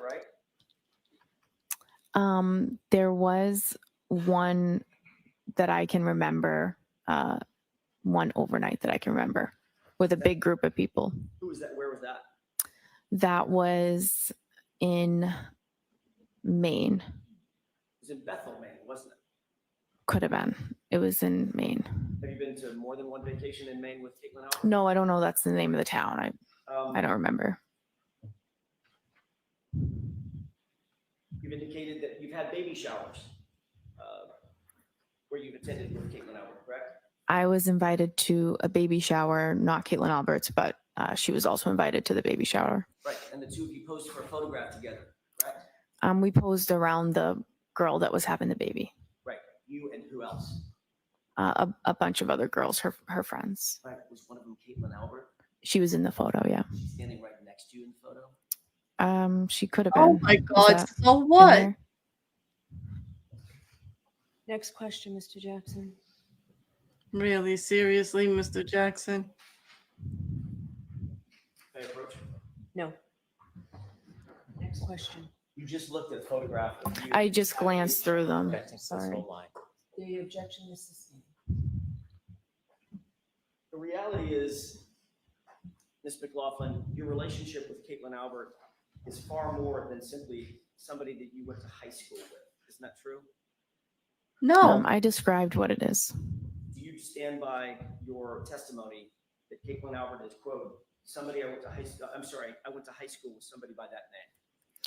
I said that and I described the relationship numerous times throughout that testimony to clarify it. And you clarified it under questioning by me, correct? Yes. And Mr. Lally, he asked follow-ups. And in fact, you were shown some of these photographs last year too. Objection. Sustained. The reason you clarified it is because you were confronted with photos of yourself last year, correct? Can you repeat the question? Sure. The reason you clarified it, as you just testified, the relationship, is because you were confronted with photographs of you and Caitlin Albert last year, correct? I just answered the questions that you had.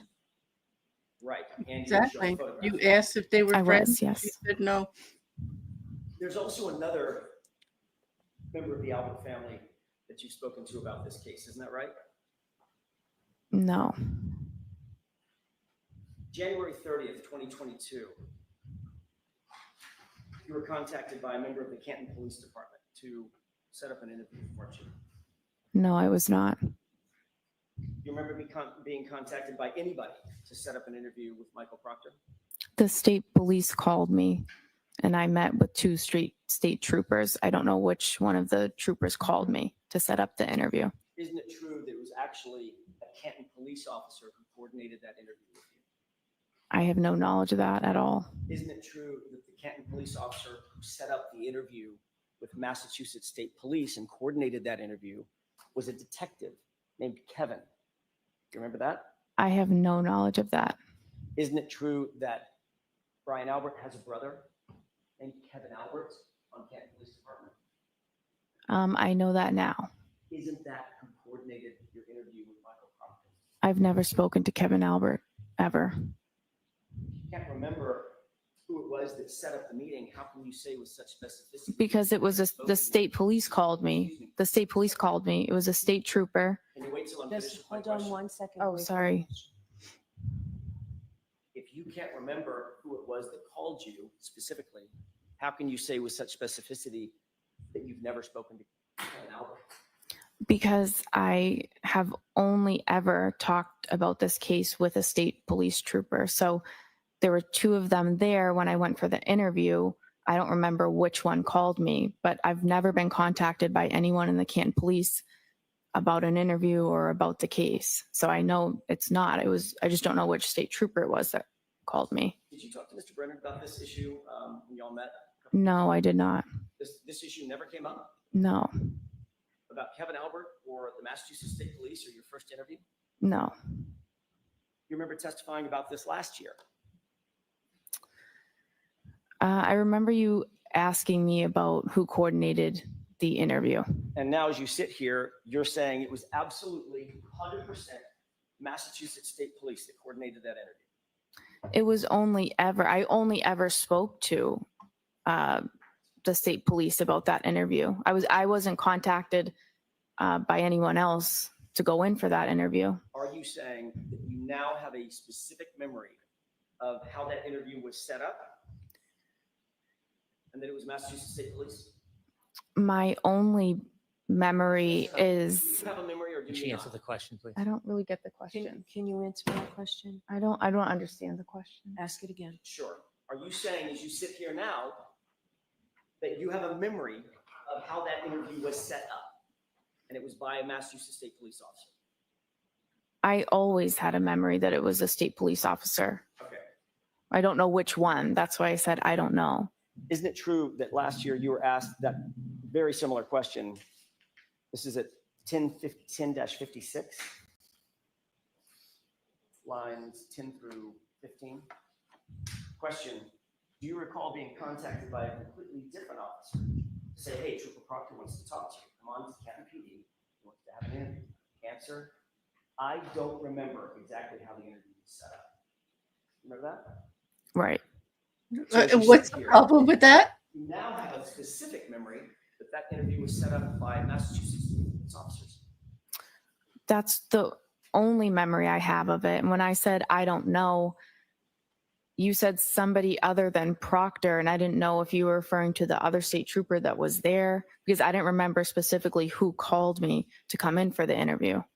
But I've never spoken to anybody in the Canton police about that interview or the setup. In fact, Kevin Albert is Brian Albert's brother. I'm aware of that now. You're aware that Kevin Albert is Caitlin Albert's uncle. So what? I guess so. You didn't talk to him. How many conversations did you have with anybody before you actually sat down with Michael Proctor? Either in anticipation of setting up the interview or otherwise? None. I think once I got the call, I just called my chief that they're asking me to come in. And that was that. And you got the call from whom? I don't know which state trooper called me. But as you sit here now, you're very specific in your memory. It was a state trooper. I only ever met with state troopers, and no one from the Canton police ever contacted me about an interview, setting up an interview. During your interview with Michael Proctor, did you disclose to Trooper Proctor that you had a pre-existing relationship with any member of the Albert family? No. Did Michael Proctor disclose to you during that interview that he had any kind of relationship with the Albert family? Objection. Sustained. I want to talk to you for a second about your role when you did, in fact, arrive at 34 Fairview, McLaughlin. How long had you been a firefighter paramedic at that time, January 29th, 2022? Probably about 5 years. You said that you'd responded to hundreds, you believe it's possibly hundreds of calls. Is that right? Possibly. How many were homicides or potential homicides? None that I know of. So this would be the first one of January 29th, 2022. Is that right? Yes. And obviously, if you had never responded to a homicide before, you certainly had never responded to a homicide of a police officer before, correct? Correct. I think you indicated as much on direct examination that you are not and are not now a trained detective. Is that right? Right. You never conducted any sort of a formal investigation, formal criminal investigation, had you? No. You hadn't been trained. You had no advanced training on how to preserve or interpret statements or memorialized statements for evidentiary purposes? No. Or for the use in trial, things of that nature? Nope. In fact, your role that morning was just to provide medical assistance and pretty much nothing else. Is that right? Yes. And you'll agree that it was a somewhat chaotic scene, right? Yes. Lots of first responders on scene. Right? Yes. Everybody working furiously, or at least people working furiously to provide life-saving measures to John O'Keefe. Is that right? Yes. People were talking over each other. There was a cacophony of engine sounds and noises coming from people talking and trying to speak over the wind and the howling, the driving snow and wind that was coming down, snow that was coming down. Is that right? Yes. You hear people in the background, in the foreground, people talking over each other. Yes. Emotions, your emotions, everybody else's emotions were on high alert. Is that right? Yes. So you were trying to do your job under pretty intense pressure and in a very limited context, correct? Yes. You didn't have a tape recorder with you when you were asking my client any questions, did you? No, of course not. There's no audio recording of that conversation you claim took place between you and Ms. Reed, is that right? Not that I know of. And you've already indicated that you didn't even follow up with a single question when she responded in the way that you've indicated she responded, correct? Yes. The words you claim you heard were, "I hit him." Is that right? Correct. It's your experience that people under pressure, people under stress, because you go to high stress situations all the time as a firefighter paramedic, correct? Correct. People in those kind of situations speak in broken sentences or rhetorical questions, correct? Not uncommon.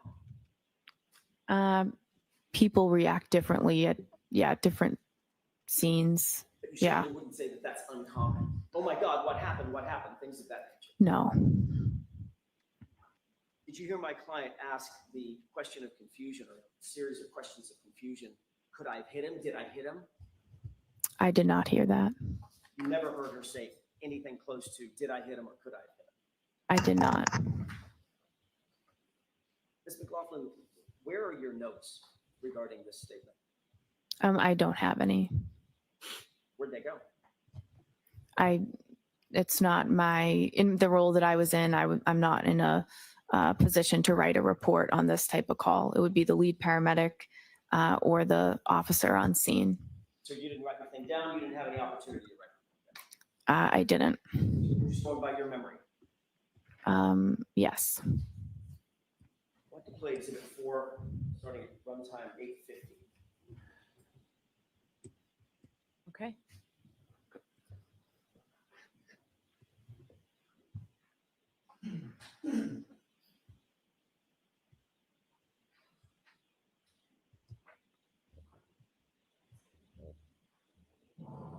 Pause it. Just to orient us, can you tell me where you are in that video?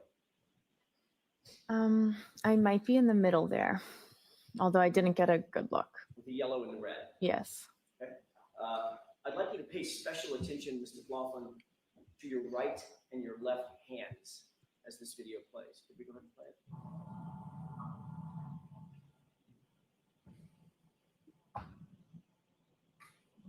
Pause it. What are you looking down at? Oh, I see what you're saying. Yeah, I would write like stuff on my glove. That's something I'll do as I'm getting the information. Was that your question about notes? So you were taking notes. That's just me jotting down the demographics. Let's keep playing.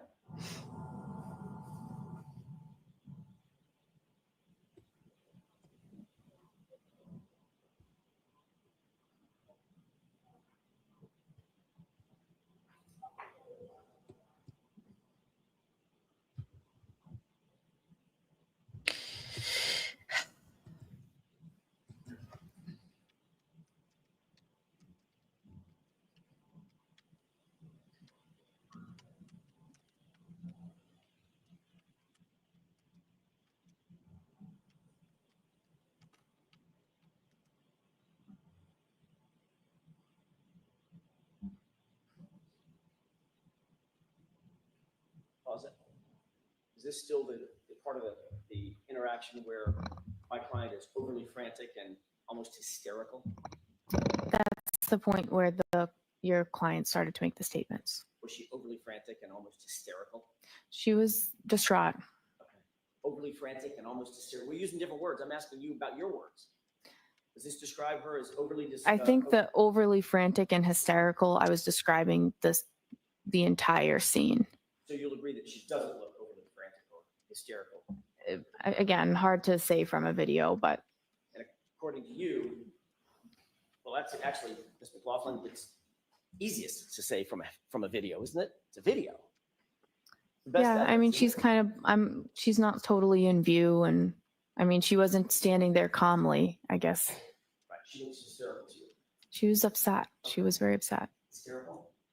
I might say hysterical. She was extremely upset. Okay, and this is the point at which Ms. McCabe is saying, calm down, you're being hysterical. Yeah. Okay, let's go ahead and play it.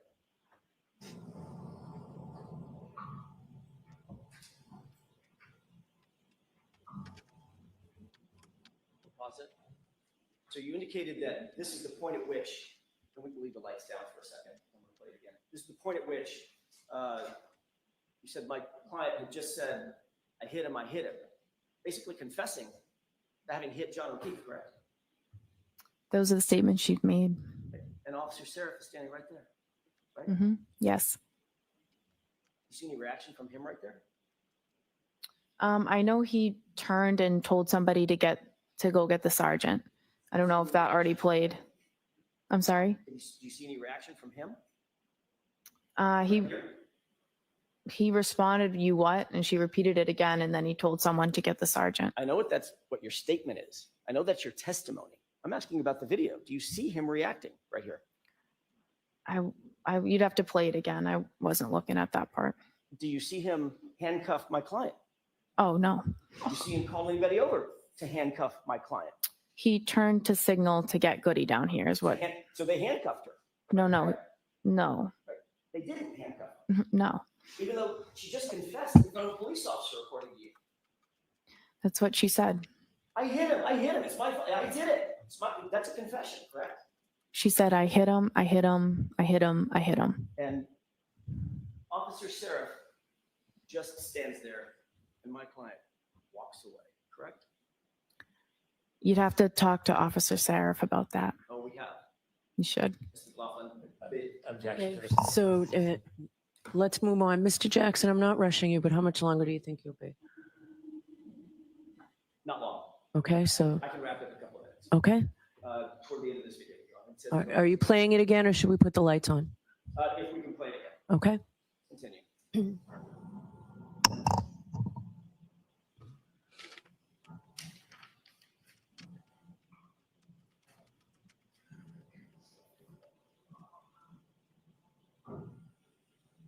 Pause it. You appear to be writing something down, I could be. and according to you, you're writing on your glove. Yes. Okay. What kind of glove? Just a regular latex glove that we use on the ambulance. You didn't have a notepad? I probably did. Sometimes it's easier to just write it down on your glove. Right. Did you write, I hit him on your No, I did not. Go ahead and play it.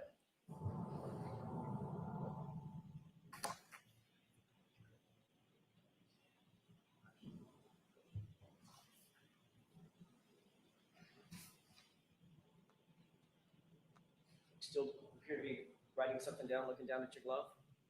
I might be looking at it.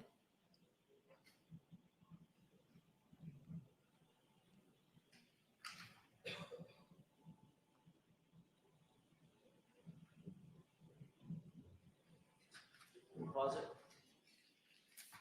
Is this also an example of my client being overly hysterical and frantic? Oh, I wasn't paying attention to her. You can have the lights up.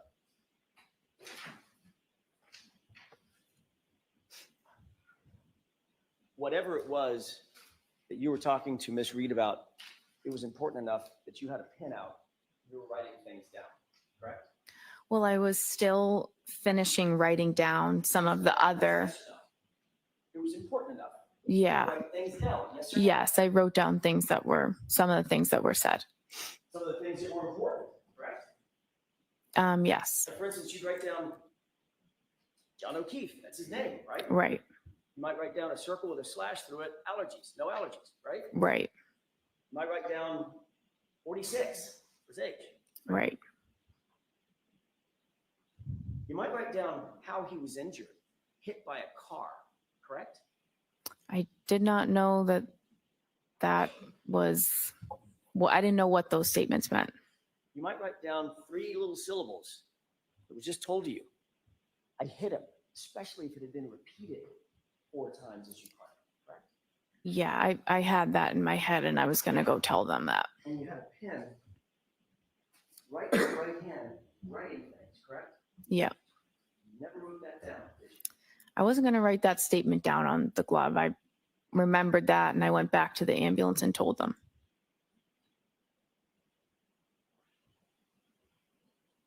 You didn't memorialize that statement on any note that we have, correct?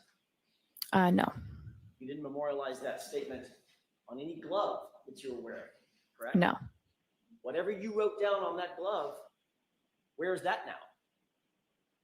Yeah, I don't have it, obviously. I don't know how obvious it is. What'd you do with it? You just scratch everything out and you throw out the glove. Just threw it away. Mm-hmm. Is that right? Mm-hmm. Is Yes. that yes? Yes. So we don't know what was actually on or not on that glove, do we?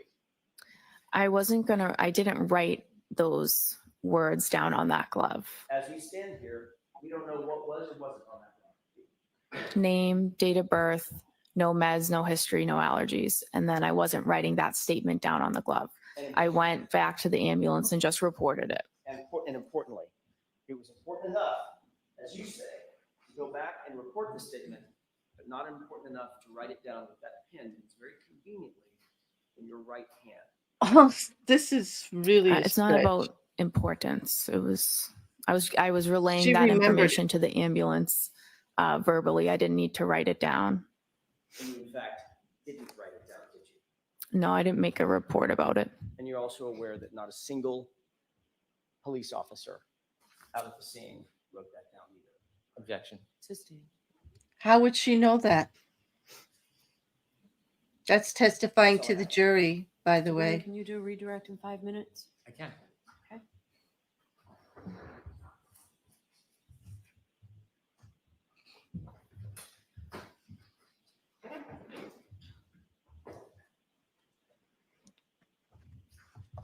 Ma'am, when Mr. Jackson would show you part of your testimony from a prior proceeding, was he leaving something out when he was showing you that, asking you questions? Sustained. When he asked you about whether you knew Caitlin Albert, and you said you went to high school with her, did you immediately then answer questions describing that relationship? Correct. Watch the film. Were you asked immediately other questions about the relationship? I explained the relationship over and over again throughout the testimony. In fact, you described the relationship over 20 times, didn't you? I'm sure it was that many. You didn't simply just say somebody named Kate. I went to high school with somebody named Caitlin Albert. You didn't leave it at that, did you? No, I didn't. You remember saying, I would say more acquaintances, not close friends? Right. You remember immediately saying after that, I would say we had mutual friends. We might see each other occasionally because of mutual friends, but we don't have a one-on-one friendship or hang out regularly. Right. Objection, Your Honor. I'm going to allow it. You remember many more statements after that initial answer where you described the relationship. Yes. Similarly, you were asked about a meeting with the state troopers, Yes. and the attorney asked you a question about your memory or suggesting that Mr. Albert set up the meeting. Remember those questions? Yes. You were asked questions just like that before at the last hearing, weren't you? Yes. Remember being asked about who set up the meeting and you saying that you didn't recall? Yes. And then remember being asked about whether a completely different officer set up the meeting and you said, I don't remember exactly how it was set up, Yes. followed by, so that was my next question. You may have told me this. Do you have any recollection who set that interview up and you said you didn't? Right. And you were specifically asked, does the name Kevin Albert sound familiar? Objection. Do you remember saying no? The objection sustained. Do you remember when you were asked at the last hearing, does the name Kevin Albert sound familiar? Do you remember what you told Attorney Jackson? I told him no. And then you were then asked, do you know Kevin Albert? Do you remember your response? I said no.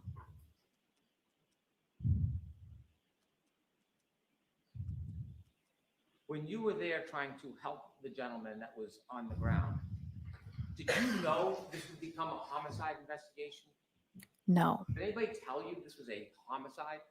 No. In fact, when you spoke or the defendant spoke to you, you were simply trying to get background information to help Mr. O'Keefe. When she told you, I hit him, did she say that she hit him with something? No. Did you know whether it was with a fist or a foot No. or a Lexus? No. You mentioned this was not part of your role to investigate. Why didn't you persist? Why didn't you follow up and ask more questions about that statement? What about the situation and the dynamics caused you not to ask questions? Sustained is to the. Why didn't you persist in getting more information from the defendant when she said, I hit him, I hit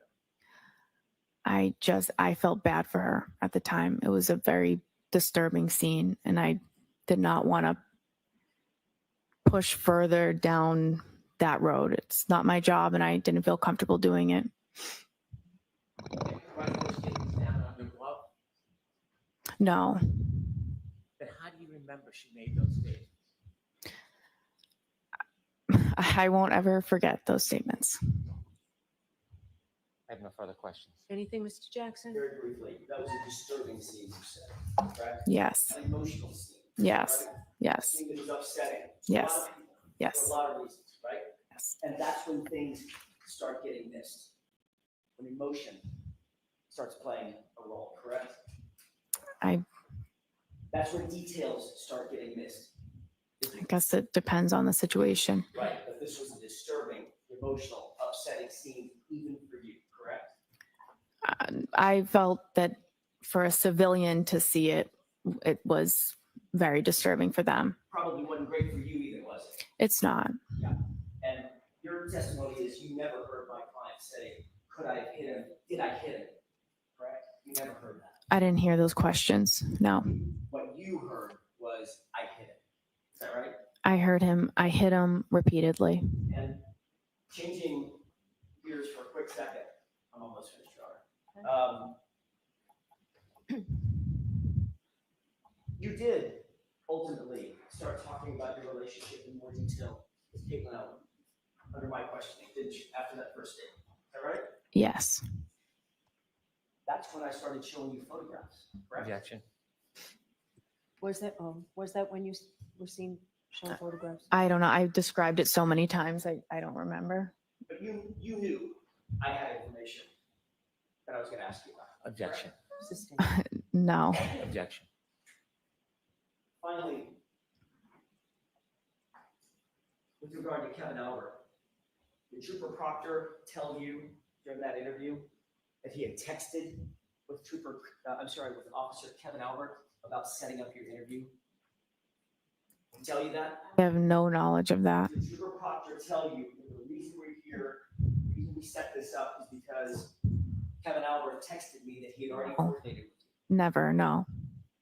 Thank you. That's all I have. All right, Ms. McLaughlin, you are all set. Jurors, I appreciate you going a little later until lunch to just finish the witness. So why don't we do that? We'll give you 45 minutes, conduct it 5 minutes. All rise for the court, please. Go to the notebooks and follow me.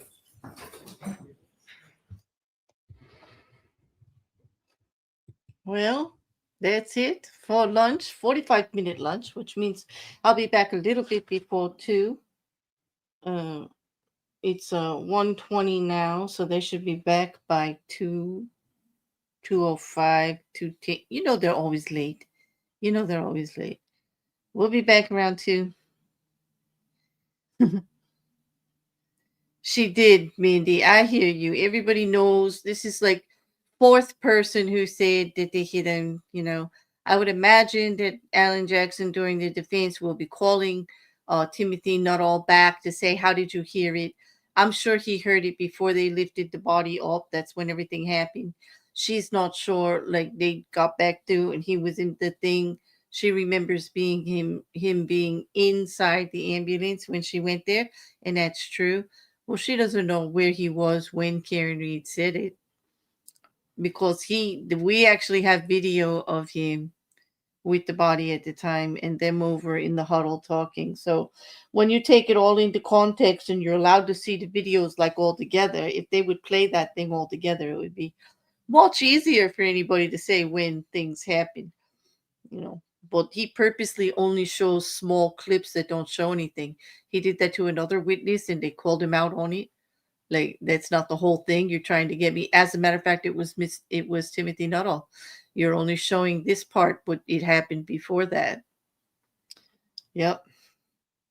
So on that, I'm going to take my break. I'm going to go take a nice little stretch.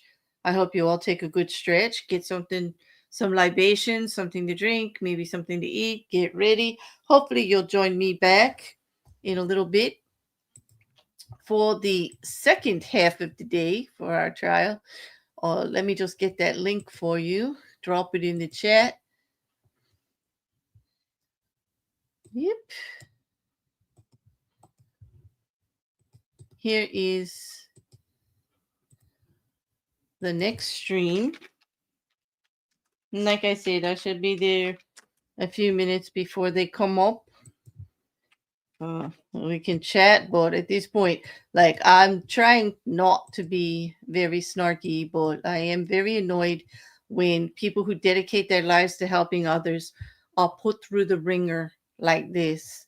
And I don't even if she was friends with Caitlin Albert, can anybody explain to me how that discredits what Karen said? Or any service that this young lady does for the Canton Fire Department as a paramedic? Being friends with someone who knows someone. What does that have to do with anything? It's almost like Alan Jackson and the rest of the defense team at the freaking direction of Karen Reed is stuck in a version of 7 Degrees to Kevin Bacon forever. Like, that's it. Like, that's the defense. 7 Degrees of Kevin Bacon. So frustrating. And they went to law school for that. Make it make sense.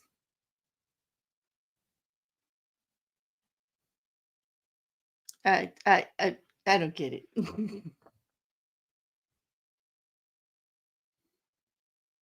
Anyway, have a good lunch. I'll see you all shortly. I'm just kidding. Now that's going to be stuck in my head. You know, it's just not right. Kevin Bacon doesn't even deserve this. No, not at all. Anyway, we'll be back. We'll be back in a little while. Enjoy your lunch.